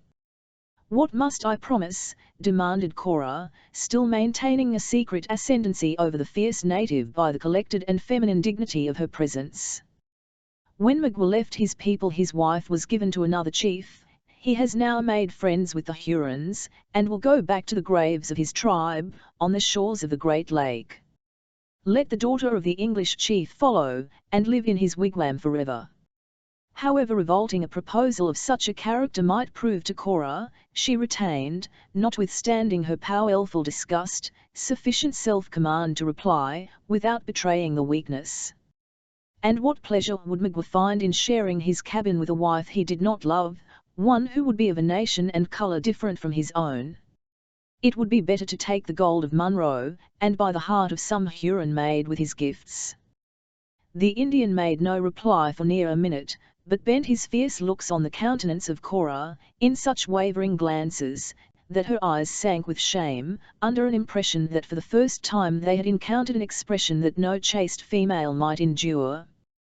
While she was shrinking within herself, in dread of having her ears wounded by some proposal still more shocking than the last, the voice of Magua answered, in its tones of deepest malignancy. When the blows scorched the back of the Huron, he would know where to find a woman to feel the smart. The daughter of Munro would draw his water, hoe his corn, and cook his venison. The body of the grey head would sleep among his cannon, but his heart would lie within reach of the knife of Le Subtil. Monster! Well dost thou deserve thy treacherous name, cried Cora, in an ungovernable burst of filial indignation. None but a fiend could meditate such a vengeance. But thou overratest thy power. You shall find it is, in truth, the heart of Munro you hold, and that it will defy your utmost malice. The Indian answered this bold defiance by a ghastly smile, that showed an unaltered purpose, while he motioned her away, as if to close the conference forever. Cora, already regretting her precipitation, was obliged to comply, for Magua instantly left the spot, and approached his gluttonous comrades. Hayward flew to the side of the agitated female, and demanded the result of a dialogue that he had watched at a distance with so much interest. But, unwilling to alarm the fears of Alice, she evaded a direct reply, betraying only by her anxious looks fastened on the slightest movements of her captors. To the reiterated and earnest questions of her sister concerning their probable destination, she made no other answer than by pointing toward the dark group, with an agitation she could not control, and murmuring as she folded Alice to her bosom. There, read our fortunes in their faces, we shall see the action, and the choked utterance of Cora spoke more impressively than any words, and quickly drew the attention of her companions on that spot where her own was riveted with an intenseness that nothing but the importance of the stake could create.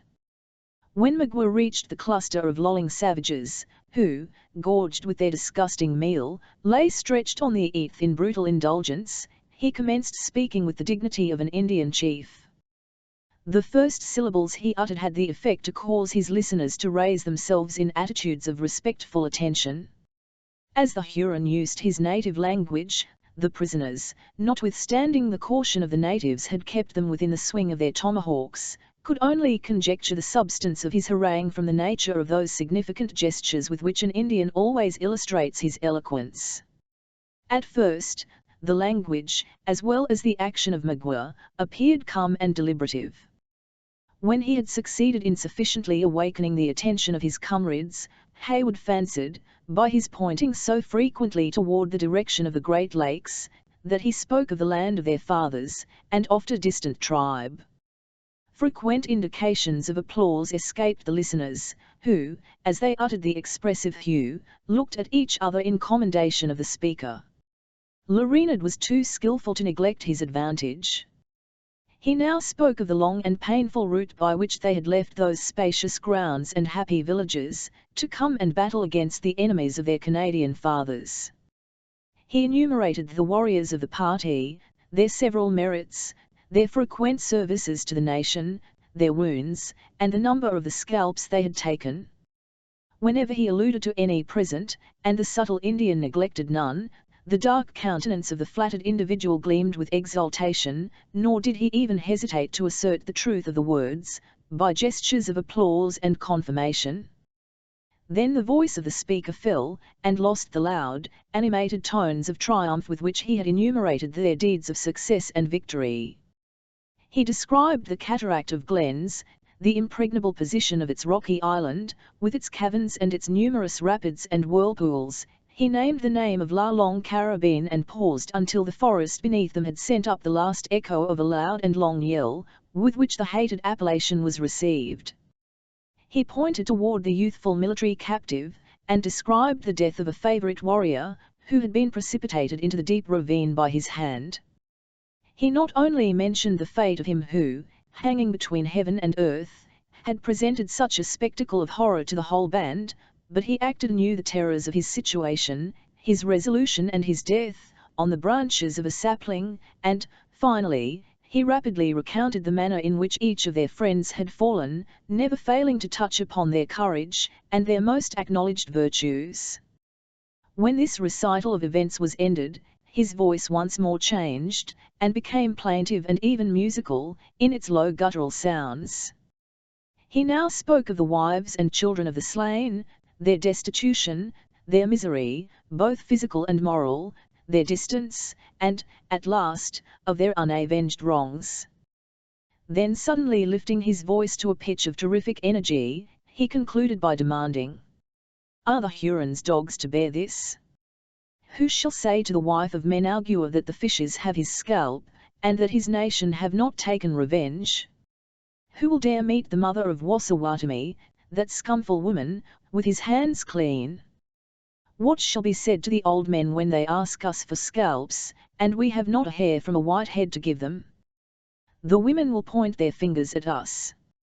There is a dark spot on the names of the Hurons, and it must be hid in blood." His voice was no longer audible in the burst of rage which now broke into the air, as if the wood, instead of containing so small a band, was filled with the nation. During the foregoing address the progress of the speaker was too plainly read by those most interested in his success through the medium of the countenances of the men he addressed. They had answered his melancholy and mourning by sympathy and sorrow, his assertions, by gestures of confirmation, and his boasting, with the exultation of savages. When he spoke of courage, their looks were firm and responsive; when he alluded to their injuries, their eyes kindled with fury; when he mentioned the taunts of the women, they dropped their heads in shame; but when he pointed out their means of vengeance, he struck a chord which never failed to thrill in the breast of an Indian. With the first intimation that it was within their reach, the whole band sprang upon their feet as one man, giving utterance to their rage in the most frantic cries. They rushed upon their prisoners in a body with drawn knives and uplifted tomahawks. Haywood threw himself between the sisters and the foremost, whom he grappled with a desperate strength that for a moment checked his violence. This unexpected resistance gave Magua time to interpose, and with rapid enunciation and animated gesture, he drew the attention of the band again to himself. In that language he knew so well how to assume, he diverted his comrades from their instant purpose, and invited them to prolong the misery of their victims. His proposal was received with acclamations, and executed with the swiftness of thought.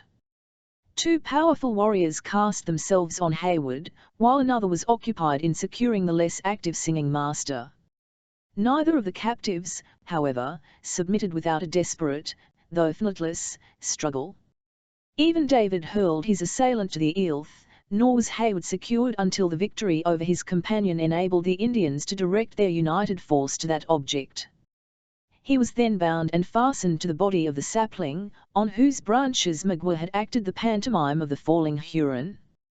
When the young soldier regained his recollection, he had the painful certainty before his eyes that a common fate was intended for the whole party. On his right was Cora in a durance similar to his own, pale and agitated, but with an eye whose steady look still read the proceedings of their enemies. On his left, the withes which bound her to a pine, performed that office for Alice which her trembling limbs refused, and alone kept her fragile form from sinking. Her hands were clasped before her in prayer, but instead of looking upward toward that power which alone could rescue them, her unconscious looks wandered to the countenance of Duncan with infantile dependency. David had contended, and the novelty of the circumstance held him silent, in deliberation on the propriety of the unusual occurrence. The vengeance of the Hurons had now taken a new direction, and they prepared to execute it with that barbarous ingenuity with which they were familiarized by the practice of centuries. Some sought knots, to raise the blazing pile, one was riving the splinters of pine, in order to pierce the flesh of their captives with the burning fragments, and others bent the tops of 2 saplings to the earth, in order to suspend Hayward by the arms between the recoiling branches. But the vengeance of Magua sought a deeper and more malignant enjoyment. While the less refined monsters of the band prepared, before the eyes of those who were to suffer, these well-known and vulgar means of torture, he approached Cora, and pointed out, with the most malign expression of countenance, the speedy fate that awaited her. "Ha," he added, "what says the daughter of Munro? Her head is too good to find a pillow in the wigwam of Larinad. Will she like it better when it rolls about this hill a plaything for the wolves? Her bosom cannot nurse the children of a Huron, she will see it spit upon by Indians." "What means the monster?" demanded the astonished Hayward. "Nothing," was the Finn reply. "He is a savage, a barbarous and ignorant savage, and knows not what he does. Let us find leisure, with our dying breath, to ask for him penitence and pardon." "Pardon," echoed the fierce Huron, mistaking in his anger the meaning of her words. "The memory of an Indian is no longer than the arm of the pale faces, his mercy shorter than their justice.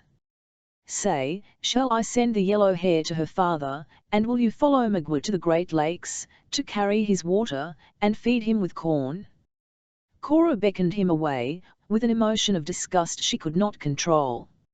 "Leave me," she said, with a solemnity that for a moment checked the barbarity of the Indian. "You mingle bitterness in my prayers, you stand between me and my God." The slight impression produced on the savage was, however, soon forgotten, and he continued pointing, with taunting irony, toward Alice. "Look! The child weeps. She is too young to die. Send her to Munro, to comb his grey hairs, and keep life in the heart of the old man." Cora could not resist the desire to look upon her youthful sister, in whose eyes she met an imploring glance, that betrayed the longings of nature. "What says he, dearest Cora?" asked the trembling voice of Alice. "Did he speak of sending me to our father?" For many moments the elder sister looked upon the younger, with a countenance that wavered with powerful and contending emotions. At length she spoke, though her tones had lost their rich and calm fullness, in an expression of tenderness that seemed maternal. "Alice," she said, "the Huron offers us both life, nay, more than both. He offers to restore Duncan, our invaluable Duncan, as well as you, to our friends, to our father, to our heart-stricken, childless father, if I will bow down this rebellious, stubborn pride of mine, and consent." Her voice became choked, and clasping her hands, she looked upward, as if seeking, in her agony, intelligence from a wisdom that was infinite. "Say on," cried Alice. "To what, dearest Cora?" "Oh, that the proffer were made to me.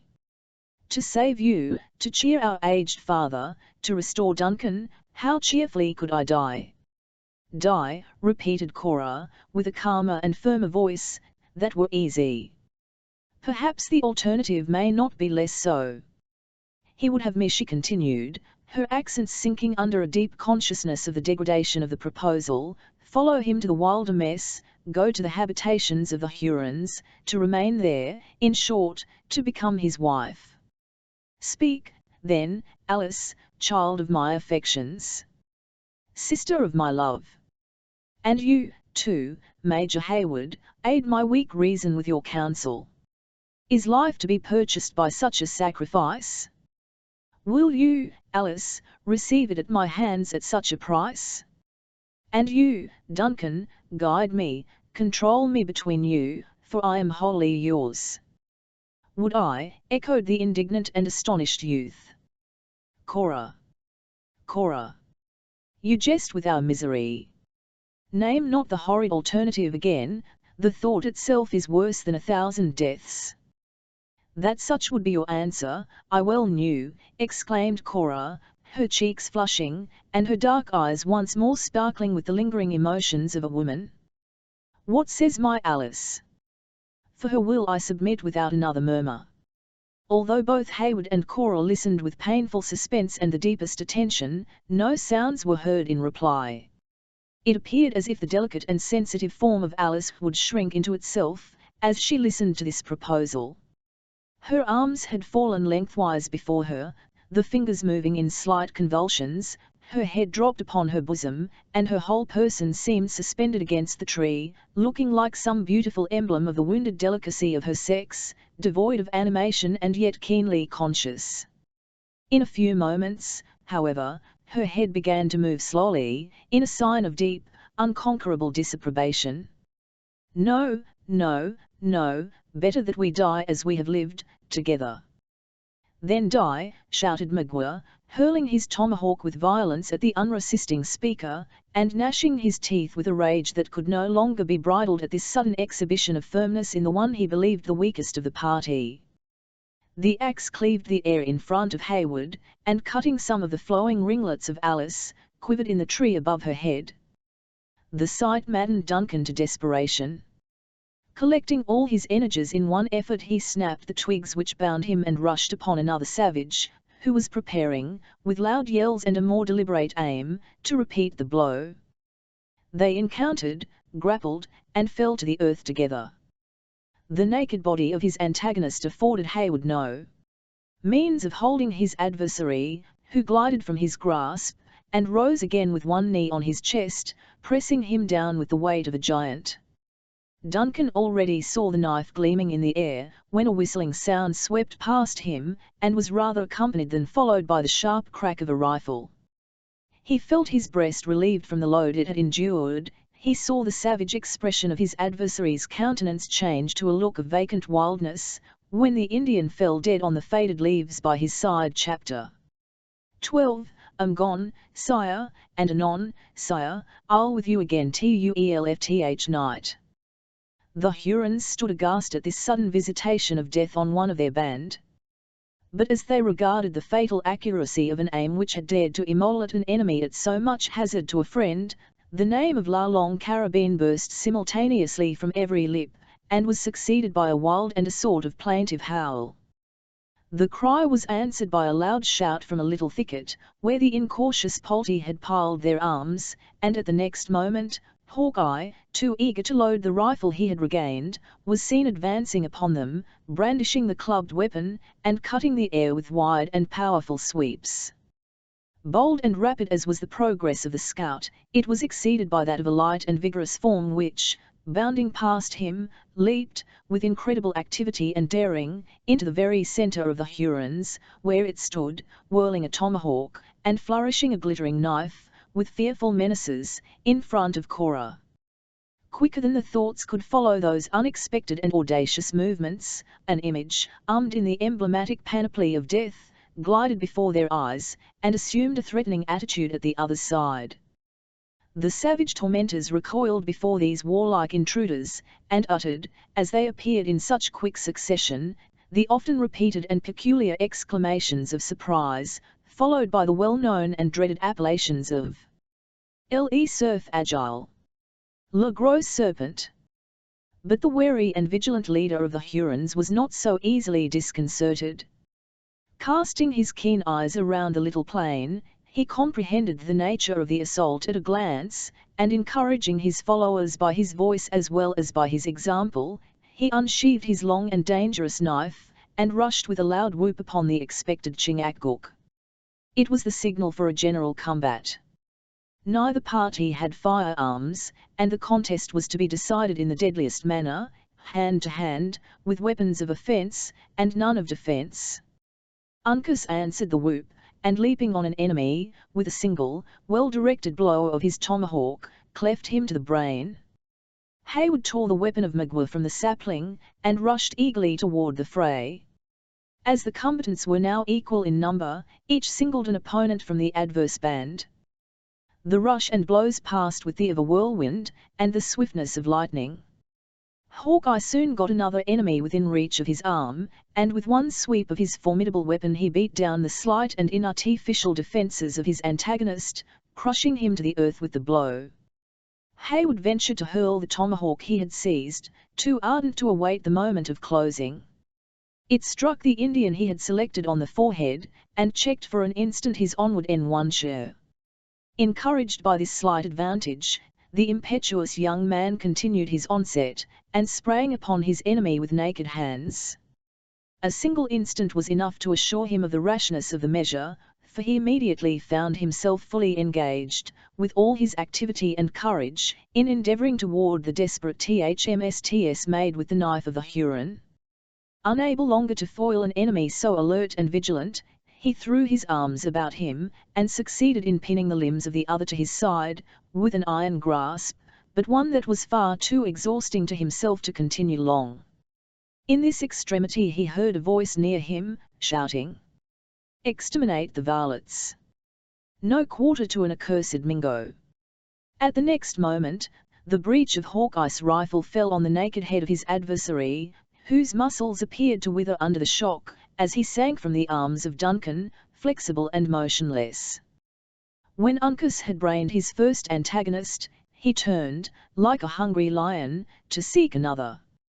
The fifth and only Huron disengaged at the first onset had paused a moment, and then seeing that all around him were employed in the deadly strife, he had sought, with hellish vengeance, to complete the baffled work of revenge.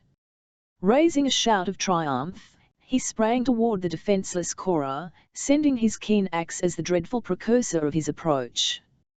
The tomahawk grazed her shoulder, and cutting the withes which bound her to the tree, left the maiden at liberty to fly. She eluded the grasp of the savage, and reckless of her own safety, threw herself on the bosom of Alice, striving with convulsed and ill-directed fingers, to tear asunder the twigs which confined the person of her sister.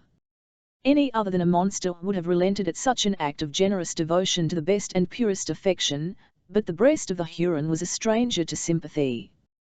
Seizing Cora by the rich tresses which fell in confusion about her form, he tore her from her frantic hold, and bowed her down with brutal violence to her knees.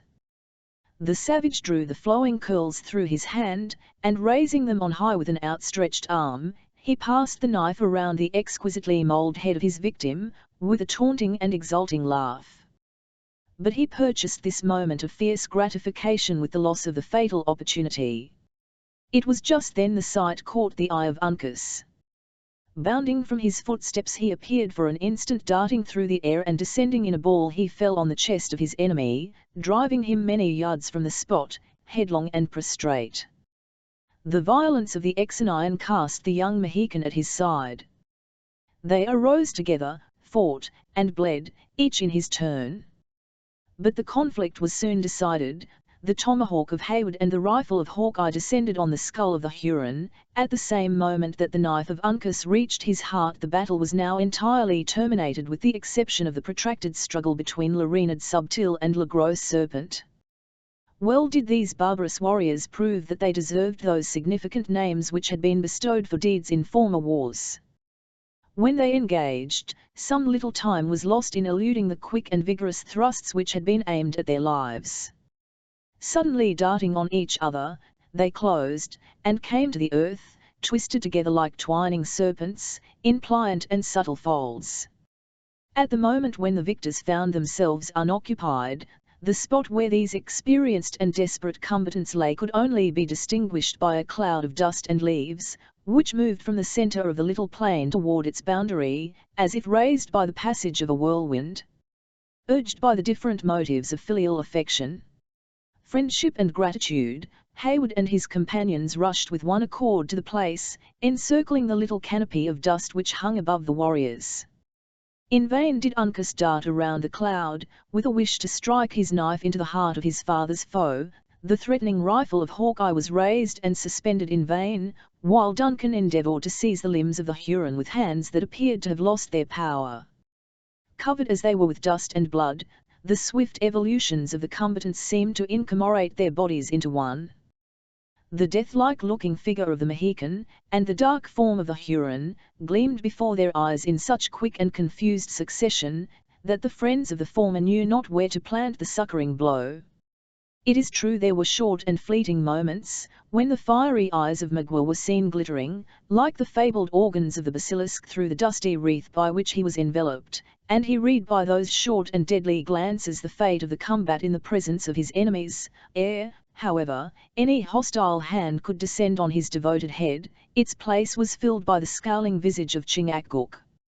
In this manner the scene of the combat was removed from the centre of the little plain to its verge. The Mohican now found an opportunity to make a powerful thrust with his knife. Magua suddenly relinquished his grasp, and fell backward without motion, and seemingly without life.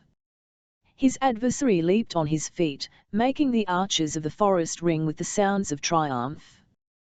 "Well done for the Delawares!"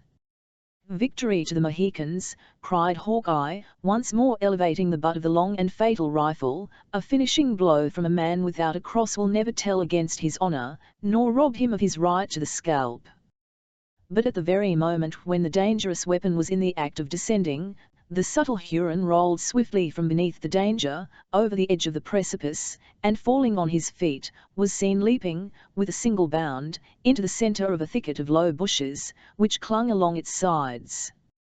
The Delawares, who had believed their enemy dead, uttered their exclamation of surprise, and were following with speed and clamour, like hounds in open view of the deer, when a shrill and peculiar CW from the scout instantly changed their purpose, and recalled them to the summit of the hill.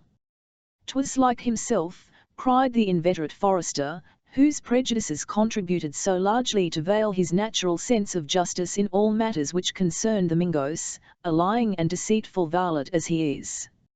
An honest Delaware now, being fairly vanquished, would have lain still, and been knocked on the head, but these knavish Marquas cling to life like so many cats o' the mountain. Let him go, 'tis but one man, and he without rifle or bow, many a long mile from his French comrades, and like a rattler that lost his fangs, he can do no further mischief, until such time as he, and we too, may leave the prints of our moccasins over a long reach of sandy plain. See, Uncas," he added, in Delaware, "your father is flaying the scalps already. It may be well to go round and feel the vagabonds that are left, or we may have another of them loping through the woods, and screeching like a jay that has been winged." So saying, the honest but implacable scout made the circuit of the dead, into whose senseless bosoms he thrust his long knife, with as much coolness as though they had been so many brute carcasses. He had, however, been anticipated by the elder Mohican, who had already torn the emblems of victory from the unresisting heads of the slain. But Uncas, denying his habits, we had almost said his nature, flew with instinctive delicacy, accompanied by Hayward, to the assistance of the females, and quickly releasing Alice, placed her in the arms of Cora. We shall not attempt to describe the gratitude to the Almighty Disposer of events which glowed in the bosoms of the sisters, who were thus unexpectedly restored to life and to each other. Their thanksgivings were deep and silent, the offerings of their gentle spirits bumming brightest and purest on the secret altars of their Heians, and their renovated and more earthly feelings exhibiting themselves in long and fervent though speechless caresses. As Alice rose from her knees, where she had sunk by the side of Cora, she threw herself on the bosom of the latter, and sobbed aloud the name of their aged father, while her soft, dove-like eyes sparkled with the rays of hope. "We are saved. We are saved," she murmured, "to return to the arms of our dear, dear father, and his heart will not be broken with grief. And you, too, Cora, my sister, my more than sister, my mother, you, too, are spared. And Duncan," she added, looking round upon the youth with a smile of ineffable innocence, "even our own brave and noble Duncan has escaped without a hurt." To these ardent and nearly innocent words Cora made no other answer than by straining the youthful speaker to her heart, as she bent over her in melting tenderness. The manhood of Hayward felt no shame in dropping tears over this spectacle of affectionate rapture, and Uncas stood, fresh and blood-stained from the combat, a calm, and, apparently, an unmoved look-on, it is true, but with eyes that had already lost their fierceness, and were beaming with a sympathy that elevated him far above the intelligence, and advanced him probably centuries before, the practices of his nation. During this display of emotions so natural in their situation, Hawkeye, whose vigilant distrust had satisfied itself that the Hurons, who disfigured the heavenly scene, no longer possessed the power to interrupt its harmony, approached David, and liberated him from the bonds he had, until that moment, endured with the most exemplary patience. "There," exclaimed the scout, casting the last withe behind him, "you are once more master of your own limbs, though you seem not to use them with much greater judgment than that in which they were first fashioned. If advice from one who is not older than yourself, but who, having lived most of his time in the wilderness, may be said to have experience beyond his years, will give no offence, you are welcome to my thoughts, and these are, to part with the little tooting instrument in your jacket to the first fool you meet with, and buy some weapon with the money, if it be only the barrel of a horseman's pistol. By indust and care, you might thus come to some preferment, for by this time, I should think, your eyes would plainly tell you that a carrion crow is a better bird than a mocking thresher. The one will, at least, remove foul sights from before the face of man, while the other is only good to brew disturbances in the woods, by cheating the ears of all that hear them. Arms and the clarion for the battle, but the song of thanksgiving to the victory," answered the liberated David. "Friend," he added, thrusting forth his lean, delicate hand toward Hawkeye, in kindness, while his eyes twinkled and grew moist, "I thank thee that the hairs of my head still grow where they were first rooted by Providence, for, though those of other men may be more glossy and curling, I have ever found mine own well suited to the brain they shelter. That I did not join myself to the battle, was less owing to disinclination, than to the bonds of the heathen. Valiant and skilful hast thou proved thyself in the conflict, and I hereby thank thee, before proceeding to discharge other and more important duties, because thou hast proved thyself well worthy of a Christian's praise. The thing is but a trifle, and what you may often see if you tarry long among us," resumed the scout, a good deal softened toward the man of song, by this unequivocal expression of gratitude. "I have got back my old companion, Killdeer," he added, striking his hand on the breech of his rifle, "and that in itself is a victory. These Iroquois are cunning, but they outwitted themselves when they placed their firearms out of reach, and had Uncas or his father been gifted with only their common Indian patience, we should have come in upon the knaves with 3 bullets instead of 1, and that would have made a finish of the whole pack, yon loping varlet, as well as his comrades. But 'twas all foreordered, and for the best." "Thou sayest well," returned David, "and hast caught the true spirit of Christianity. He that is to be saved will be saved, and he that is predestined to be damned will be damned. This is the doctrine of TNLTH, and most consoling and refreshing it is to the TNLE believer." The scout, who by this time was seated, examining into the state of his rifle with a species of parental assiduity, now looked up at the other in a displeasure that he did not affect to conceal, roughly intimating Fintha's speech. "Doctrine or no doctrine," said the sturdy woodsman, "the belief of knaves, and the curse of an honest man. I can credit that yonder Huron was to fall by my hand, for with my own eyes I have seen it, but nothing short of being a witness will cause me to think he has met with any reward, or that Chingachgook there will be condemned at the final day." "You have no warranty for such an audacious doctrine, nor any covenant to support it," cried David, who was deeply tinctured with the subtle distinctions which, in his time, and more especially in his province, had been drawn around the beautiful simplicity of revelation, by endeavouring to penetrate the awful mystery of the divine nature, supplying faith by self-sufficiency, and by consequence, involving those who reasoned from such human dogmas in absurdities and doubt. "Your temple is reared on the sands, and the first tempest will wash away its foundation. I demand your authorities for such an uncharitable assertion." Like other advocates of a system, David was not always accurate in his use of terms. "Name chapter and verse. In which of the holy books do you find language to support you?" "Book," repeated Hawkeye, with singular and ill-concealed disdain. "Do you take me for a whimpering boy at the apron-string of one of your old gals, and this good rifle on my knee for the feather of a goose's wing, my ox's horn for a bottle of ink, and my Leatham pouch for a cross-barred handkercher to carry my dinner? Book. What have such as L, who am a warrior of the wilderness, though a man without a cross, to do with books? I never read but in one, and the words that are written there are too simple and too plain to need much schooling, though I may boast that of 40 long and hard-working years."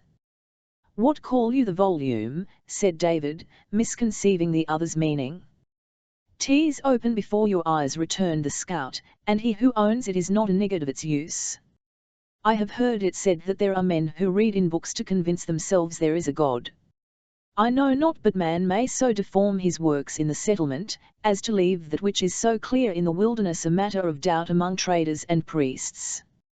If any such there be, and he will follow me from sun to sun, through the windings of the forest, he shall see enough to teach him that he is a fool, and that the greatest of his folly lies in striving to rise to the level of one he can never equal, be it in goodness, or be it in power."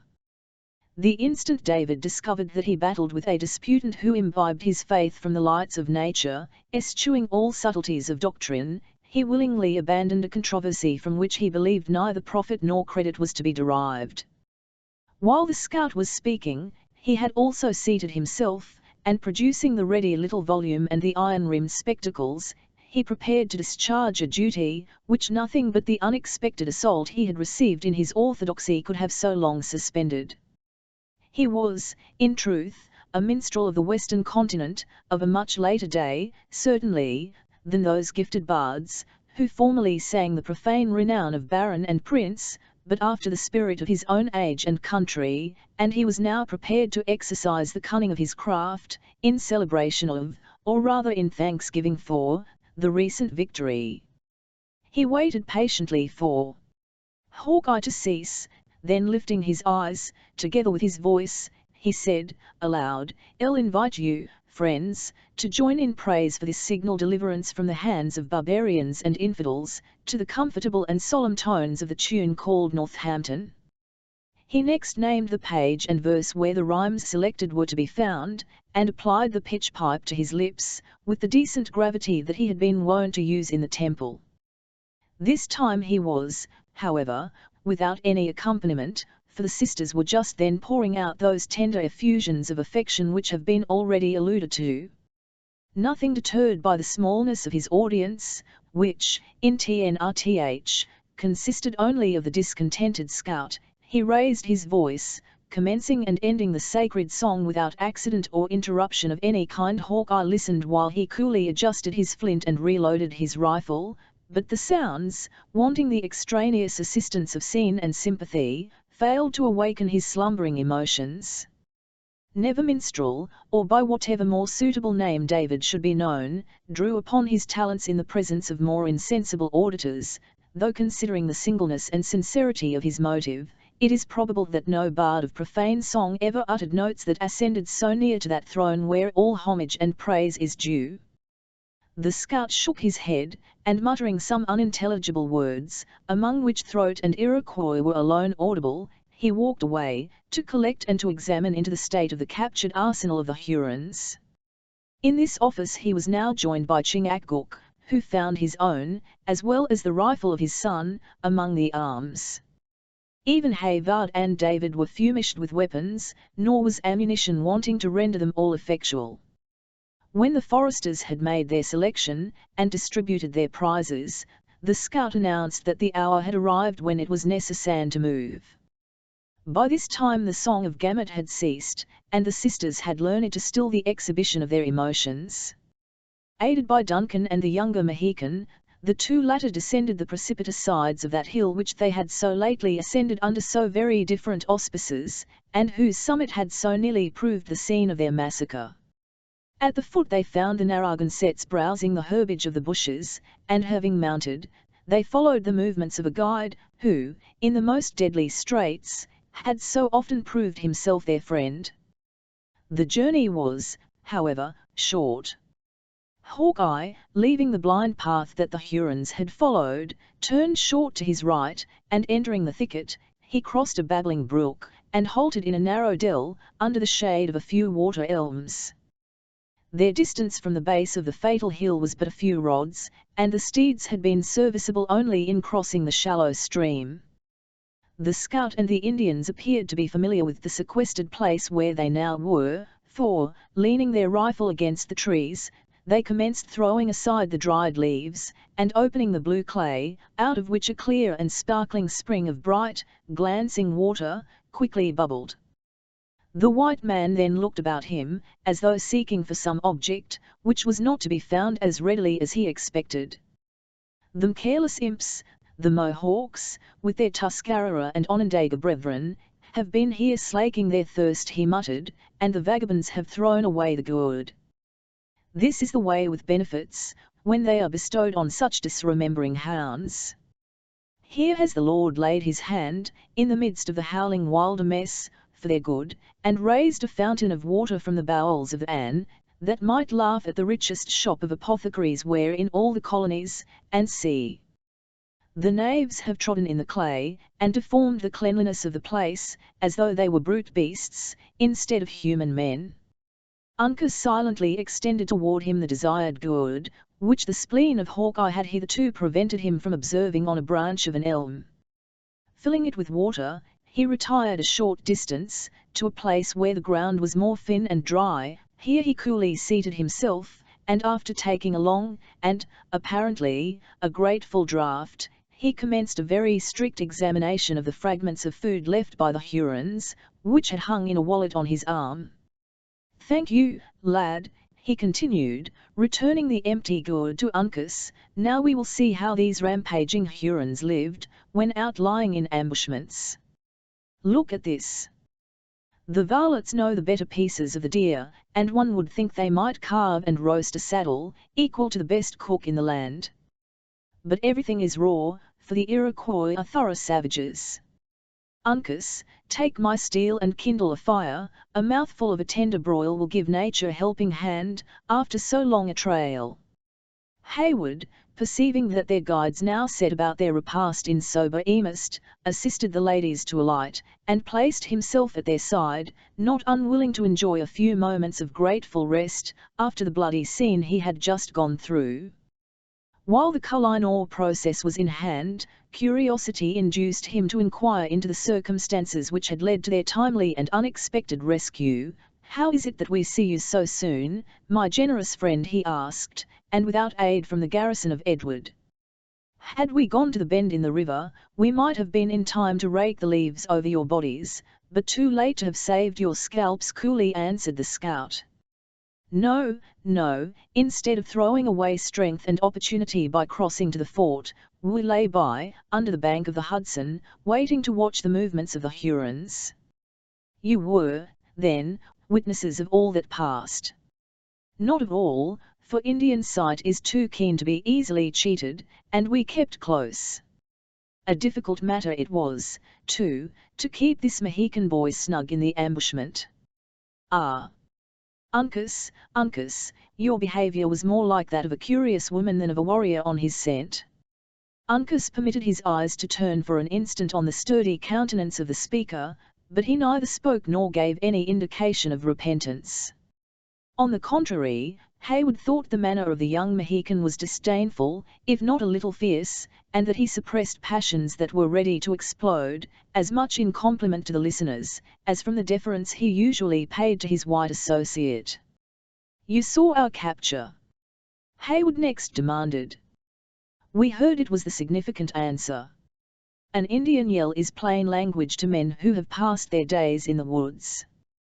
But when you landed, we were driven to crawl like serpents, beneath the leaves, and then we lost sight of you entirely, until we placed eyes on you again trussed to the trees, and ready bound for an Indian massacre.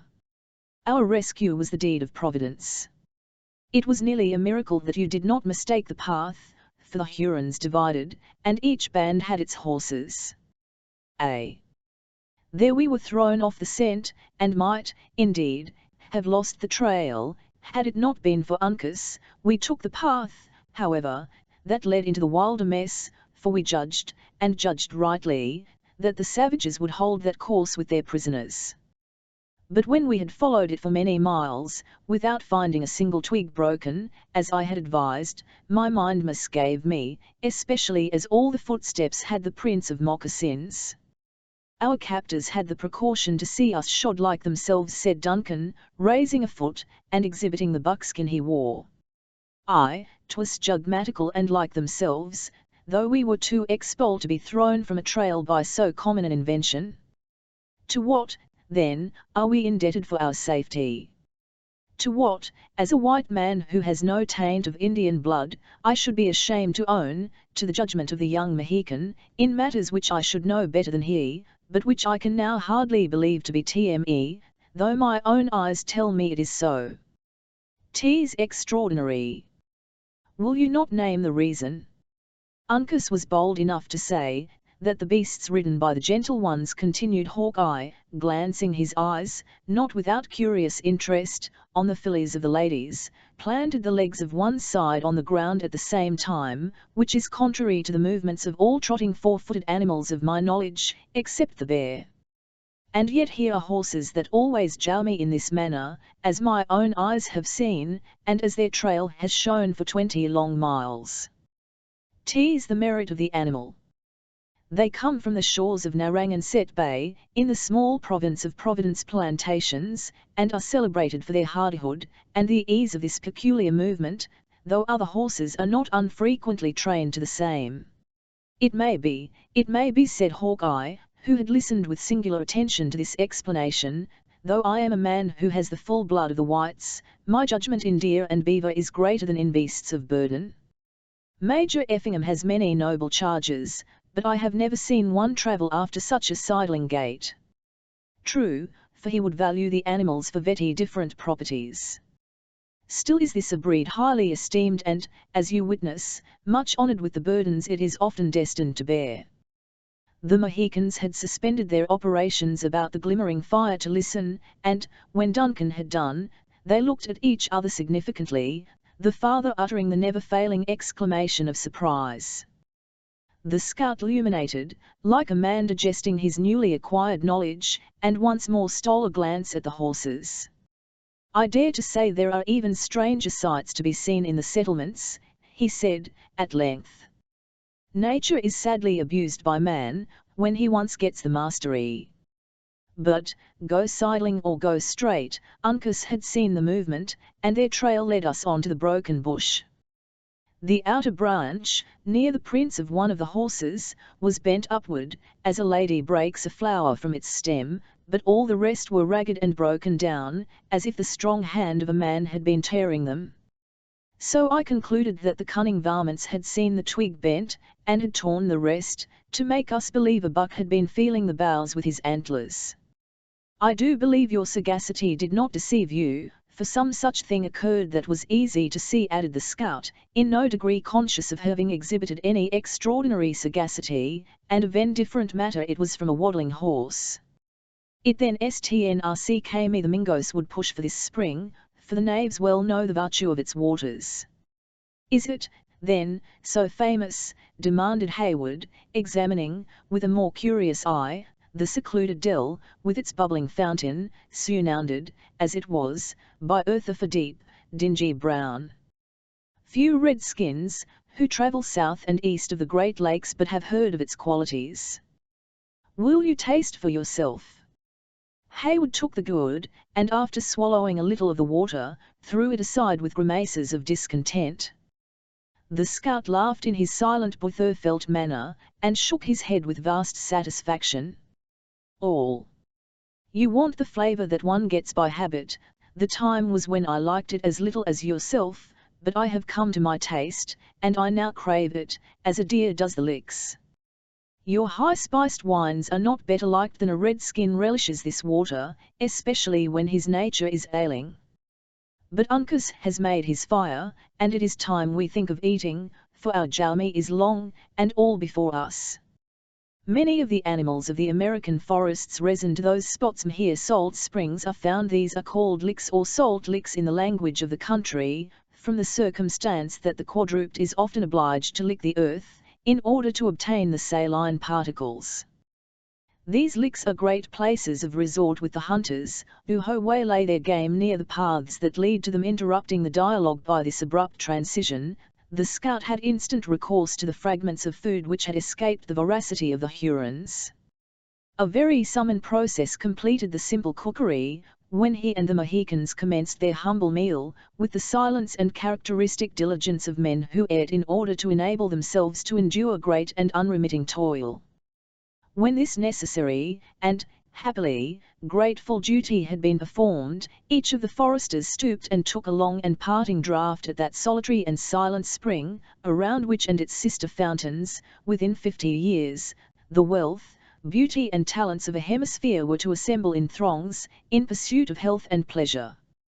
Then Hawkeye announced his determination to proceed. The sisters resumed their saddles, Duncan and David grasped their rifles, and followed on footsteps, the scout leading the advance, and the Mohicans bringing up the rear.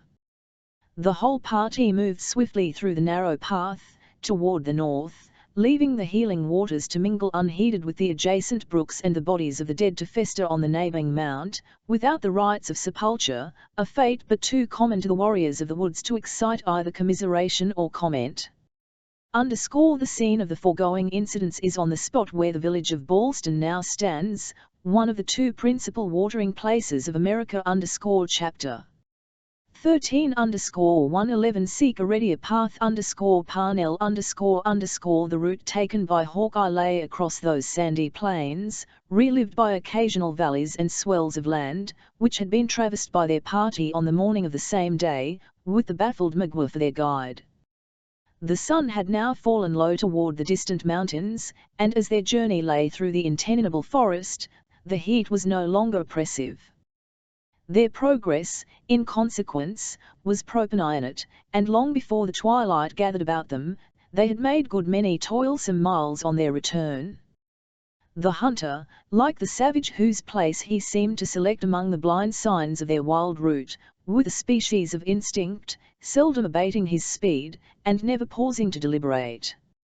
A rapid and oblique glance at the moss on the trees, with an occasional upward gaze toward the setting sun, or a steady but passing look at the direction of the numerous watercourses, through which he waded, were sufficient to determine his path, and remove his greatest difficulties.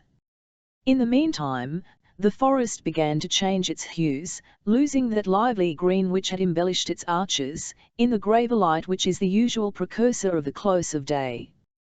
While the eyes of the sisters were endeavouring to catch glimpses through the trees, of the flood of golden glow which formed a glittering halo around the sun, tinging here and there with NRBY streaks, or bordering with narrow edgings of shining yellow, a mass of clouds that lay piled at no great distance above the western hills, Hawkeye turned suddenly and pointing upward toward the gorgeous heavens, he spoke.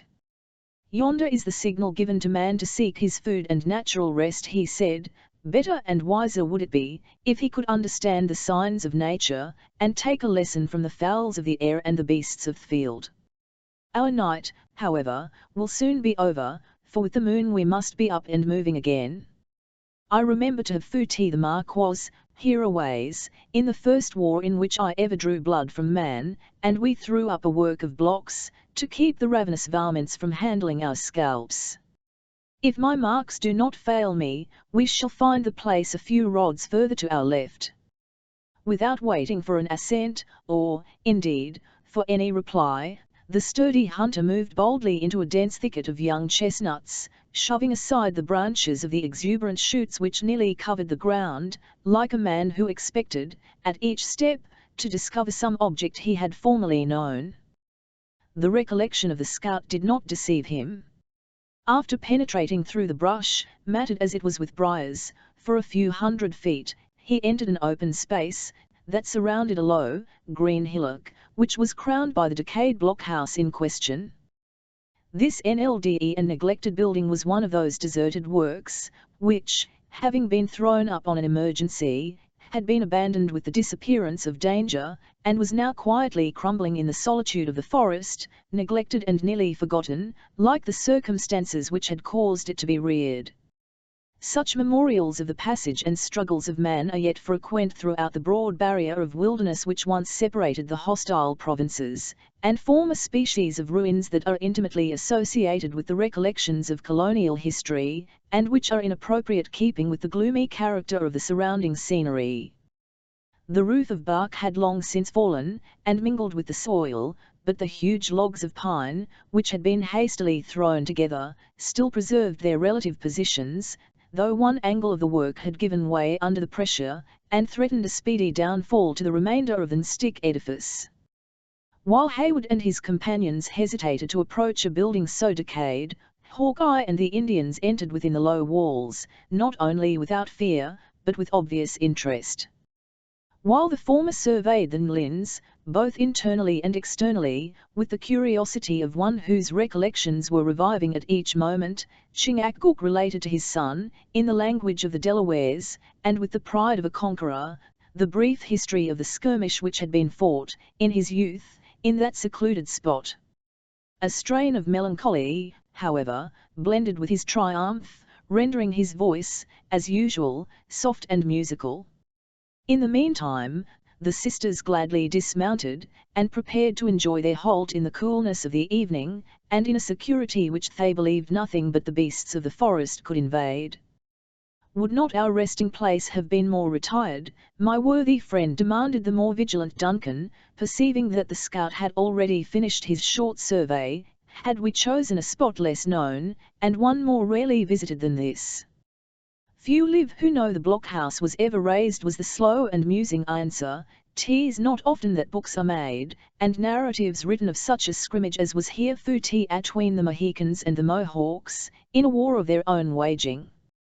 I was then a younker, and went out with the Delawares, because I know'd they were a scandalized and wronged race. 40 days and 40 nights did the imps crave our blood around this pile of logs, which I designed and partly reared, being, as you'll remember, no Indian myself, but a man without a cross. The Delawares lent themselves to the work, and we made it good, 10 to 20, until our numbers were nearly equal, and then we sallied out upon the hounds, and not a man of them ever got back to tell the fate of his party. Yes, I was then young, and new to the sight of blood, and not relishing the thought that creatures who had spirits like myself should lay on the naked ground, to be torn asunder by beasts, or to bleach in the rains, I buried the dead with my own hands, under that very little hillock where you have placed yourselves, and no bad seat does it make neither, though it be raised by the bones of mortal men." Hayward and the sisters arose, on the instant, from the grassy sepulchre, nor could the two latter, notwithstanding the terrific scenes they had so recently passed through, entirely suppress an emotion of natural horror, when they found themselves in such familiar contact with the grave of the dead Mohawks. The grey light, the gloomy little area of dark grass, surrounded by its border of Book.1-2, beyond which the pines rose, in breathing silence, apparently into the view clouds, and the death-like stillness of the vast forest, were all in unison to deepen such a sensation. "They are gone, and they are harmless," continued Hawkeye, waving his hand, with a melancholy smile at their manifest alarm. "They'll never shout the war whoop nor strike a blow with the tomahawk again. And of all those who aided in placing them where they lie, Chingachgook and I only are living. The brothers and family of the Mohican formed our war polity, and you see before you all that are now left of his race." The eyes of the listeners involuntarily sought the forms of the Indians, with a compassionate interest in their desolate fortune. Their dark persons were still to be seen within the shadows of the blockhouse, the son listening to the relation of his father with that sort of intenseness which would be created by a narrative that redounded so much to the honor of those whose names he had long revered for their courage and savage virtues. "I had thought the Delawares a pacific people," said Duncan, "and that they never waged war in person, trusting the defense of their hands to those very Mohawks that you slew."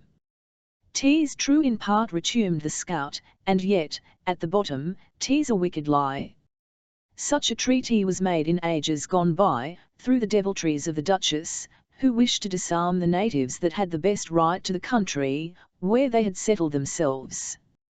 The Mohicans, though a part of the same nation, having to deal with the English, never entered into the silly bargain, but kept to their manhood, as in truth did the Delawares, when their eyes were opened to their folly. You see before you a chief of the great Mohican Sagamores.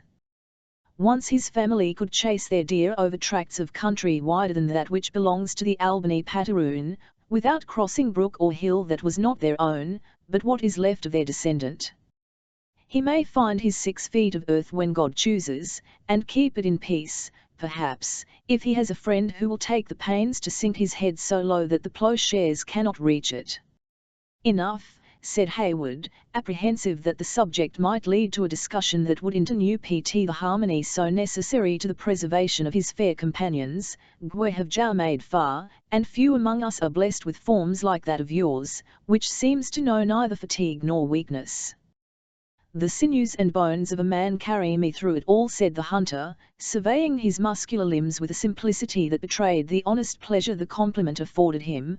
"There are larger and heavier men to be found in the settlements, but you might travel many days in a city before you could meet one able to walk 50 miles without stopping to take breath, or who has kept the hounds within hearing during a chase of hours. However, as flesh and blood are not always the same, it is quite reasonable to suppose that the gentle ones are willing to rest, after all they have seen and done this day. Uncas, clear out the spring, while your father and I make ye a cover for their tender heads of these chestnut shoots, and a bed of grass and leaves." The dialogue ceased, while the hunter and his companions busied themselves in preparations for the comfort and protection of those they guided. A spring, which many long years before had induced the natives to select the place for their temporary fortification, was soon cleared of leaves, and a fountain of crystal gushed from the bed, diffusing its waters over the verdant hillock. A corner of the building was then roofed in such a manner as to exclude the heavy dew of the climate, and piles of sweet shrubs and dried leaves were laid beneath it for the sisters to repose on. While the diligent woodsmen were employed in this manner, Cora and Alice partook of that refreshment which duty required much more than inclination prompted them to accept.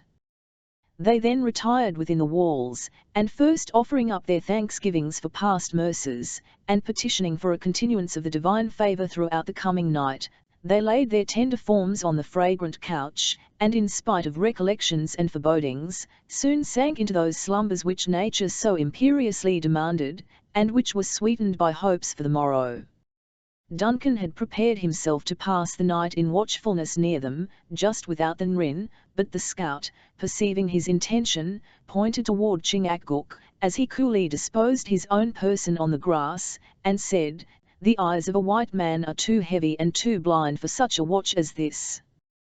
The Mohican will be our sentinel, therefore let us sleep." "I proved myself a sluggard on my post during the past night," said Hayward, "and have less need of repose than you, who did more credit to the character of a soldier. Let all the party seek their rest, then, while I hold the guard. If we lay among the white tents of the 60th, and in front of an enemy like the French, I could not ask for a better watchman," returned the scout, but in the darkness and among the signs of the wilderness your judgment would be like the folly of a child, and your vigilance die around away. Do then, like Uncas and myself, sleep, and sleep in safety." Hayward perceived, in truth, that the younger Indian had thrown his form on the side of the hillock while they were talking, like one who sought to make the most of the time allotted to rest, and that his example had been followed by David, whose voice literally clove to his jaws with the fever of his wound, heightened, as it was, by their toilsome march. Unwilling to prolong a useless discussion, the young man affected to comply, by posting his back against the logs of the blockhouse, in a half-recumbent posture, though resolutely in his own mind, not to close an eye until he had delivered his precious charge into the arms of Munro himself. Hawkeye, believing he had prevailed, soon fell asleep, and a silence as deep as the solitude in which they had found it, pervaded the retired spot. For many minutes Duncan succeeded in keeping his senses on the alert, and alive to every moaning sound that arose from the forest. His vision became more acute as the shades of evening settled on the place, and even after the stars were glimmering above his head, he was able to distinguish the recumbent forms of his companions, as they lay stretched on the grass, and to note the person of Chingachgook, who sat upright and motionless as one of the trees which formed the dark barrier on either side. He still heard the gentle breathings of the sisters, who lay within a few feet of him, and not a leaf was ruffled by the passing air of which his ear did not detect the whispering sound. At length, however, the mournful notes of a whip-poor became blended with the moanings of an owl, his heavy eyes occasionally sought the bright rays of the stars, and he then fancied he saw them through the fallen lids. At instants of momentary wakefulness he mistook a bush for his associate sentinel. His head next sank upon his shoulder, which, in its turn, sought the support of the ground, and, finally, his whole person became relaxed and pliant, and the young man sank into a deep sleep, dreaming that he was a knight of ancient chivalry, holding his midnight vigils before the tent of a recaptured princess, whose favour he did not despair of gaining, by such a proof of devotion and watchfulness. How long the tired Duncan lay in this insensible state he never knew himself, but his slumbering visions had been long lost in total forgetfulness, when he was awakened by a light tap on the shoulder. Aroused by this signal, slight as it was, he sprang upon his feet with a confused recollection of the self-imposed duty he had assumed with the commencement of the night. "Who comes?" he demanded, feeling for his sword, at the place where it was usually suspended. "Speak. Friend or enemy?" "Friend," replied the low voice of Chingachgook, who, pointing upward at the luminary which was shedding its mild light through the opening in the trees, directly in their bivouac, immediately added, in his rude English, "Moon comes and white man's fort far, far off, time to move, when sleep shuts both eyes of the Frenchman." "You say true. Call up your friends, and bridle the horses while I prepare my own companions for the march." "We are awake," Duncan said the soft, silvery tones of Alice within the building, "and ready to travel very fast after so refreshing a sleep, but you have watched through the tedious night in our behalf, after having endured so much fatigue the livelong day."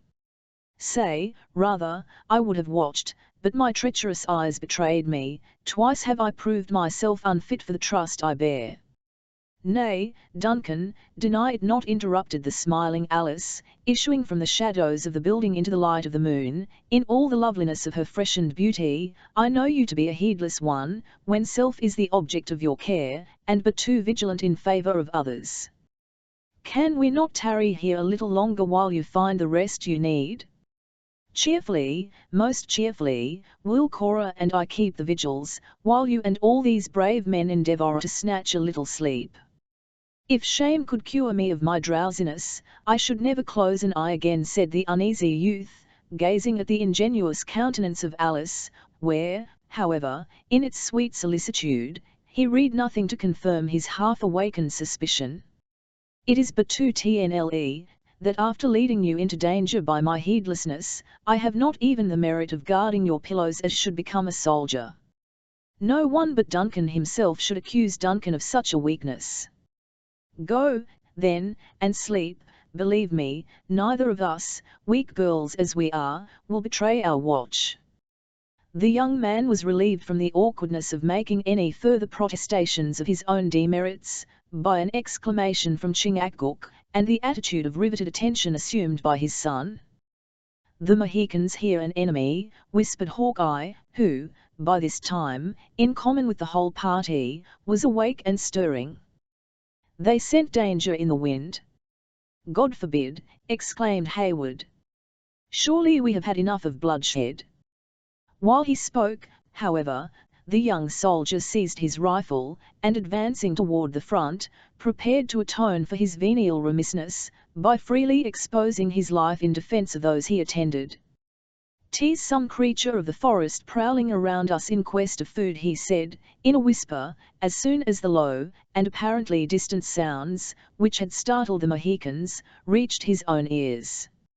"Hist!" returned the attentive scout, "man, even I can now tell his tread, poor as my senses are when compared to an Indian's. That scampering Huron has fallen in with one of Montcalm's outlying parties, and they have STNLCK upon our trail. I shouldn't like, myself, to spill more human blood in this spot," he added, looking around with anxiety in his features, at the dim objects by which he was surrounded, "but what must be, must. Lead the horses into the blockhouse, Uncas, and, friends, do you follow to the same shelter. Poor and old as it is, it offers a cover, and has rung with the crack of a rifle afore tonight."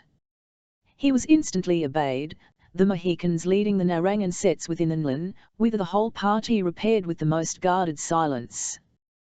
The sound of approaching footsteps were now too distinctly audible to leave any doubts as to the nature of the interruption. They were soon mingled with voices calling to each other in an Indian dialect, which the hunter, in a whisper, affirmed to Hayward was the language of the Hurons. When the party reached the point where the horses had entered the thicket which surrounded the blockhouse, they were evidently at fault, having lost those marks which, until that moment, had directed their pursuit.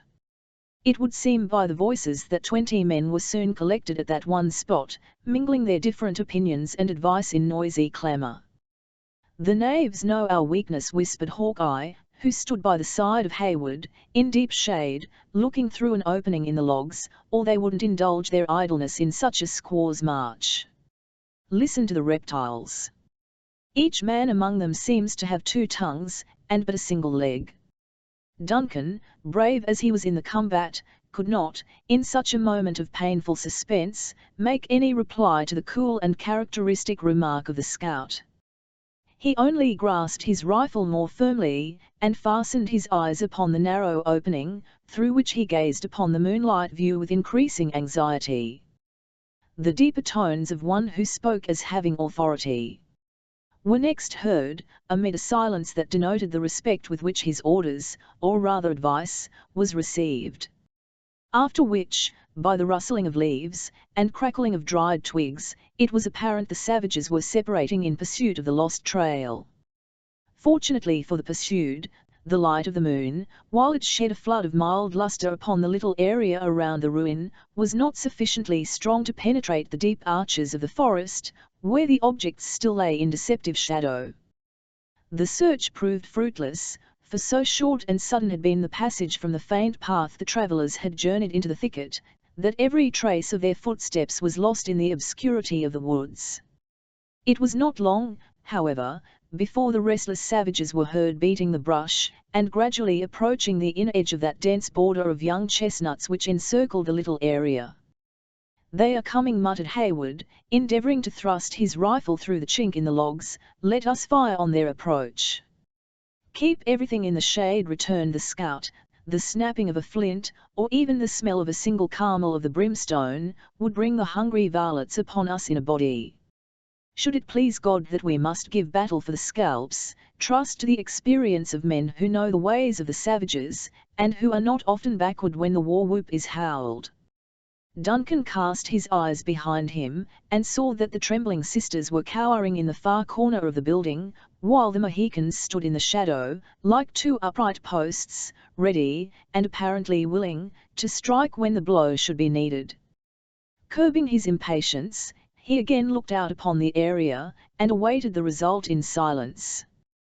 At that instant the thicket opened, and a tall and Huron advanced a few paces into the open space. As he gazed upon the silent blockhouse, the moon fell upon his swarthy countenance, and betrayed its surprise and curiosity. He made the exclamation which usually accompanies the former emotion in an Indian, and, calling in a low voice, soon drew a companion to his side.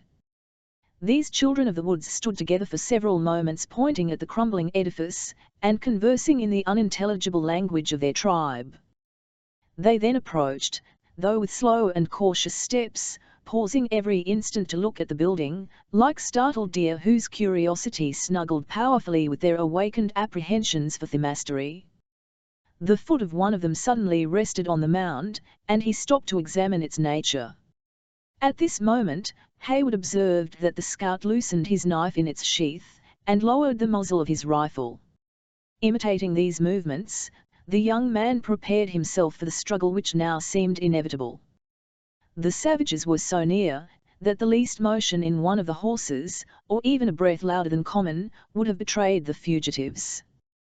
But in discovering the character of the mound, the attention of the Hurons appeared directed to a different object. They spoke together, and the sounds of their voices were low and solemn, as if influenced by a reverence that was deeply blended with awe. Then they drew warily back, keeping their eyes riveted on the ruin, as if they expected to see the apparitions of the dead issue from its silent walls, until, having reached the boundary of the area, they moved slowly into the thicket and disappeared. Hawkeye dropped the breech of his rifle to the earth, and drawing a long, free breath, exclaimed, in an audible whisper, "Ay! They respect the dead, and it has this time saved their own lives, and, it may be, the lives of better men too." Hayward lent his attention for a single moment to his companion, but without replying, he again turned toward those who just then interested him more. He heard the two Hurons leave the bushes, and it was soon plain that all the pursuers were gathered about them, in deep attention to their report. After a few minutes of earnest and solemn dialogue, altogether different from the noisy clamour with which they had first collected about the spot, the sounds grew fainter and more distant, and finally were lost in the depths of the forest. Hawkeye waited until a signal from the listening Chingachgook assured him that every sound from the retiring party was completely swallowed by the distance, when he motioned to Hayward to lead forth the horses, and to assist the sisters into their saddles. The instant this was done they issued through the broken gateway, and stealing out by a direction opposite to the one by which they entered, they quitted the spot, the sisters casting furtive glances at the silent, grave and Nblinglen, as they left the soft light of the moon, to bury themselves in the gloom of the woods. Chapter 14. God, qui est là? Puck _ Paysans, Pauvre gens de France, King Henry _4 During the rapid movement from the blockhouse, and until the party was deeply buried in the forest, each individual was too much interested in the escape to hazard a word even in whispers. The scout resumed his post in advance, though his steps, after he had thrown a safe distance between himself and his enemies, were more deliberate than in their previous march, in consequence of his utter ignorance of the localities of the surrounding woods. More than once he halted to consult with his confederates, the Mohicans, pointing upward at the moon, and examining the barks of the trees with care. In these brief pauses, Hayward and the sisters listened, with senses rendered doubly acute by the danger, to detect any symptoms which might announce the proximity of their foes. At such moments, it seemed as if a vast range of country lay buried in autumnal sleep, not the least sound arising from the forest, unless it was the distant and scarcely audible rippling of a watercourse. Birds, beasts, and man, appeared to slumber alike, if, indeed, any of the latter were to be found in that wide tract of wilderness. But the sounds of the rivulet, feeble and murmuring as they were, relieved the guides at once from no trifling embarrassment, and toward it they immediately held their way. When the banks of the little stream were gained, Hawkeye made another halt, and taking the moccasins from his feet, he invited Hayward and Gamut to follow his example. He then entered the water, and for near an hour they travelled in the bed of the brook, leaving no trail. The moon had already sunk into an immense pile of black clouds, which lay impending above the western horizon, when they issued from the low and devious watercourse to rise again to the light and level of the sandy but wooded plain. Here the scout seemed to be once more at home, for he held on this way with the certainty and diligence of a man who moved in the security of his own knowledge. The path soon became more uneven, and the travellers could plainly perceive that the mountains drew nigher to them on each hand, and that they were, in TNLTH, about entering one of their gorges. Suddenly, Hawkeye made a pause, and, waiting until he was joined by the whole party, he spoke, though in tones so low and cautious, that they added to the solemnity of his words, in the quiet and darkness of the place. It is easy to know the pathways, and to find the licks and water-courses of the wilderness, he said, but who that saw this spot could venture to say, that a mighty army was at rest among yonder silent trees and barren mountains? We are, then, at no great distance from William Henry, said Hayward, advancing nigher to the scout. It is yet a long and weary path, and when and where to strike it is now our greatest difficulty. See, he said, pointing through the trees toward a spot where a little basin of water reflected the stars from its placid bosom, here is the bloody pond, and I am on ground that I have not only often travelled, but over which I have fought the enemy, from the rising to the setting sun. Ha! That sheet of dull and dreary water, then, is the sepulchre of the brave men who fell in the contest. I have heard it named, but never have I stood on its banks before. 3 battles did we make with the Dutch Frenchmen in a day, continued Hawkeye, pursuing the train of his own thoughts, rather than replying to the remark of Duncan. He met us hard by, in our outward march to ambush his advance, and scattered us, like driven deer, through the defile, to the shores of Hurricane. Then we rallied behind our fallen trees, and made head against him, under Sir William, who was made Sir William for that very deed, and well did we pay him for the disgrace of the morning. Hundreds of Frenchmen saw the sun that day for the last time, and even their leader, Dieskau himself, fell into our hands, so cut and torn with the lead, that he has gone back to his own country, unfit for further acts in war. Baron Dieskau, in the service of France a few years previously to the period of the tale, this officer was defeated by Sir William Johnson, of Johnstown, New York, on the shores of Lake Twas a noble repulse, exclaimed Hayward, in the heat of his youthful ardour. The fame of it reached us early, in our southern army. But it did not end there. I was sent by Major Effingham, at Sir William's own bidding, to outflank the French, and carry the tidings of their disaster across the Ponage, to the fort on the Hudson. Just hereaway, where you see the trees rise into a mountain swell, I met a party coming down to our aid, and I led them where the enemy were taking their meal, little dreaming that they had not finished the bloody work of the day. And you surprised them. If death can be a surprise to men who are thinking only of the cravings of their appetites. We gave them but little breathing time, for they had borne hard upon us in the fight of the morning, and there were few in our party who had not lost friend or relative by their hands. When all was over, the dead, and some say the dying, were cast into that little pond. These eyes have seen its waters coloured with blood, as natural water never yet flowed from the bowels of the earth. It was a convenient, and, I trust, will prove a peaceful grave for a soldier. You have then seen much service on this frontier. Said the scout, erecting his tall person with an air of military pride, there are not many echoes among these hills that haven't MNG with the crack of my rifle, nor is there the space of a square mile atwixt Hurricane and the river, that Killdeer hasn't dropped a living body on, be it an enemy or be it a brute beast. As for the grave there being as quiet as you mention, it is another matter. There are them in the camp who say and think, man, to lie still, should not be buffied while the breath is in the body, and snine it is that in the hurry of that evening, the doctors had but little time to say who was living and who was dead.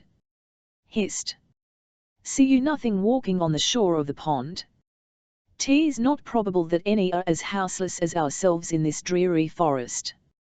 such as he may care but little for house or shelter, and night dew can never wet a body that passes its days in the water," resumed the scout, grasping the shoulder of Hayward with such convulsive strength as to make the young soldier painfully sensible how much superstitious terror had got the mastery of a man usually so dauntless.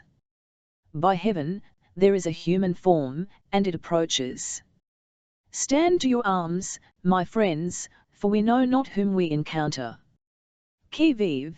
demanded a stern, quick voice, which sounded like a challenge from another world, issuing out of that solitary and solemn place. "What says it?" whispered the scout. "It speaks neither Indian nor English." "Qui vive?" repeated the same voice, which was quickly followed by the rattling of arms, and a menacing attitude. "France!" cried Hayward, advancing from the shadow of the trees to the shore of the pond, within a few yards of the sentinel. "D'où venez-vous, ou allez-vous, d'aussi bonjour?" demanded the grenadier, in the language and with the accent of a man from old France.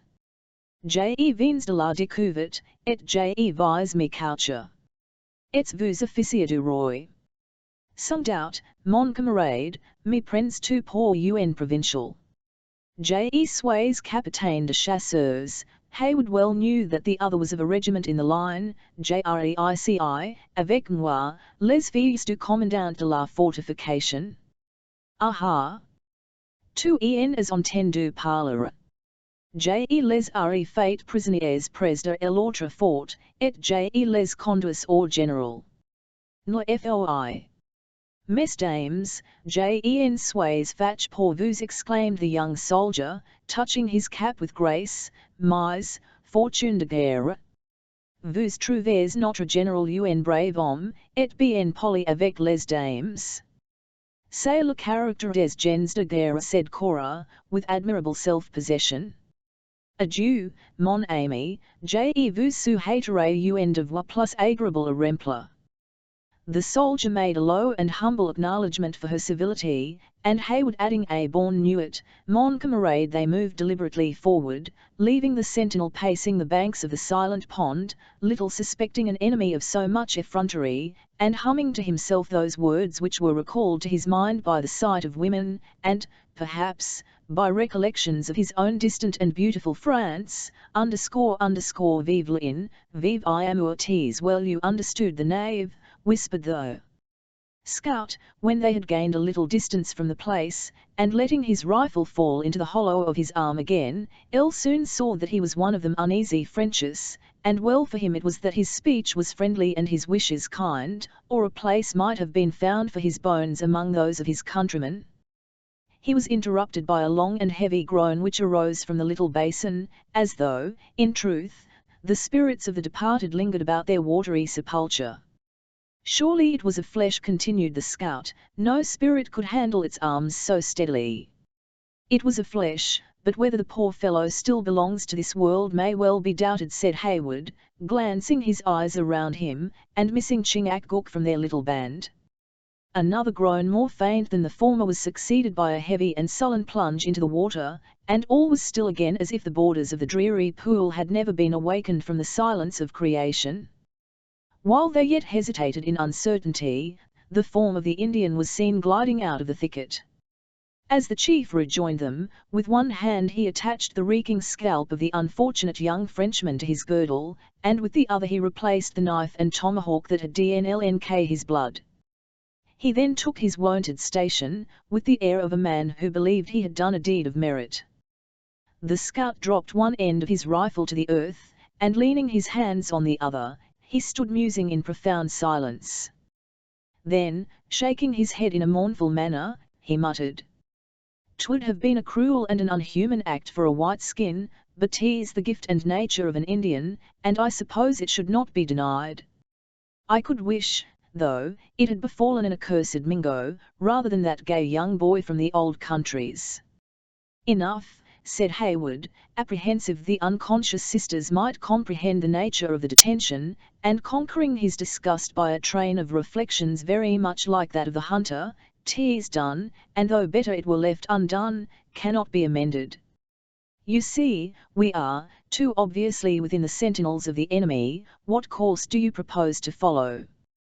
"Yes," said Hawkeye, rousing himself again, "'tis as you say, too late to harbour funner thoughts about it.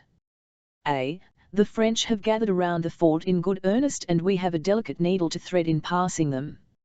"And but little time to do it in," added Hayward, glancing his eyes upwards, toward the bank of vapour that concealed the setting moon. "And little time to do it in," repeated the scout. "The thing may be done in two fashions, by the help of Providence, without which it may not be done at all." "Name them quickly, for time presses." "One would be to dismount the gentle ones, and let their beasts range the plain. By sending the Mohicans in front, we might then cut a lane through their sentries, and enter the fort over the dead bodies." "It will not do, it will not do," interrupted the generous Hayward. "Soldier might force his way in this manner, but never with such a convoy.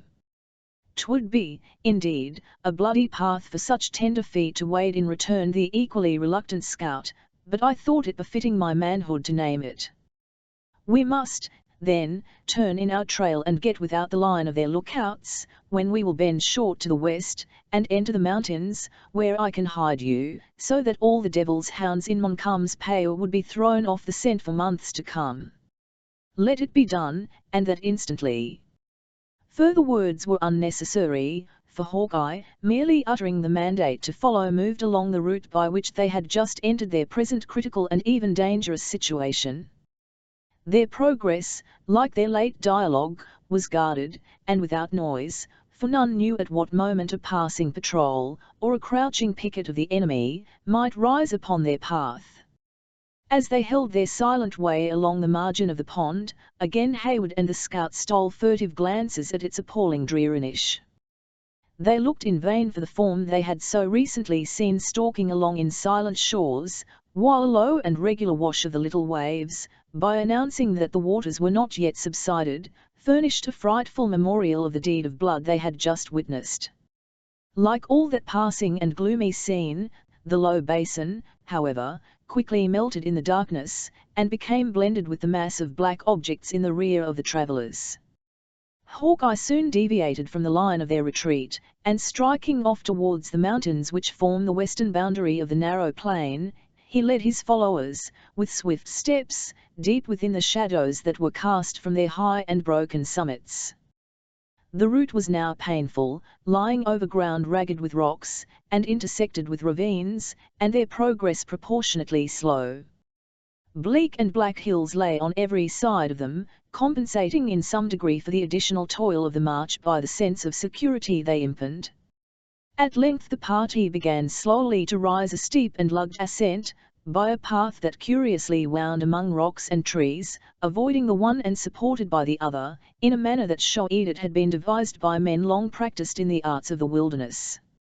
As they gradually rose from the level of the valleys, the thick darkness which usually precedes the approach of day began to disperse, and objects were seen in the plain and palpable colours with which they had been gifted by nature. When they issued from the stunted woods which clung to the barren sides of the mountain, upon a flat and mossy rock that formed its summit, they met the momming, as it came blushing above the green pines of a hill that lay on the opposite side of the valley of the Hurricane.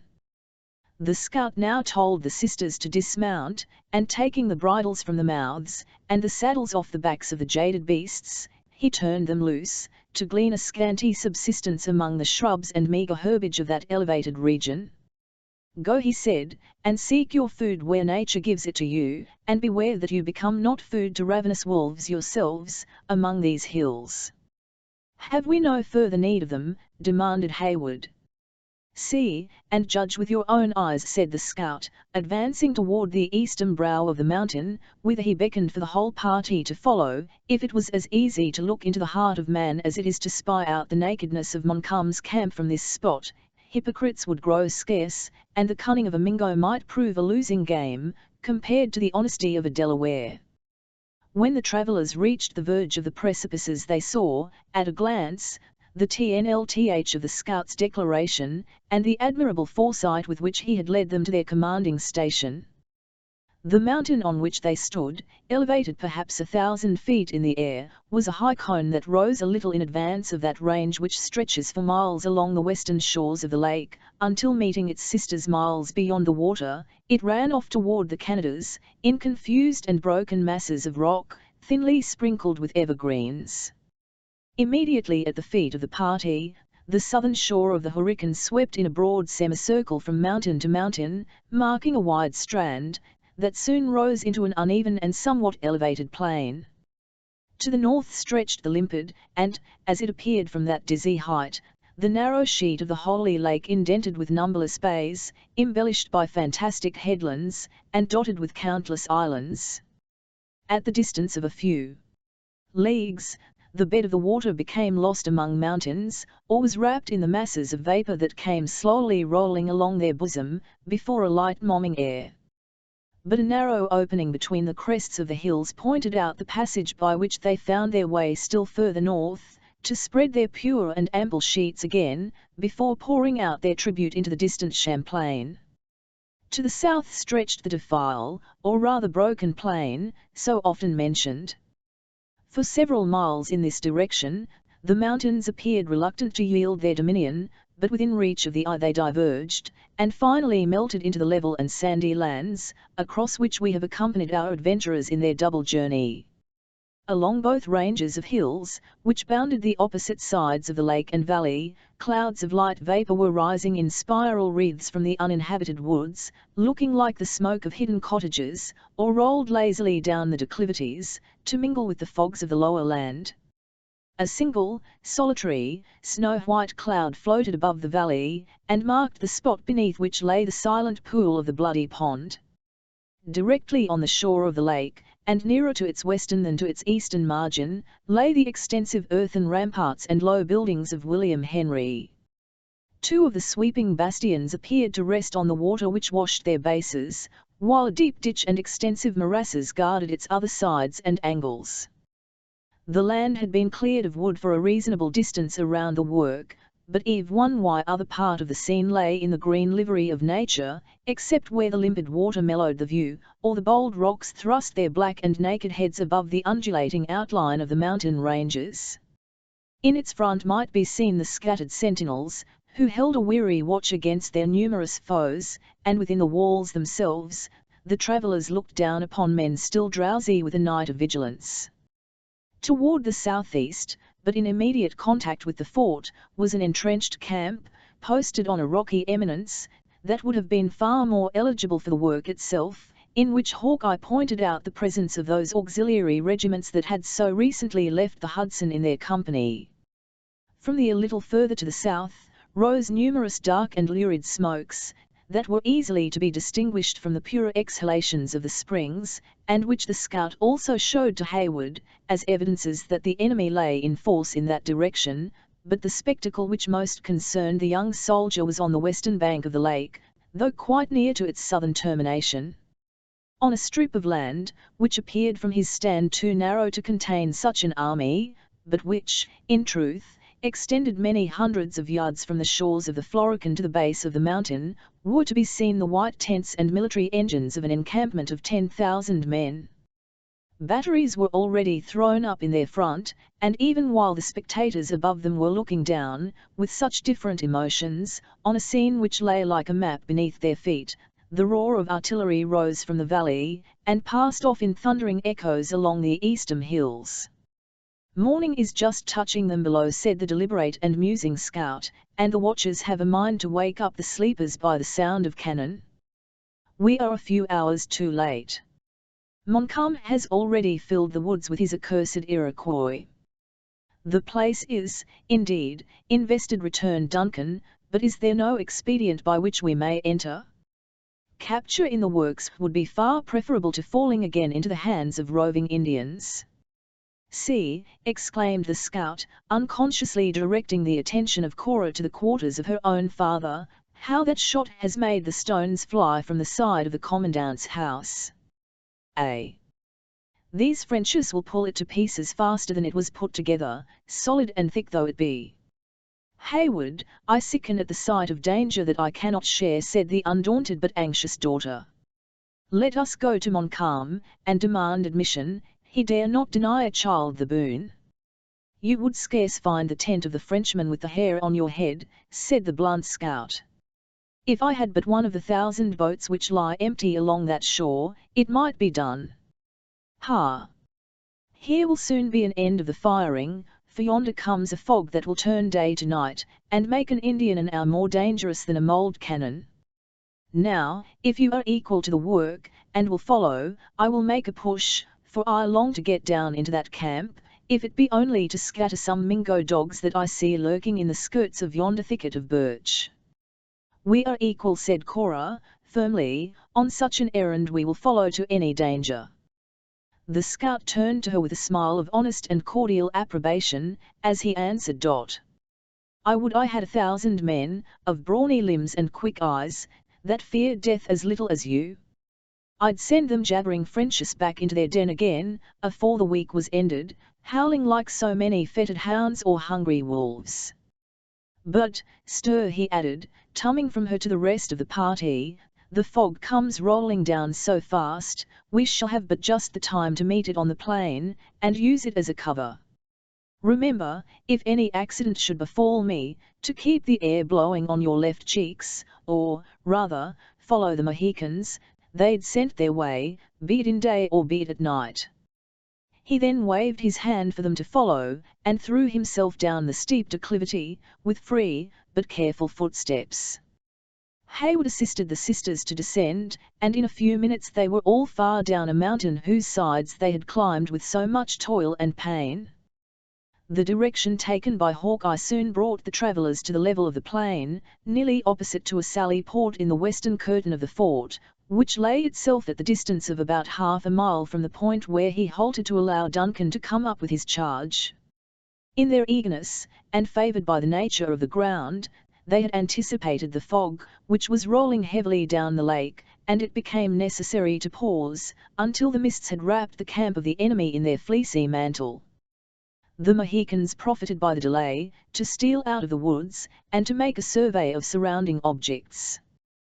They were followed at a little distance by the scout, with a view to profit early by their report, and to obtain some faint knowledge for himself of the more immediate localities. In a very few moments he returned, his face reddened with vexation, while he muttered his disappointment in words of no very gentle import.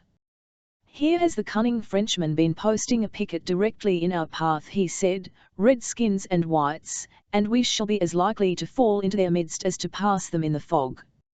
Cannot we make a circuit to avoid the danger, asked Hayward, and come into our path again when it is past?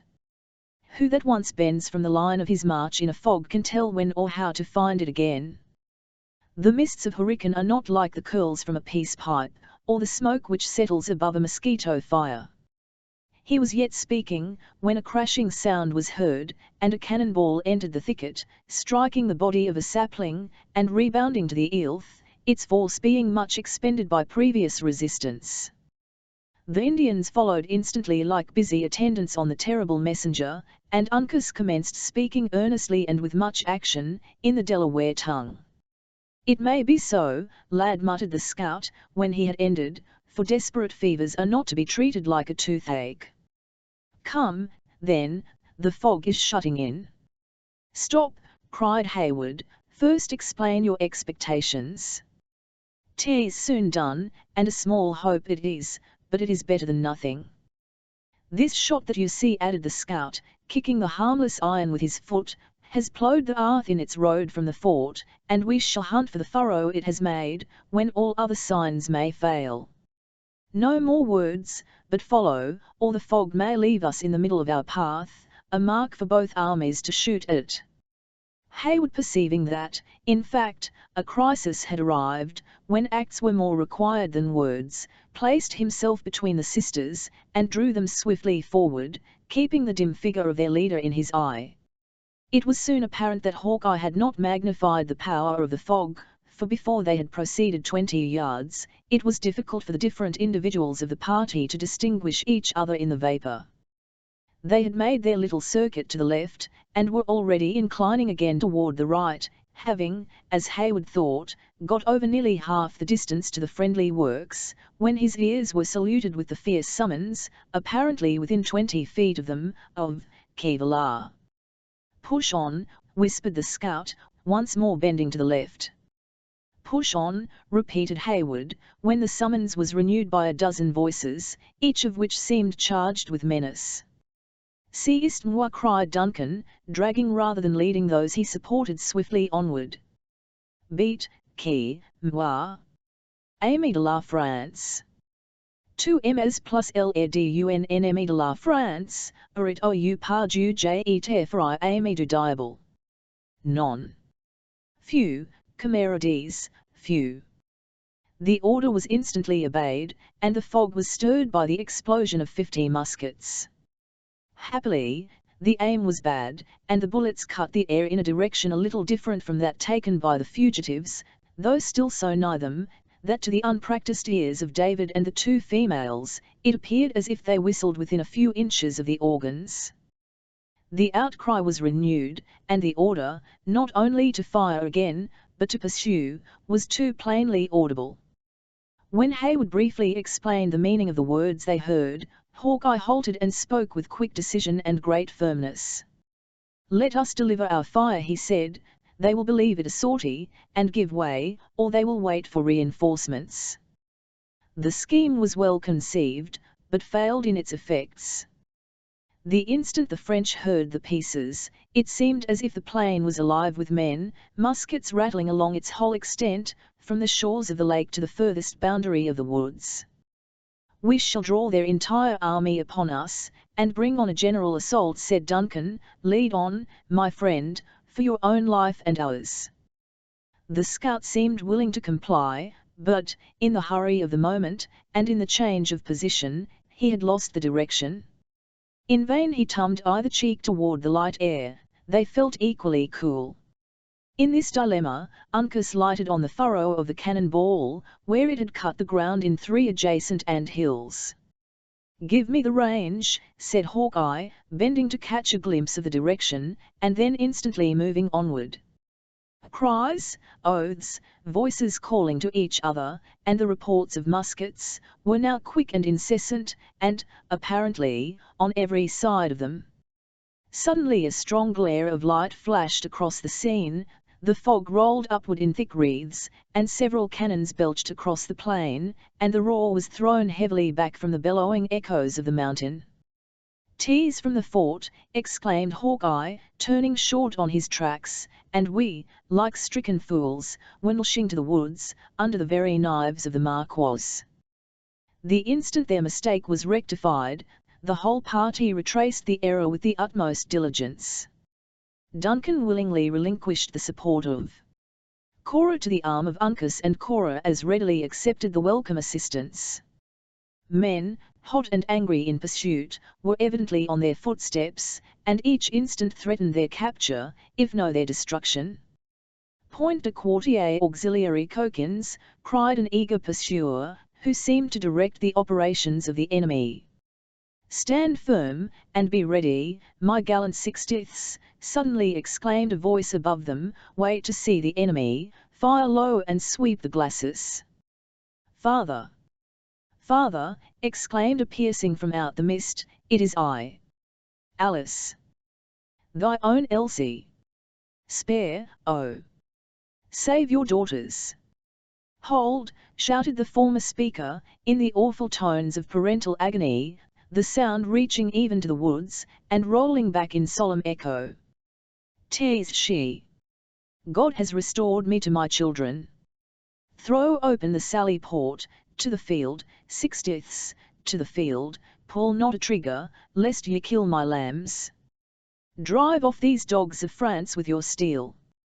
Duncan heard the grating of the rusty hinges, and darting to the spot, directed by the sound, he met a long line of dark red warriors, passing swiftly toward the glacis.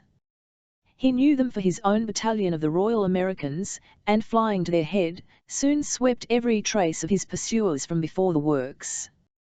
For an instant, Cora and Alice had stood trembling and bewildered by this unexpected desertion, but before either had leisure for speech, or even thought, an officer of gigantic frame, whose locks were bleached with years and service, but whose air of military grandeur had been rather softened than destroyed by time, rushed out of the body of mist, and folded them to his bosom, while large scalding tears rolled down his pale and wrinkled cheeks, and he exclaimed, in the peculiar accent of Scotland, "For this I thank thee, Lord. Let danger come as it will, thy servant is now prepared." Chapter 15. Then go IW to know his embassy, which I could, with ready guess, do l'air, before the Frenchmen speak a word of it. King Henry _5. A few succeeding days were passed amid the privations, the uproar, and the dangers of the siege, which was vigorously pressed by a power, against whose approaches Monro possessed no competent means of resistance. It appeared as if Webb, with his army, which lay slumbering on the banks of the Hudson, had utterly forgotten the strait to which his countrymen were reduced. Montcalm had filled the woods of the portage with his savages, every yell and whoop from whom rang through the British encampment, chilling the hearts of men who were already but too much disposed to magnadollar the danger. Not so, however, with the besieged. Animated by the words, and stimulated by the examples of their leaders, they had found their courage, and maintained their ancient reputation, with a zeal that did justice to the stern character of their commander. As if satisfied with the toil of marching through the wilderness to encounter his enemy, the French general, though of approved skill, had neglected to seize the adjacent mountains, whence the besieged might have been exterminated with impunity, and which, in the more modern warfare of the country, would not have been neglected for a single hour. This sort of contempt for eminences, or rather dread of the labour of ascending them, might have been termed the besetting weakness of the warfare of the period. It originated in the simplicity of the Indian contests, in which, from the nature of the combats, and the density of the forests, fortresses were rare, and artillery next to useless. The carelessness engendered by these usages descended even to the War of the Revolution and lost the States the important fortress of Ticonderoga, opening a way for the army of Burgoyne into what was then the bosom of the country. Well, look back at this ignorance, or infatuation, whichever it may be called, with wonder, knowing that the neglect of an eminence, whose difficulties, like those of Mount Defiance, have been so greatly exaggerated, would, at the present time, prove fatal to the reputation of the engineer who had planned the works at their base, or to that of the general whose lot it was to defend them. The tourist, the valetudinarian, or the amateur of the beauties of nature, who, in the train of his four-in-hand, now rolls through the scenes we have attempted to describe, in quest of information, health, or pleasure, or floats steadily toward his object on those artificial waters which have sprung up under the administration of a statesman who has dared to stake his political character on the hazardous issue, is not to suppose that his ancestors traversed those hills, or stnlggled with the same currents with equal facility. The transportation of a single heavy gun was often considered equal to a victory gained, if happily, the difficulties of the passage had not so far separated it from its necessary concomitant, the ammunition, as to render it no more than a useless tube of unwieldy iron. Evidently the late DeWitt Clinton, who died governor of New York in 1828 __ the evils of this state of things pressed heavily on the forenoons of the resolute Scotsman who now defended William Henry. Though his adversary neglected the hills, he had planted his batteries with judgment on the plain, and caused them to be served with vigour and skill. Against this assault, the besieged could only oppose the imperfect and hasty preparations of a fortress in the wilderness. It was in the afternoon of the 5th day of the siege, and the 4th of his own service in it, that Major Hayward profited by a parley that had just been beaten, by repairing to the ramparts of one of the water bastions, to breathe the cool air from the lake, and to take a survey of the progress of the siege. He was alone, if the solitary sentinel who paced the mound be excepted, for the artillerists had hastened also to profit by the temporary suspension of their arduous duties. The evening was delightfully calm, and the light air from the limpid water fresh and soothing. It seemed as if, With the termination of the roar of artillery and the plunging of shot, nature had also seized the moment to assume her mildest and most captivating form. The sun poured down his parting glory on the scene, without the oppression of those fierce rays that belong to the climate and the season. The mountains looked green, and fresh, and lovely, tempered with the milder light, or softened in shadow, as thin vapours floated between them and the sun. The numerous islands rested on the bosom of the Horican, some low and sunken, as if embedded in the waters, and others appearing to hover about the element, in little hillocks of green velvet, among which the fishermen of the beleaguering army peacefully rowed their skiffs, or floated at rest on the glassy mirror in quiet pursuit of their employment. The scene was at once animated and still. All that pertained to nature was sweet, or simply grand, while those parts which depended on the temper and movements of man were lively and playful. 2 little spotless flags were abroad, the one on a salient angle of the fort, and the other on the advanced battery of the besiegers, emblems of the truth which existed, not only to the acts, but it would seem, also, to the enmity of the combatants. Behind these again swung, heavily opening and closing in silken folds, the rival standards of England and France. 100 gay and thoughtless young Frenchmen were drawing a net to the pebbly beach, within dangerous proximity to the sullen but silent cannon of the fort, while the eastern mountain was sending back the loud shouts and gay merriment that attended their sport. Some were wishing eagerly to enjoy the aquatic games of the lake, and others were already toiling their way up the neighbouring hills, with the restless curiosity of their nation. To all these sports and pursuits, those of the enemy who watched the besieged, and the besieged themselves, were, however, merely the idle though sympathizing spectators. Here and there a picket had, indeed, raised a song, or mingled in a dance, which had drawn the dusky savages around them, from their lairs in the forest. In short, everything wore rather the appearance of a day of pleasure, than of an hour stolen from the dangers and toil of a bloody and vindictive warfare. Duncan had stood in a musing attitude, contemplating this scene a few minutes, when his eyes were directed to the glacis in front of the sally port already mentioned, by the sounds of approaching footsteps. He walked to an angle of the bastion, and beheld the scout advancing, under the custody of a French officer, to the body of the fort. The countenance of Hawkeye was haggard and careworn, and his air dejected, as though he felt the deepest degradation at having fallen into the power of his enemies. He was without his favourite weapon, and his arms were even bound behind him with thongs, made of the skin of a deer.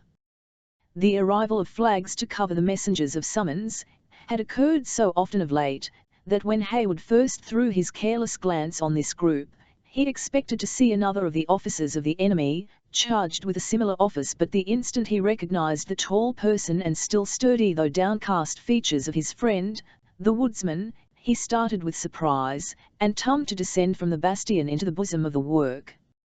The sounds of other voices, however, caught his attention, and for a moment caused him to forget his purpose. At the inner angle of the mound he met the sisters, walking along the parapet, in search, like himself, of air and relief from confinement.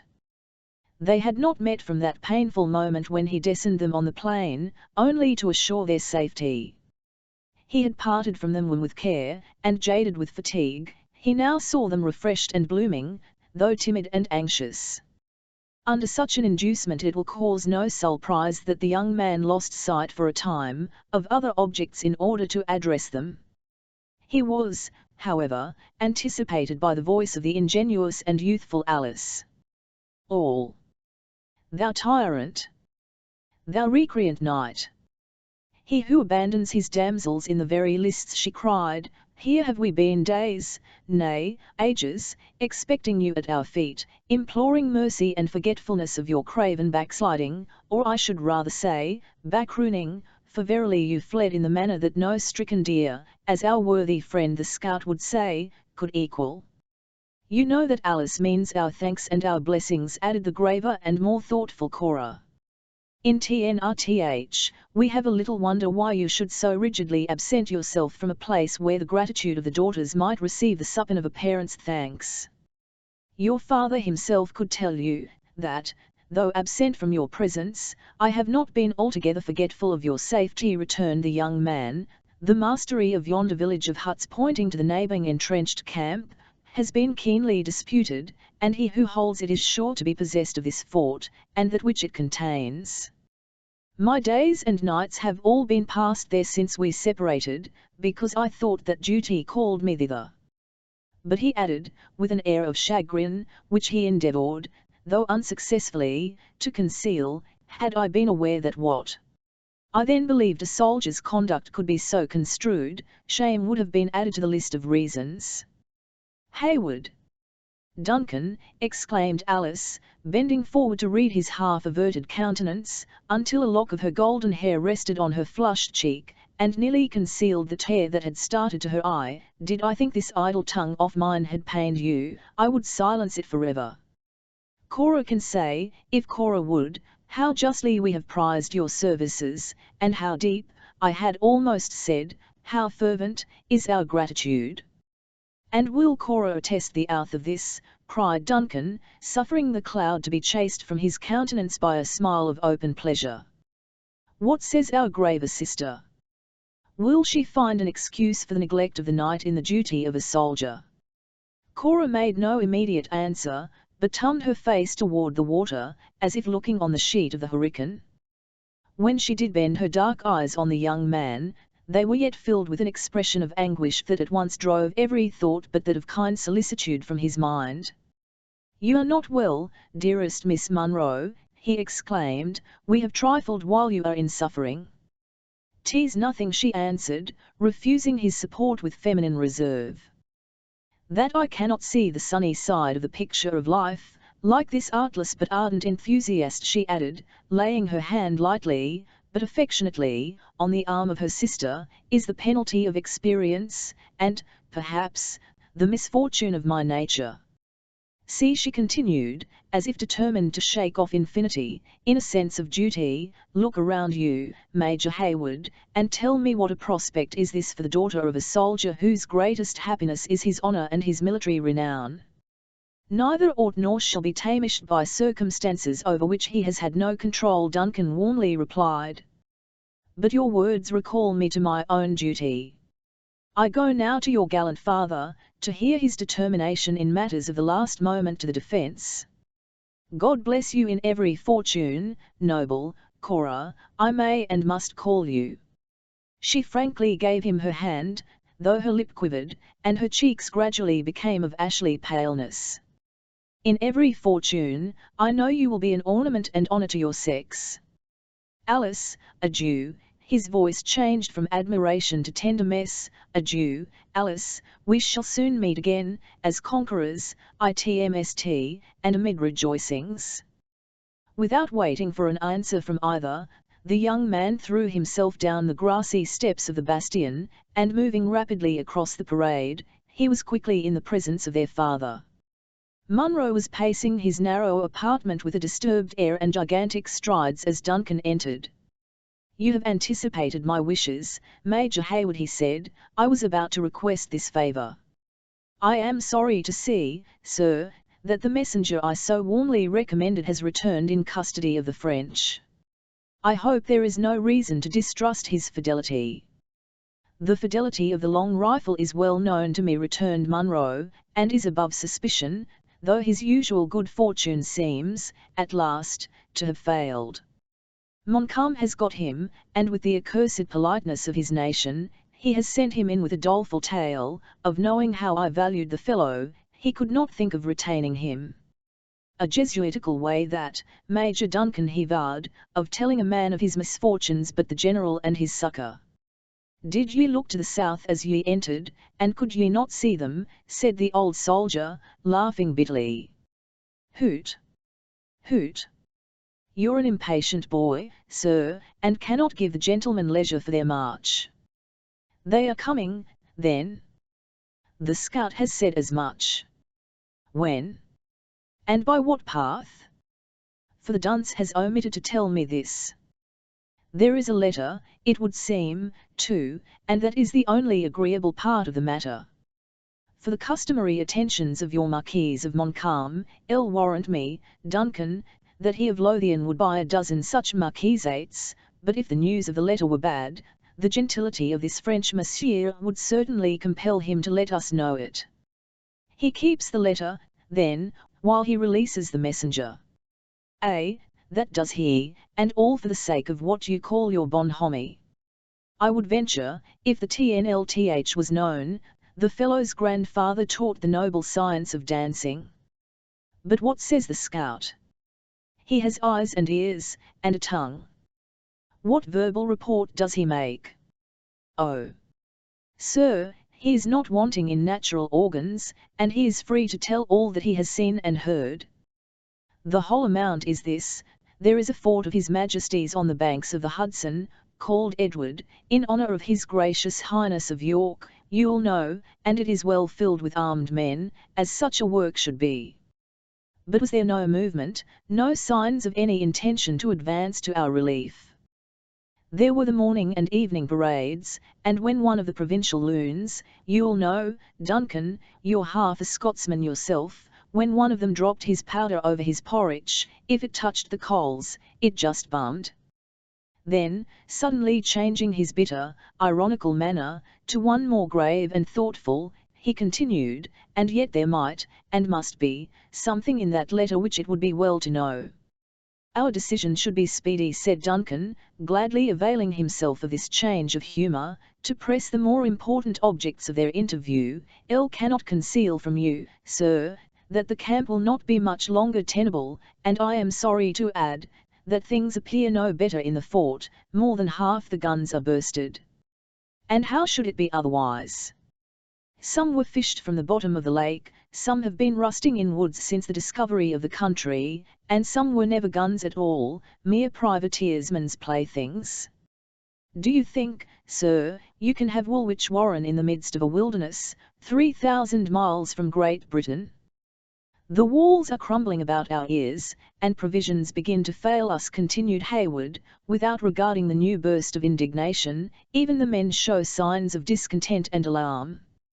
Major Hayward, said Munro, turning to his youthful associate with the dignity of his years and superior rank, should have served His Majesty for half a century, and earned these grey hairs in vain, were I ignorant of all you say, and of the pressing nature of our circumstances. Still, there is everything due to the honour of the King's arms, and something to ourselves.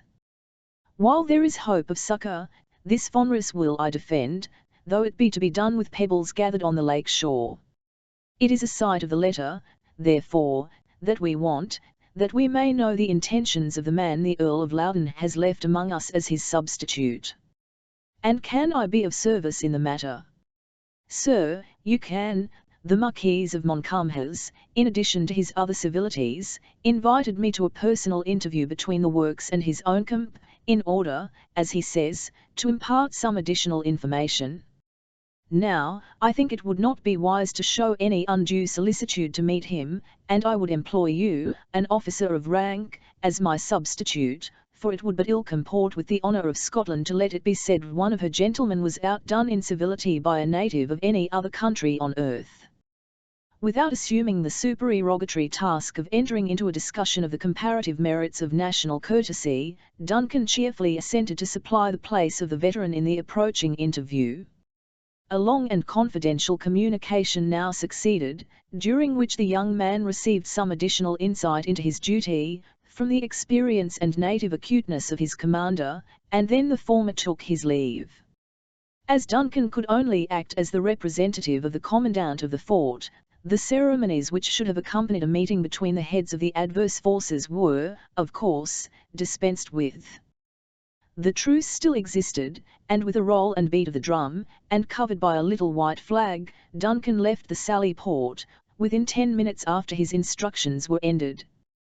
He was received by the French officer in advance with the usual formalities, and immediately accompanied to a distant marquee of the renowned soldier who led the forces of France. The general of the enemy received the youthful messenger, surrounded by his principal officers, and by a swarthy band of the native chiefs, who had followed him to the field, with the warriors of their several tribes. Hayward paused short, when, in glancing his eyes rapidly over the dark group of the latter, he beheld the malignant countenance of Magua, regarding him with the calm but sullen attention which marked the expression of that subtle savage.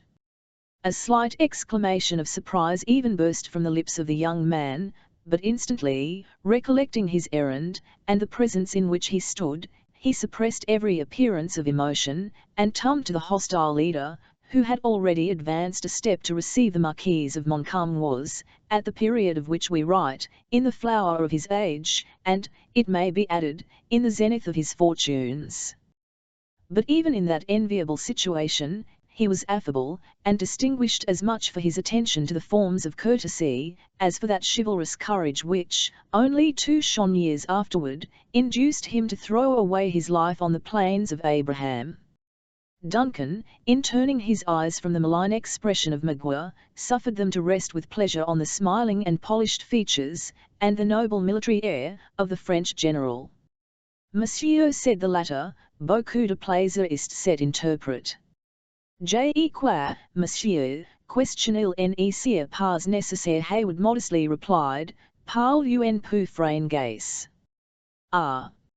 Jen sways bien eyes, said Montcalm, taking Duncan familiarly by the arm, and leading him deep into the marquee, a little out of earshot. Je déteste ces frapons cela, on ne sait jamais ce qu'il peut en est avec eux. Bien. Monsieur, he continued, still speaking in French, though I should have been proud of receiving your commandant, I am very happy that he has seen proper to employ an officer so distinguished, and who, I am sure, is so amiable, as yourself. Duncan bowed low, pleased with the compliment, in spite of a most heroic determination to suffer no artifice to allure him into forgetfulness of the interest of his prince, and Montcalm, after a pause of a moment, as if to collect his thoughts, proceeded, your commandant is a brave man, and well qualified to repel my assault. Mais, monsieur, is it not time to begin to take more counsel of humanity, and less of your courage? The one as strongly characterizes the hero as the other. We consider the qualities as inseparable, returned Duncan, smiling, but while we find in the vigour of your excellency every motive to stimulate the one, we can, as yet, see no particular call for the exercise of the other. Montcalm, in his turn, slightly bowed, but it was with the air of a man too practised to remember the language of flattery. After musing a moment, he added, it is possible my glasses have deceived me, and that your works resist our cannon better than I had supposed. You know our force. Our accounts vary, said Duncan, carelessly, the highest, however, has not exceeded 20,000 men. The Frenchman bit his lip, and fastened his eyes keenly on the other as if to read his thoughts, then, with a readiness peculiar to himself, he continued, as if assenting to the TNLTH of an enumeration which quite doubled his army. It is a poor compliment to the vigilance of us soldiers, monsieur, that, do what we will, we never can conceal our numbers. If it were to be done at all, one would believe it might succeed in these woods. Though you think it too soon to listen to the calls of humanity, he added, smiling archly, it may be permitted to believe that gallantry is not forgotten by one so young as yourself.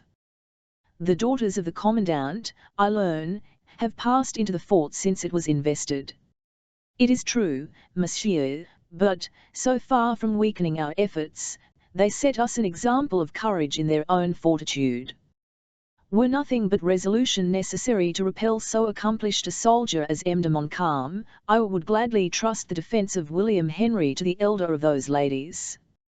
We have a wise ordinance in our Salic laws, which says, the crown of France shall never degrade the lands to the distaff, said Montcalm, dryly, and with a little hauteur, but instantly adding, with his former frank and easy air, as all the nobler qualities are hereditary, I can easily credit you, though, as I said before, courage has its limits, and humanity must not be forgotten. Itnrst, monsieur, you come authorized to treat for the surrender of the place. Has your excellency found our defence so feeble as to believe the measure necessary? Elle should be sorry to have the defence protracted in such a manner as to irritate my red friends there, continued Montcalm, glancing his eyes at the group of grave and attentive Indians, without attending to the others' questions. Elle find it difficult, even now, to limit them to the usages of war. Hayward was silent, for a painful recollection of the dangers he had so recently escaped came over his mind, and recalled the images of those defenceless beings who had shared in all his sufferings. Ces messieurs là, said Montcalm, following up the advantage which he conceived he had gained, are most formidable when baffled, and it is unnecessary to tell you with what difficulty they are restrained in their anger. Eh bien, monsieur.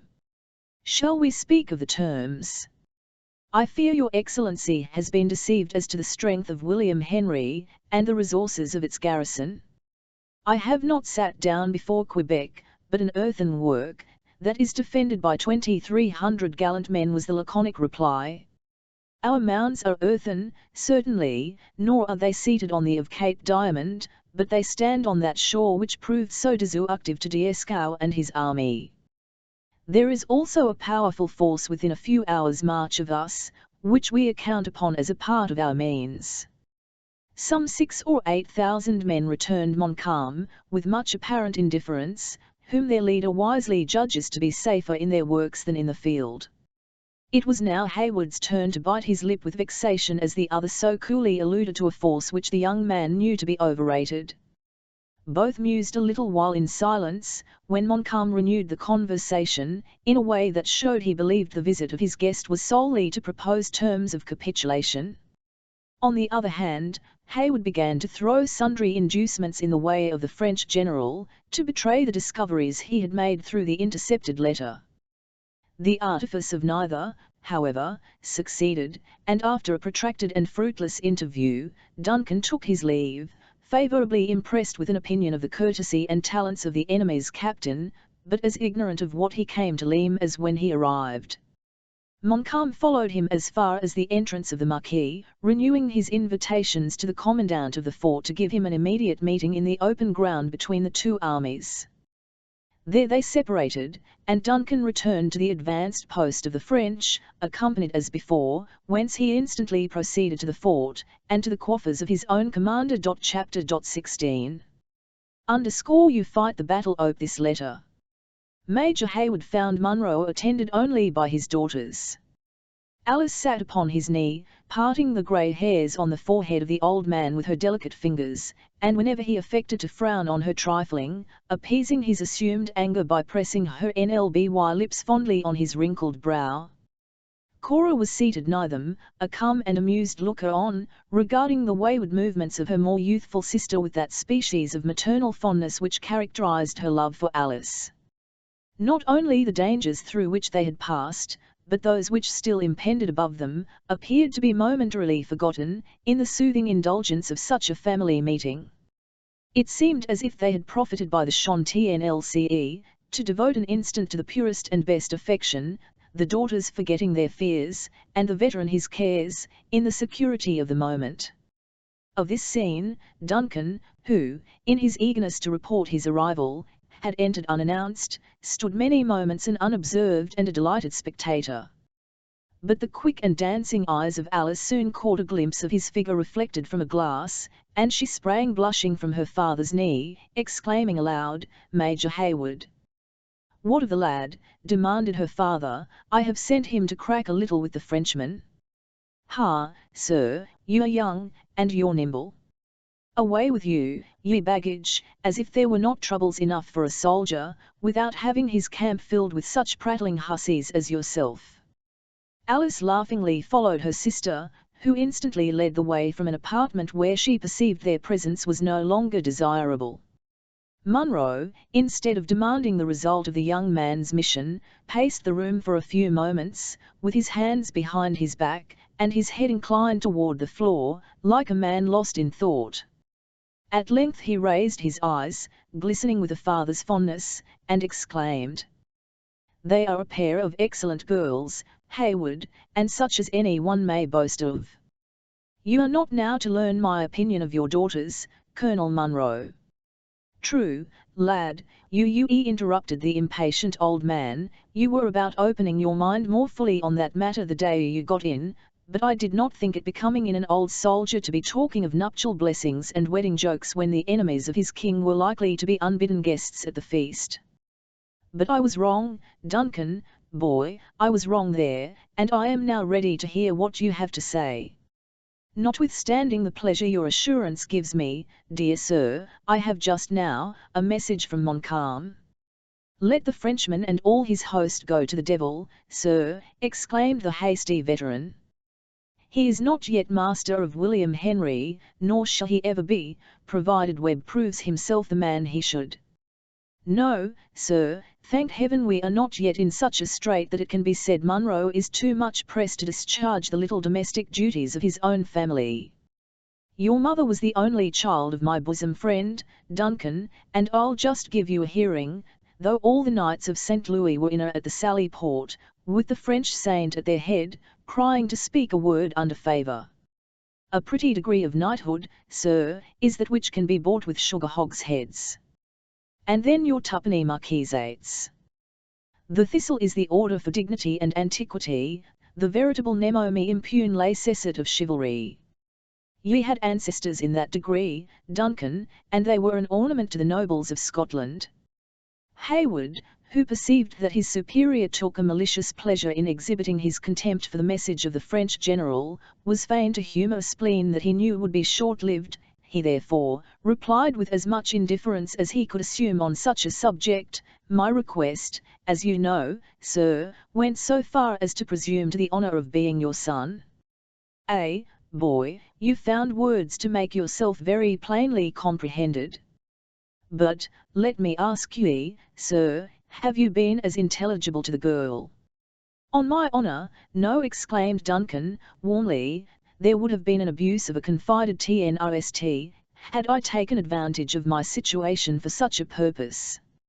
Your notions are those of a gentleman, Major Hayward, and well enough in their place.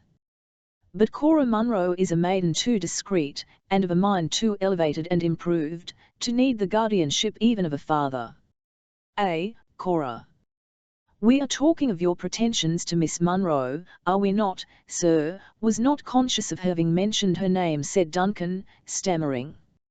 And to marry whom, then, did you wish my consent, Major Hayward? Demanded the old soldier, erecting himself in the dignity of offended feeling. You have another, and not less lovely child. Alice, exclaimed the father, in an astonishment equal to that with which Duncan had just repeated the name of her sister. Such was the direction of my wishes, sir. The young man awaited in silence the result of the extraordinary effect produced by a communication, which, as it now appeared, was so unexpected. For several minutes Munro paced the chamber with long and rapid strides, his rigid features working convulsively, and every faculty seemingly absorbed in the musings of his own mind. At length, he paused directly in front of Hayward, and riveting his eyes upon those of the other, he said, with a lip that quivered violently, Duncan Hayward, I have loved you for the sake of him whose blood is in your veins, I have loved you for your own good qualities, and I have loved you, because I thought you would contribute to the happiness of my child. But all this love would turn to hatred, were I assured that what I so much apprehend is TNLE.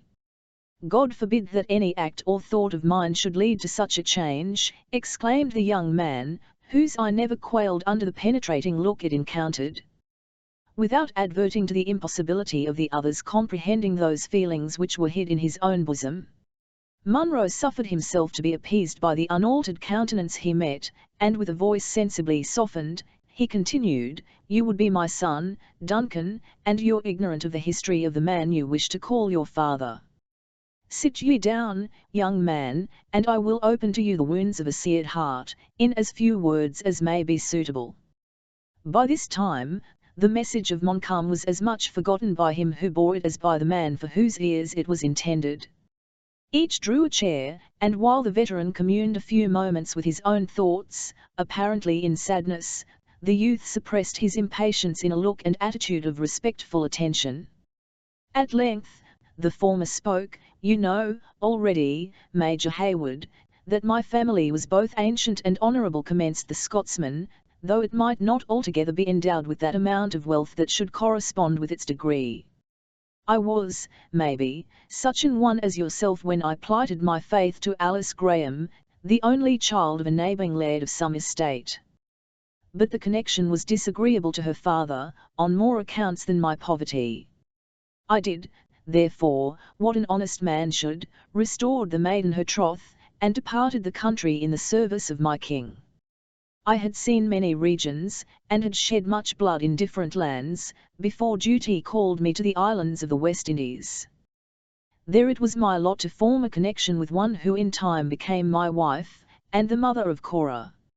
She was the daughter of a gentleman of those isles, by a lady whose misfortune it was, if you will, said the old man, proudly, to be descended, remotely, from that unfortunate class who are so basely enslaved to administer to the wants of a luxurious people.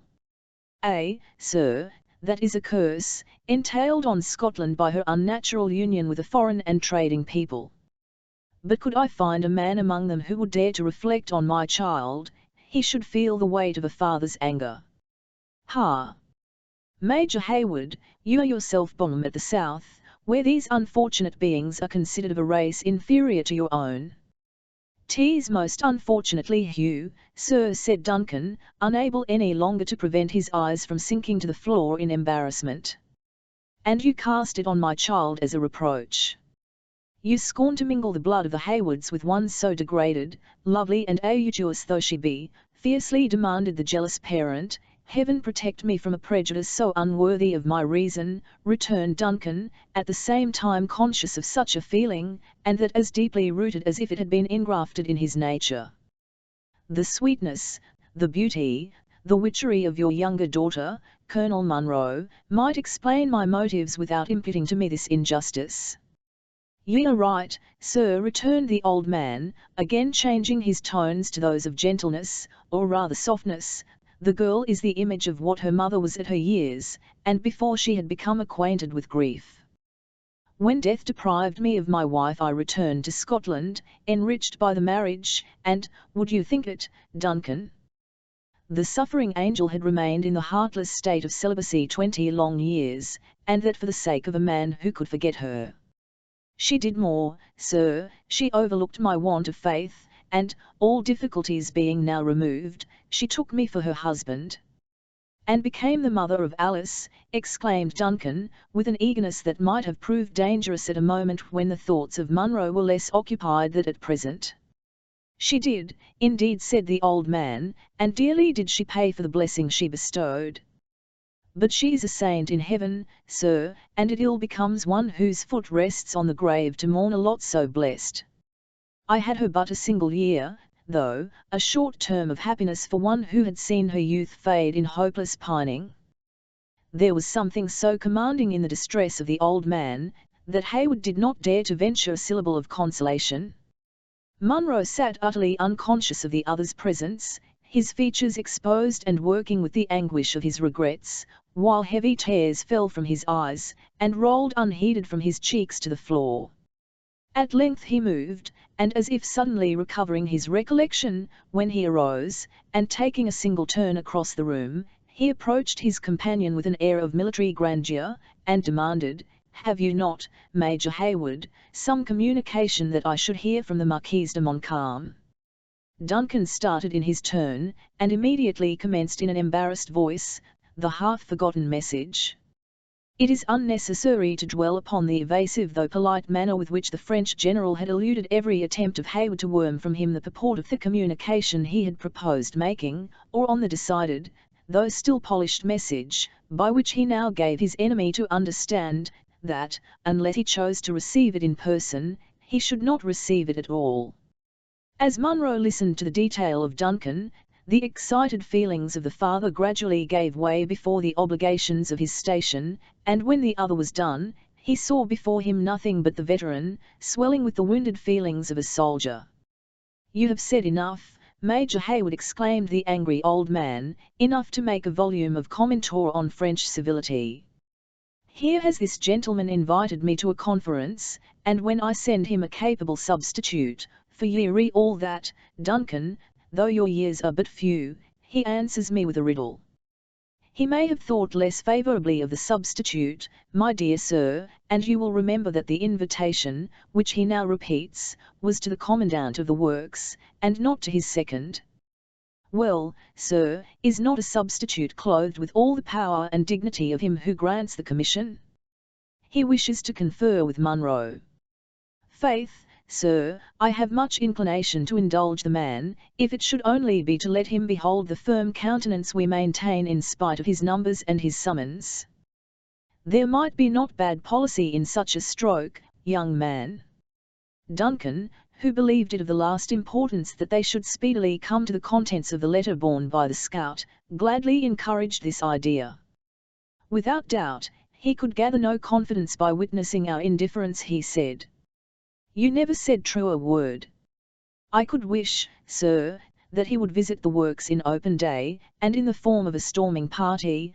That is the least failing method of proving the countenance of an enemy, and would be far preferable to the battering system he has chosen. The beauty and manliness of warfare has been much deformed, Major Hayward, by the arts of your Monsieur Vauban. Our ancestors were far above such scientific cowardice. It may be VOTME, sir, but we are now obliged to repel art by art. What is your pleasure in the matter of the interview? Will meet the Frenchman, and that without fear or delay, promptly, sir, as becomes a servant of my royal master. Go, Major Hayward, and give them a flourish of the music, and send out a messenger to let them know who is coming. We will follow with a small guard, for such respect is due to one who holds the honour of his king in keeping, and hark ye, Duncan, he added, in a half-whisper, though they were alone, it may be prudent to have some aid at hand, in case there should be treachery at the bottom of it all. The young man availed himself of this order to quit the apartment, and, as the day was fast coming to a close, he hastened without delay, to make the necessary arrangements. A very few minutes only were necessary to parade a few files, and to dispatch an orderly with a flag to announce the approach of the commandant of the fort. When Duncan had done both these, he led the guard to the sally port, near which he found his superior ready, waiting his appearance.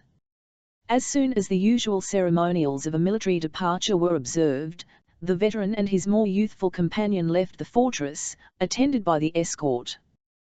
They had proceeded only 100 yards from the works, when the little array which attended the French general to the conference was seen issuing from the hollow way which formed the bed of a brook that ran between the batteries of the besiegers and the fort.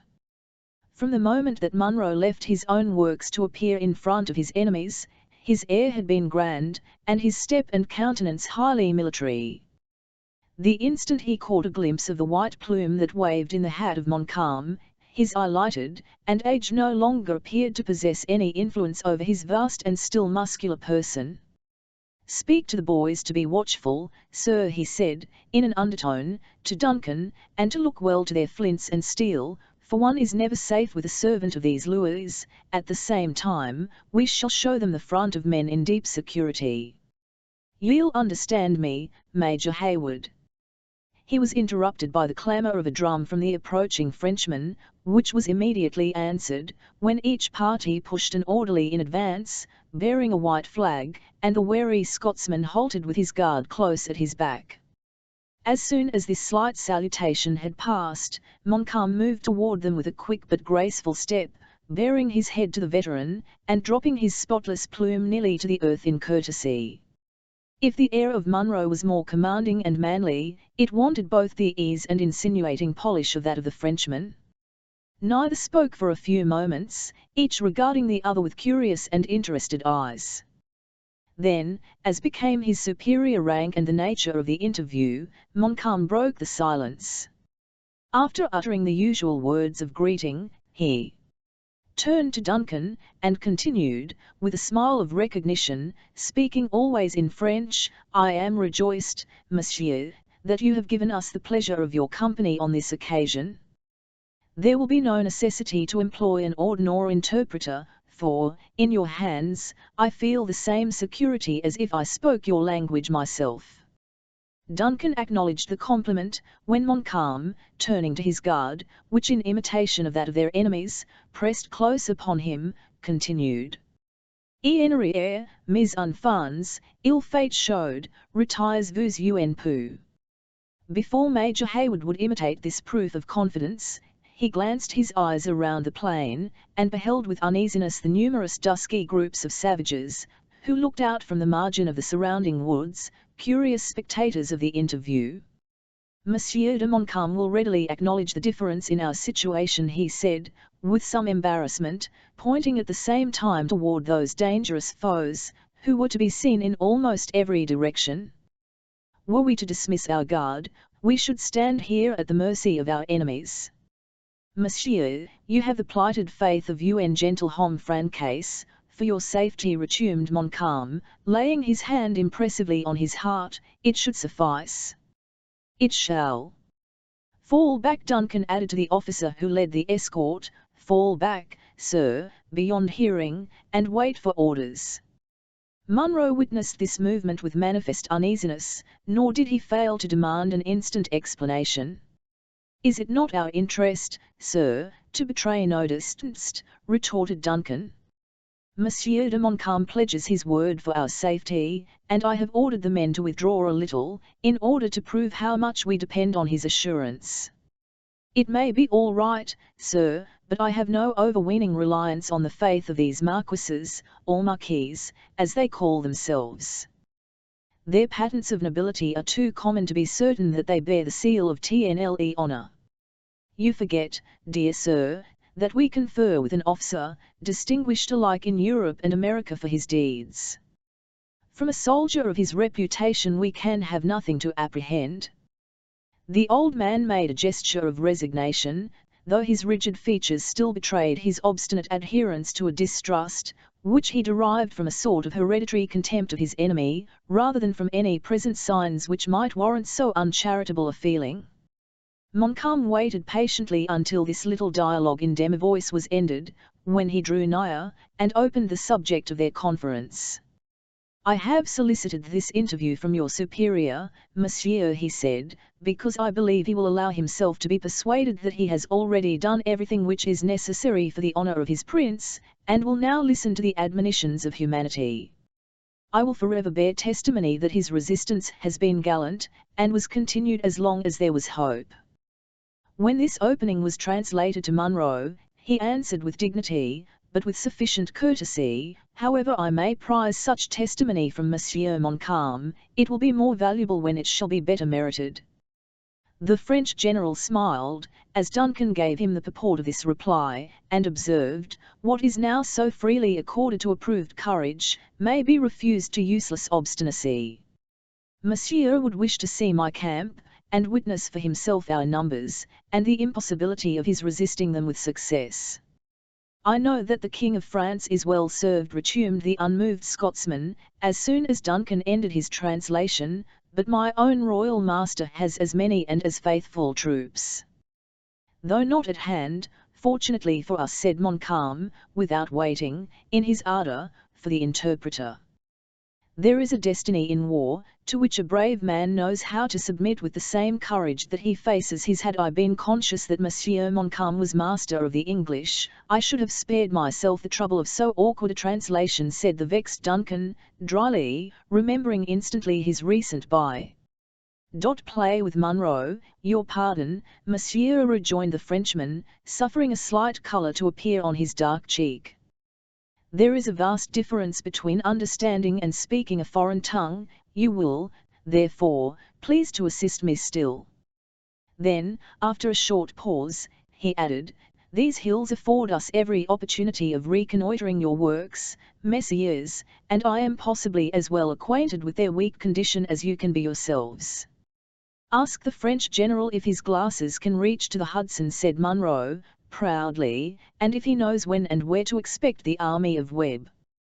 "Let General Webb be his own interpreter," returned the politic Montcalm, suddenly extending an open letter toward Munro as he spoke. "You will there learn, monsieur, that his movements are not likely to prove embarrassing to my army."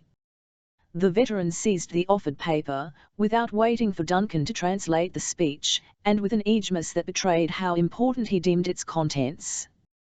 As his eye passed hastily over the words, his countenance changed from its look of militant pride to one of deep chagrin, his lip began to quiver, and suffering the paper to fall from his hand, his head dropped upon his chest, like that of a man whose hopes were withered at a single blow. Duncan caught the letter from the ground, and without apology for the libel he took, he read at a glance its cruel purport. Their common superior, so far from encouraging them to resist, advised a speedy surrender, urging in the plainest language, as a reason, the utter impossibility of his sending a single man to their rescue. "Here is no deception," exclaimed Duncan, examining the billet both inside and out. "This is the signature of Webb, and must be the captured letter. The man has betrayed me." Munro at length bitterly exclaimed, "He has brought dishonour to the door of one where disgrace was never before known to dwell, and shame has he heaped heavily on my grey hairs." "Say not so," cried Duncan, "we are yet masters of the fort, and of our honour. Let us, then, sell our lives at such a rate as shall make our enemies believe the purchase too dear." "Boy, I think thee," exclaimed the old man, rousing himself from his stupor, "you have, for once, reminded Munro of his duty. We will go back and dig our graves behind those ramparts." "Messieurs," said Montcalm, advancing toward them a step, "in generous interest, you little know Louis de Saint Véran if you believe him capable of profiting by this letter to humble brave men, or to build up a dishonest reputation for himself. Listen to my terms before you leave me." "What says the Frenchman?" demanded the veteran, sternly. "Does he make a merit of having captured a scout, with a note from headquarters?" "Sir, he had better raise this siege, to go and sit down before Edward if he wishes to frighten his enemy with words." Duncan explained the other's meaning. "Monsieur de Montcalm, we will hear you," the veteran added, more calmly, as Duncan ended. "To retain the fort is now impossible," said his liberal enemy. "It is necessary to the interests of my master that it should be destroyed, but as for yourselves and your brave comrades, there is no privilege dear to a soldier that shall be denied." "Our colours," demanded Hayward. "Carry them to England, and show them to your king." "Our arms." "Keep them, none can use them better." "Our march, the surrender of the place." "Shall all be done in a way most honourable to yourselves." Duncan now turned to explain these proposals to his commander, who heard him with amazement, and a sensibility that was deeply touched by so unusual and unexpected generosity. "Go you, Duncan," he said, "go with this Marquis, as, indeed, Marquis he should be, go to his Marquis and arrange it all. I have lived to see two things in my old age that never did I expect to behold. An Englishman afraid to support a friend, and a Frenchman too honest to profit by his advantage." So saying, the veteran again dropped his head to his chest, and returned slowly toward the fort, exhibiting, by the dejection of his air, to the anxious garrison, a harbinger of evil tidings. From the shock of this unexpected blow the haughty feelings of Munro never recovered, but from that moment there commenced a change in his determined character, which accompanied him to a speedy grave. Duncan remained to settle the terms of the capitulation. He was seen to re-enter the works during the first watches of the night, and immediately after a private conference with the commandant, to leave them again. It was then openly announced that hostilities must cease, Munro having signed a treaty by which the place was to be yielded to the enemy, with the momming, the garrison to retain their arms, the colours and their baggage, and, consequently, according to military opinion, their honour. Chapter 17 __weave the thread is spun the work is done, grey the hostile armies, which lay in the wilds of the Hurricane, passed the night of the 9th of August, 1757. Much in the manner they would, had they encountered on the fairest field of Europe. While the conquered were still, sullen, and dejected, the victors triumphed. But there are limits alike to grief and joy, and long before the watches of the morning came, the stillness of those boundless woods was only broken by a gay call from some exulting young Frenchman of the advanced pickets, or a menacing challenge from the fort, which sternly forbade the approach of any hostile footsteps before the stipulated moment. Even these occasional threatening sounds ceased to be heard in that dull hour which precedes the day, at which period a listener might have sought in vain any evidence of the presence of those armed powers that then slumbered on the shores of the Holy Lake.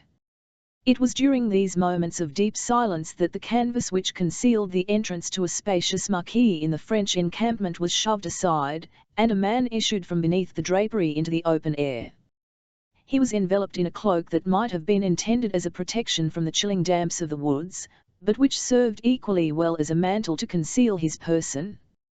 He was permitted to pass the grenadier, who watched over the slumbers of the French commander, without interruption, the man making the usual salute which betokens military deference, as the other passed swiftly through the little city of tents, in the direction of William Henry. Whenever this unknown individual encountered one of the numberless sentinels who crossed his path, his answer was prompt, and, as it appeared, satisfactory, for he was uniformly allowed to proceed without further interrogation. With the exception of such repeated but brief interruptions, he had moved silently from the centre of the camp to its most advanced outposts, when he drew nigh the soldier who held his watch nearest to the works of the enemy. As he approached he was received with the usual challenge, "Qui vive?" "France," was the reply. "Le mot d'ordre." "La victoire," said the other, drawing so nigh as to be heard in a loud whisper. "C'est bien," returned the sentinel, throwing his musket from the charge to his shoulder. "Vous promenez bien matin, monsieur." 11 Ist nécessaire d'être vigilant, mon enfant," the other observed, dropping a fold of his cloak, and looking the soldier close in the face as he passed him, still continuing his way toward the British fortification. The man started, his arms rattled heavily as he threw them forward in the lowest and most respectful salute, and when he had again recovered his peace, he turned to walk his post, muttering between his teeth, 11 Faut être vigilant, en vérité. Je crois que nous avons là, un caporal qui n'est jamais. The officer proceeded, without affecting to hear the words which escaped the sentinel in his surprise, nor did he again pause until he had reached the low strand, and in a somewhat dangerous vicinity to the western water bastion of the fort. The light of an obscure moon was just sufficient to render objects, though dim, perceptible in their outlines. He, therefore, took the precaution to place himself against the trunk of a tree, where he leaned for many minutes, and seemed to contemplate the dark and silent mounds of the English works in profound attention. His gaze at the ramparts was not that of a curious or idle spectator, but his looks wandered from point to point, denoting his knowledge of military usages, and betraying that his search was not unaccompanied by distrust. At length he appeared, and having cast his eyes impatiently upward toward the summit of the eastern mountain, as if anticipating the approach of the morning, he was in the act of turning on his footsteps, when a light sound on the nearest angle of the bastion caught his ear, and induced him to remain. Just then a figure was seen to approach the edge of the rampart, where it stood, apparently contemplating in its turn the distant tents of the French encampment. Its head was then turned toward the east, as though equally anxious for the appearance of light, when the form leaned against the mound, and seemed to gaze upon the glassy expanse of the waters, which, like a submarine firmament, glittered with its thousand mimic stars. The melancholy air, the hour, together with the vast frame of the man who thus leaned, musing, against the English ramparts, left no doubt as to his person in the mind of the observant spectator. Delicacy, no less than prudence, now urged him to retire, and he had moved cautiously round the body of the tree for that purpose, when another sound drew his attention, and once more arrested his footsteps. It was a low and almost inaudible movement of the water, and was succeeded by a grating of pebbles one against the other. In a moment he saw a dark form rise, as it were, out of the lake, and steal without further noise to the land, within a few feet of the place where he himself stood. A rifle next slowly rose between his eyes and the watery mirror, but before it could be discharged his own hand was on the lock. "Hugh," exclaimed the savage, whose treacherous aim was so singularly and so unexpectedly intended. Without making any reply, the French officer laid his hand on the shoulder of the Indian, and led him in profound silence to a distance from the spot, where their subsequent dialogue might have proved dangerous, and where it seemed that one of them, at least, sought a victim. Then throwing open his cloak, so as to expose his uniform and the cross of St. Louis which was suspended at his breast, Montcalm sternly demanded, "What means this? Does not my son know that the hatchet is buried between the English and his Canadian father?" "What can the Hurons do?" resumed the savage, speaking also, though imperfectly, in the French language. "Not a warrior has a scalp, and the pale faces make friends." "Ha, le renard subtil! Methinks this is an excess of zeal for a friend who was so late an enemy. How many suns have set since le renard struck the war-post of the English?" "Where is that sun?" demanded the sullen savage. "Behind the hill, and it is dark and cold. But when he comes again, it will be bright and warm. Le Subtil is the son of his tribe. There have been clouds, and many mountains between him and his nation, but now he shines and it is a clear sky. That le renard has power with his people, I well know," said Montcalm, "for yesterday he hunted for their scalps, and today they hear him at the council fire. Magua is a great chief.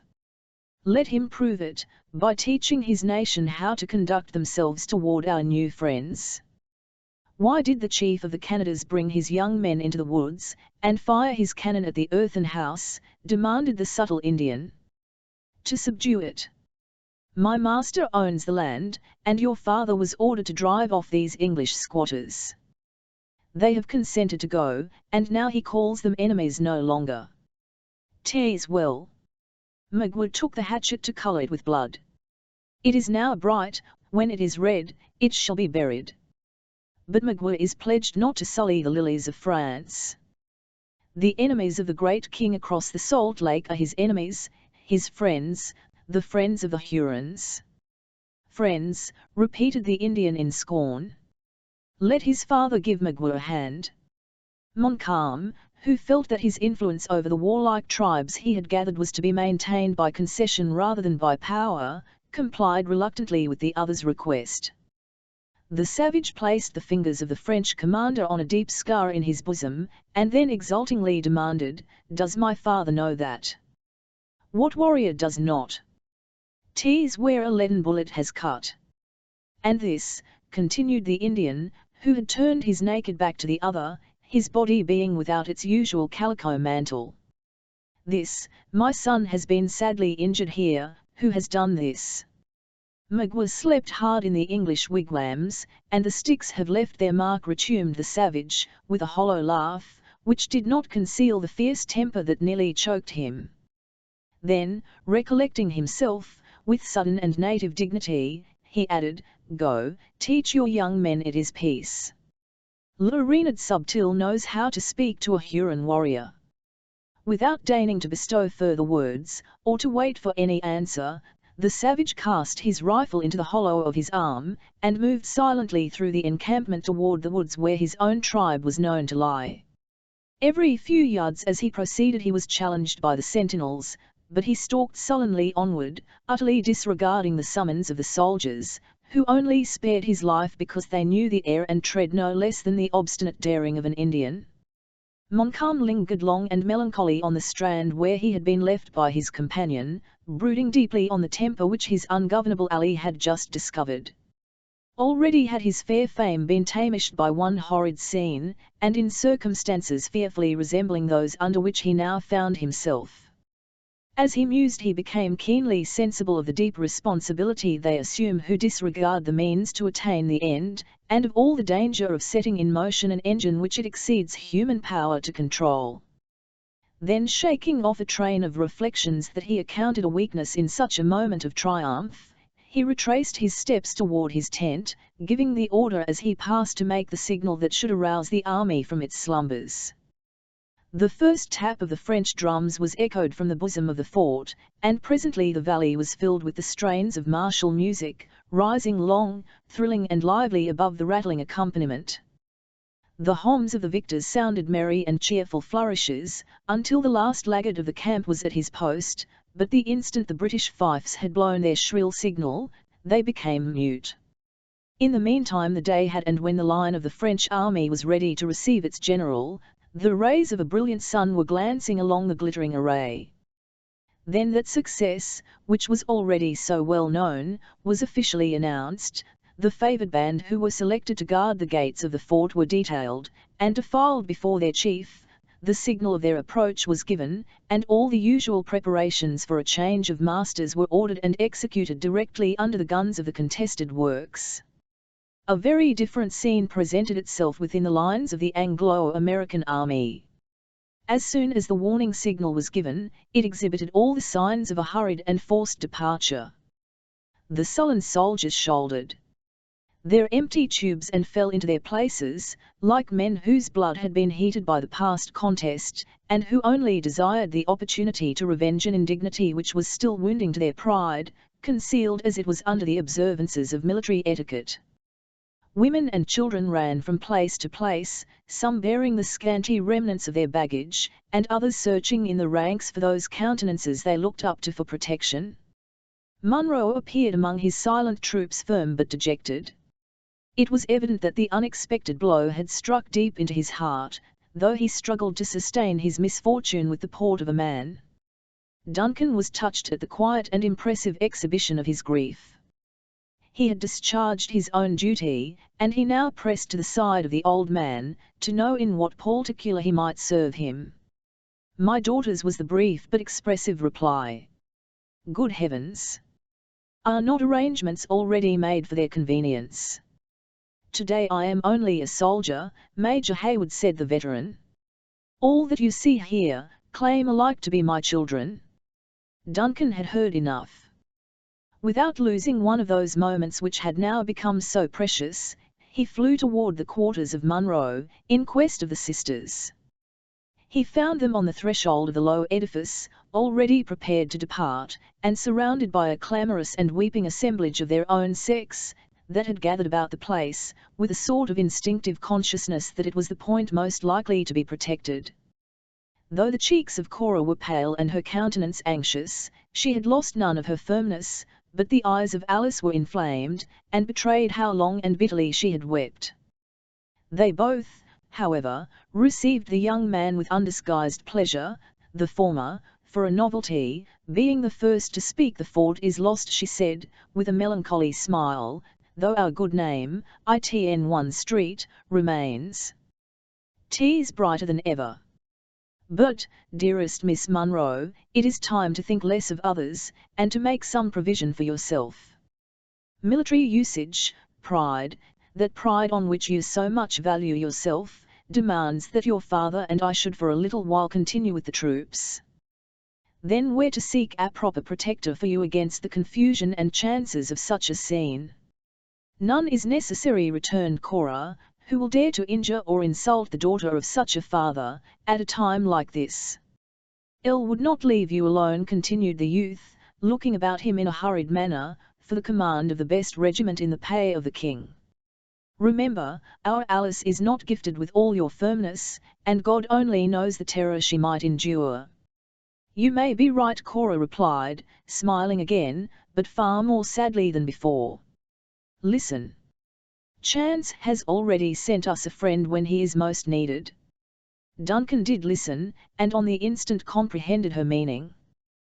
The low and serious sounds of the sacred music, so well known to the eastern provinces, caught his ear, and instantly drew him to an apartment in an adjacent building, which had already been deserted by its customary tenants.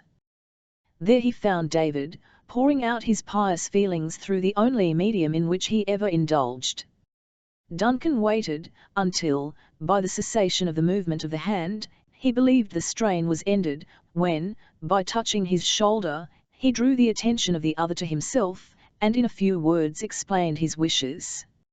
"Even so," replied the single-minded disciple of the King of Israel, when the young man had ended, "I have found much that is comely and melodious in the maidens, and it is fitting that we who have consorted in so much peril, should abide together in peace. I will attend them, when I have completed my momming praise, to which nothing is now wanting but the doxology. Wilt thou bear a part, friend? The metre is common, and the tune south well. Then, extending the little volume, and giving the pitch of the air anew with considerate attention, David recommenced and finished his strains, with a fixedness of manner that it was not easy to interpret. Hayward was fain to wait until the verse was ended, when, seeing David relieving himself from the spectacles, and replacing he continued. It will be your duty to see that none dare to approach the ladies with any NLDE intention, or to offer insult or taunt at the misfortune of their brave father. In this task you will be seconded by the domestics of their household. Even so, it is possible that the Indians and stragglers of the enemy may intrude, in which case you will remind them of the terms of the capitulation, and threaten to report their conduct to Montcalm. A word will suffice. If not, I have that here which shall resume David, exhibiting his book, with an air in which meekness and confidence were singularly blended. Here are words which, uttered, or rather thundered, with proper emphasis, and in measured time, shall quiet the most unruly temper. Why rage the heathen furiously enough, said Hayward, interrupting the burst of his musical invocation, understand each other, it is time that we should now assume our respective duties.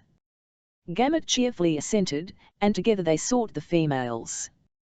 Cora received her new and somewhat extraordinary protector courteously, at least, and even the pallid features of Alice lighted again with some of their native archness as she thanked Hayward for his care. Duncan took occasion to assure them he had done the best that circumstances permitted, and, as he believed, quite enough for the security of their feelings. Of danger there was none. He then spoke gladly of his intention to rejoin them the moment he had led the advance a few miles toward the Hudson, and immediately took his leave. By this time the signal for departure had been given, and the head of the English column was in motion. The sisters started at the sound, and glancing their eyes around, they saw the white uniforms of the French grenadiers, who had already taken possession of the gates of the fort. At that moment an enormous cloud seemed to pass suddenly above their heads, and, looking upward, they discovered that they stood beneath the wide folds of the standard of France. "Let us go," said Cora, "this is no longer a fit place for the children of an English officer." Alice clung to the arm of her sister, and together they left the parade, accompanied by the moving throng that surrounded them. As they passed the gates, the French officers, who had leaned their rank, bowed often and low, forbearing, however, to intimidate those attentions which they saw, with peculiar tact, might not be agreeable. As every vehicle and each beast of burden was by the sick and wounded, Cora had decided to endure the fatigues of a foot march, rather than interfere with their comforts. Indeed, many a maimed and feeble soldier was compelled to drag his exhausted limbs in the rear of the columns, for the want of the necessary means of conveyance in that wilderness. The whole, however, was in motion, the weak and wounded, groaning and in suffering, their comrades silent and sullen, and the women and children in terror, they knew not of what. As the confused and timid throng left the protecting mounds of the fort, and issued on the open plain, the whole scene was at once presented to their eyes. At a little distance on the right, and somewhat in the rear, the French army stood to their arms, Montcalm having collected his parties, so soon as his guards had possession of the works. They were attentive but silent observers of the proceedings of the vanquished, failing in none of the stipulated military honours, and offering no taunt or insult, in their success, to their less fortunate foes. Living masses of the English, to the amount, in the whole, of near 3,000, were moving slowly across the plain, toward the common centre, and gradually approached each other, as they converged to the point of their march, a vista cut dire of the lofty trees, where the road to the Hudson entered the forest. Along the sweeping borders of the woods hung a dark cloud of savages, eyeing the passage of their enemies, and hovering at a distance, like vultures who were only kept from swooping on their prey by the presence and restraint of a superior army.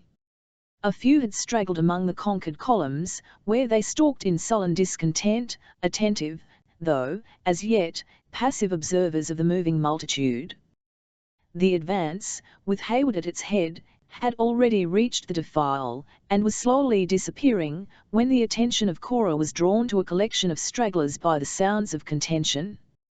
A truant provincial was paying the forfeit of his disobedience, by being plundered of those very effects which had caused him to desert his place in the ranks.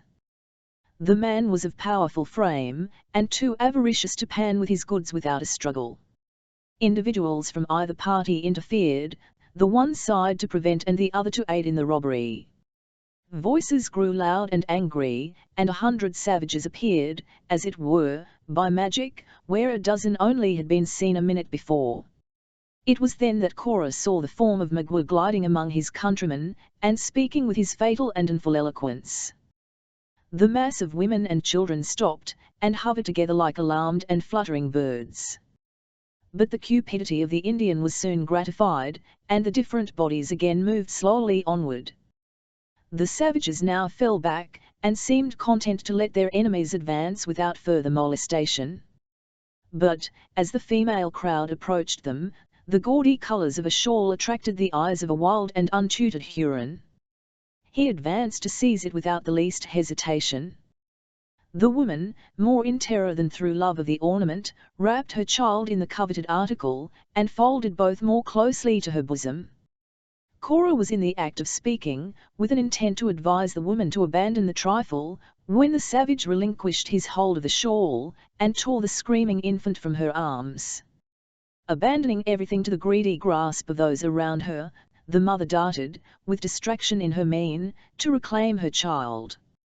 The Indian smiled grimly, and extended one hand, in sign of a willingness to exchange, while, with the other, he flourished the babe over his head, holding it by the feet as if to enhance the value of the ransom. Exclaimed the breathless woman, tearing the lighter articles of dress from her person with ill-directed and trembling fingers, "Take all, but give me my babe." The savage spumed the worthless rags, and perceiving that the shawl had already become a prize to another, his bantering but sullen smile changing to a gleam of ferocity, he dashed the head of the infant against a rock, and cast its quivering remains to her very feet. For an instant the mother stood, like a statue of despair, looking wildly down at the unseemly object, which had so lately nestled in her bosom and smiled in her face, and then she raised her eyes and countenance toward heaven, as if calling on God to curse the perpetrator of the foul deed. She was spared the sin of such a prayer for, maddened at his disappointment, and excited at the sight of blood, the Huron mercifully drove his tomahawk into her own brain. The mother sank under the blow, and fell, grasping at her child, in death, with the same engrossing love that had caused her to cherish it when living. At that dangerous moment, Magua placed his hands to his mouth, and raised the fatal and appalling whoop. The scattered Indians started at the well-known cry, as coursers bound at the signal to quit the goal, and directly there arose such a yell along the plain, and through the arches of the wood, as seldom burst from human lips before. They who heard it listened with a curdling horror at the heart, little inferior to that dread which may be expected to attend the blasts of the final summons. More than 2,000 raving savages broke from the forest at the signal, and threw themselves across the fatal plain with instinctive alacrity. We shall not dwell on the revolting honours that succeeded. Death was everywhere, and in his most terrific and disgusting aspects. Resistance only served to inflame the murderers, who inflicted their furious blows long after their victims were beyond the power of their resentment. The flow of blood might be likened to the outbreaking of a torrent, and as the natives became heated and maddened by the sight, many among them even kneeled to the earth, and drank freely, exultingly, hellishly, of the crimson tide. The trained bodies of the troops threw themselves quickly into solid masses, endeavouring to awe their assailants by the imposing appearance of a military front. The experiment in some measure, though far too many suffered their unloaded muskets to be torn from their hands, in the vain hope of appeasing the savages. In such a scene none had leisure to note the fleeting moments. It might have been 10 minutes, it seemed an age, that the sisters had stood riveted to one spot, horror-stricken and nearly helpless. When the first blow was struck, Their screaming companions had pressed upon them in a body, rendering flight impossible, and now that fear or death had scattered most, if not all, from around them, they saw no avenue open, but such as conducted to the tomahawks of their foes. On every side arose shrieks, groans, exhortations and curses.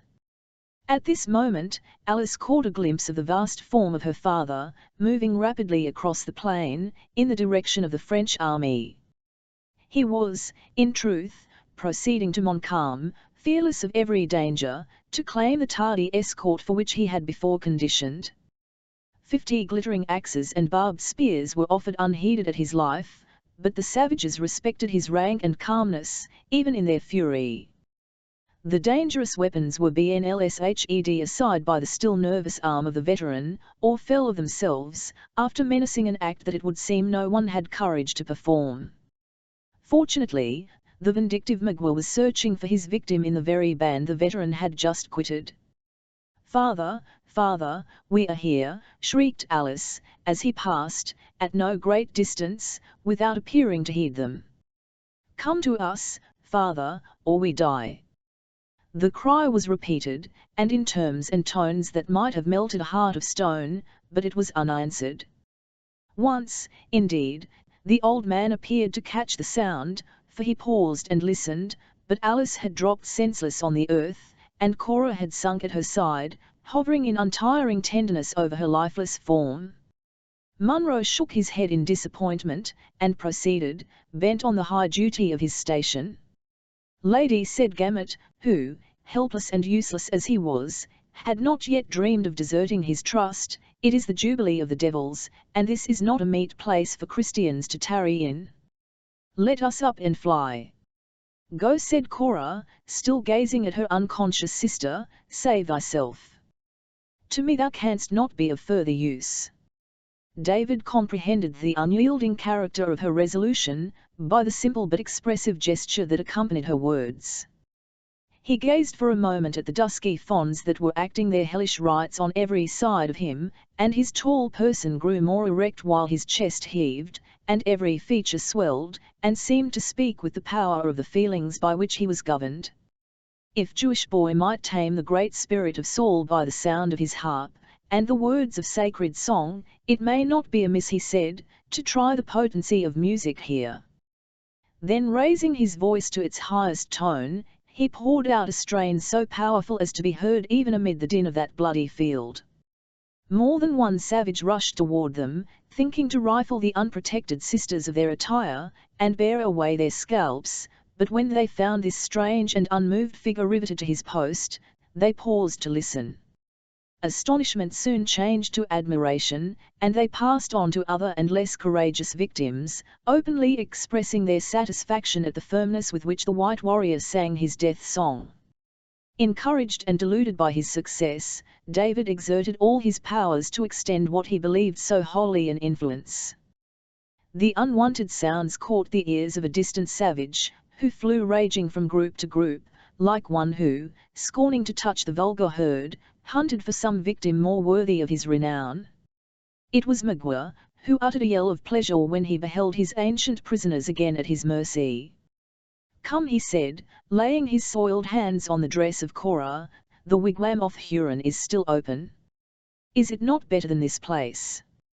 "Away," cried Cora, veiling her eyes from his revolting aspect. The Indian laughed tauntingly, as he held up his reeking hand, and answered, "It is red, but it comes from white veins. Nluster. There is blood, oceans of blood, upon thy soul, thy spirit has moved this scene." "Magua is a great chief," returned the exulting savage. "Will the dark hair go to his tribe?"